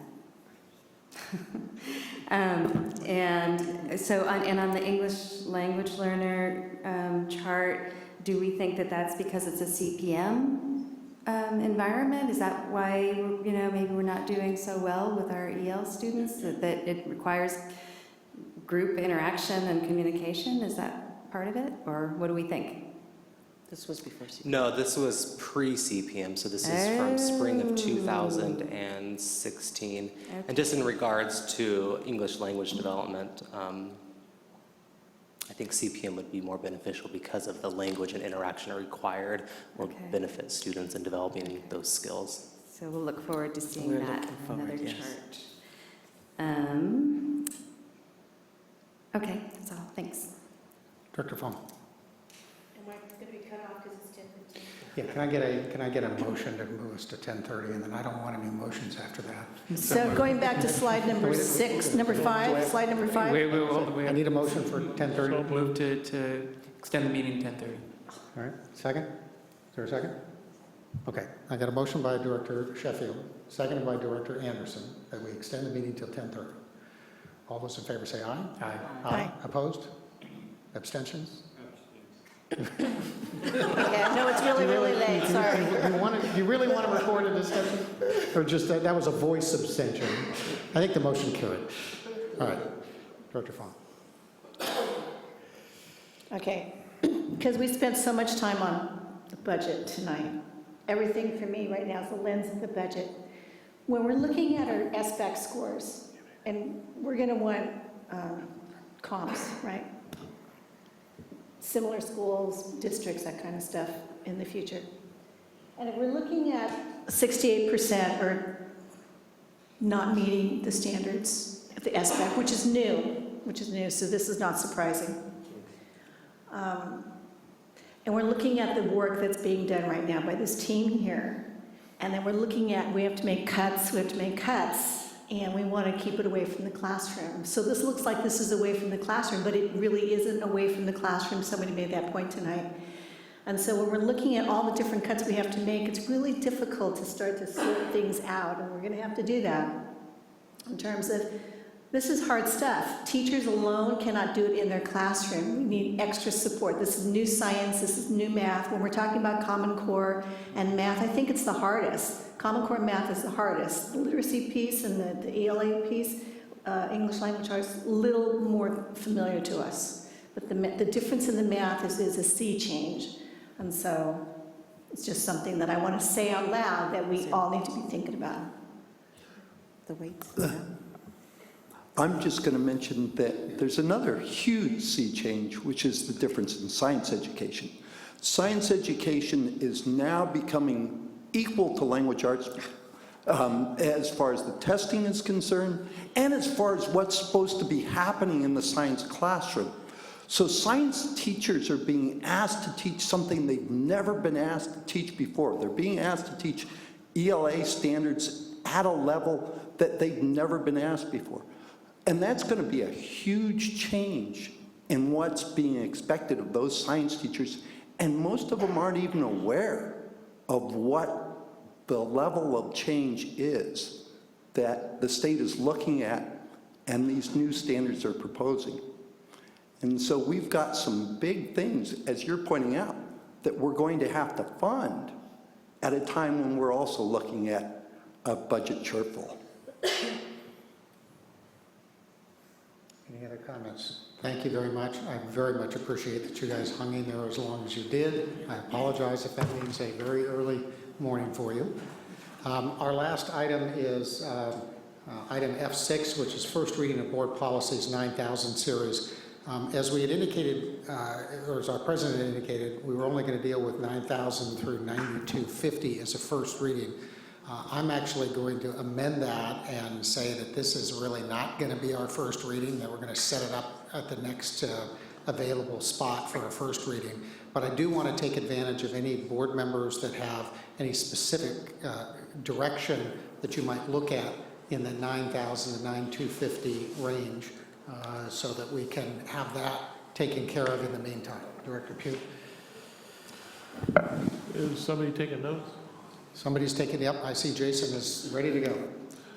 I think I have 7 things. I'll try to be quick. One thing I was surprised about when I looked through the board policies and bylaws is there's no reference really to Robert's Rules of Order or parliamentary process or guide. And so I think there should be something in there in our bylaws that says that this is how we choose to conduct business using parliamentary processes. So I thought that would be helpful. Maybe it could become a new 9003. Moving through it a little more, when we get to 9005, it's kind of a mishmash. It's got a lot of stuff in there. I would recommend making a separate policy for code of ethics. And I would recommend making a separate entry from the same material for remedies for unauthorized release of confidential or privileged information. There's like 3 chunks of stuff in that one particular policy, and I think it would read better if it was divided out.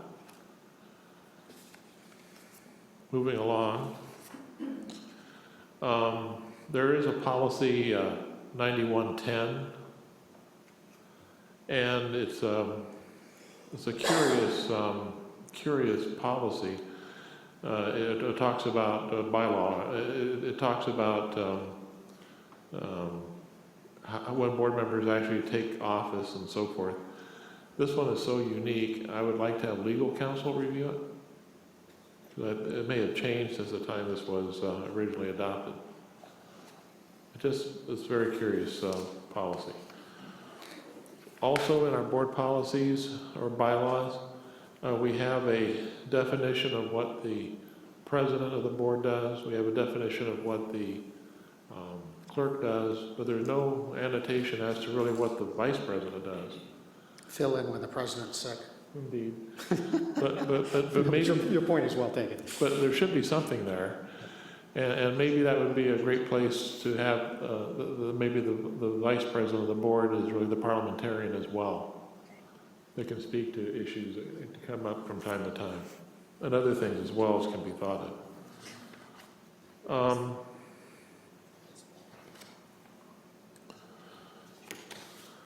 Let me get through here.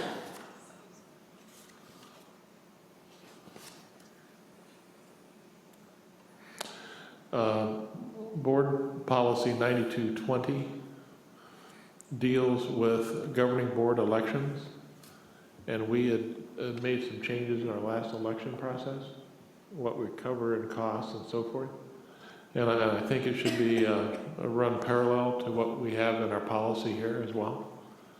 So we may take a look at what we did before and then adjust the policy, and perhaps have legal counsel review that one as well.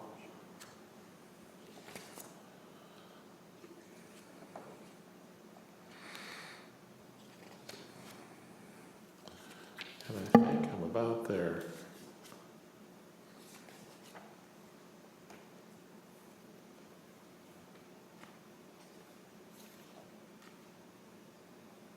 Oh, the last policy we were to consider 9250. When that policy was originally written, we did not have in our board agenda a place to excuse a board member for absence. And so it would be good to have something written into the board policy that deals with that an absent can be excused by the board, as currently is a practice, but there is supported by policy. And that's it. Anyone else? Director Christoph. My only comment is when we have our board workshops, when we talk about our reconstituting our board, and we have our consultant helping us out, we will have an opportunity to talk about these policies. Is that correct? Yeah, because to me, the question is, maybe Robert's Rules of Order, but maybe there's a different way we want to proceed. So, and that would be perfect for that discussion. Okay, thank you. Anyone else? I have a couple. On Board Policy 9124, contacting legal counsel, the last line indicates that individual board members may, other than the board president, may not seek advice from district legal counsel on matters of district business unless so authorized by a majority of the board. That actually is a difference than what we do right now. What we do right now is that the president can authorize. So if any individual board member wants to get legal counsel for something, then they can call the president, say, can I have authorization? And I think that's a much more streamlined process. Last thing in the world I'd want to do is have to agendize something, show up, got to get a majority of the board, because we can only do that in a Brown Act notice meeting. So if somebody has a question, they might have to wait 2 weeks, and then they have to, air it in front of everybody. I want to ask a question, can I get? So let's keep it with the president. And the other thing that we have in that regard is that if you have a matter of personal conflict that you need to deal with, you don't need the president to say, okay, you can go directly to legal counsel. So, for instance, I had an issue, and Donna J had an issue with Fountain Grove. Didn't know whether we could or couldn't deal with that. That's the kind of thing that you can go directly to counsel on. So that's current practice. Now, whether with new laws, that's not anything we can do, let's understand that, but it seems to me that that would be okay. Second, under the student board member, we already have a process, and what is in this board policy runs contrary to that. Well, number one, it requires students, well, first of all, it talks about having a petition because of SB 532. I don't think we need to have that in our policy because we already have a student board member. Second, we rotate it between the high schools, and the high schools bring somebody forward to us, and we as the board have never turned anybody down that came from a high school. But the way this is structured is that the students actually would elect that. That may be a requirement of SB 532. I don't know. I didn't read that. But if it is not a requirement, if we have an existing process already in place, I'd like to understand if we can stay with that process, because it seems to work, and just the concept of logistically having all 6 high schools voting with the students on somebody, it sounds a little scary to me. If that's required by the law, we'll deal with it. Under board educational elections, we have various options. Right now, we are electing all voters within the district, but and that's what we can adopt for the time being, but obviously we're having discussion about what that would look like in the future. Under filling vacancies, this is 9223B, and this is on pages. There are timelines for filling a vacancy, and number 2 says that when a vacancy occurs longer than 4 months before the end of the board member's term, the board shall, within 60 days of the date of the vacancy or the filing of the member's deferred resignation, either order an election or make a provisional appointment unless a special election is mandated. I am really uninterested in ordering an election, because that's $125,000. I am much more satisfied with the ability to appoint somebody if, under the law, we're allowed to do that. If that is the case, I really would like to, I'm not one of 7, but I would really like to advocate that we not spend $125,000 in that situation. Under Board Policy 9250, Board Bylaws Remuneration, it's, the fourth paragraph says any member who does not attend all board meetings during the month is eligible to receive only a percentage of the monthly compensation. What we have done in the past is that if you don't attend the 2 regularly scheduled meetings, we have not thrown a responsibility off for a study session as being an indicator relative to that. And this month, for instance, we've got, I think, 4 meetings that are scheduled. Hopefully, everybody can attend all of them. But I question whether we ought to be adding any meetings that are not the regular meetings that are here. So that's a discussion I want the board to have if people agree. Mr. Brown? And that's it. On that last item you mentioned, the old, somewhere in the old policies, which I can't find now, it used to say, based upon if you were representing the district or you were doing district work or doing educational work, you could be excused. And that exists in here now. Yeah, I read there's language along those lines in there. But we'll make sure that it specifically says that. Yeah. And then there also is the language that we can, people can excuse it, hence we have E1. That's right. Yeah. Okay? We're at 10:30. We're done. Good night.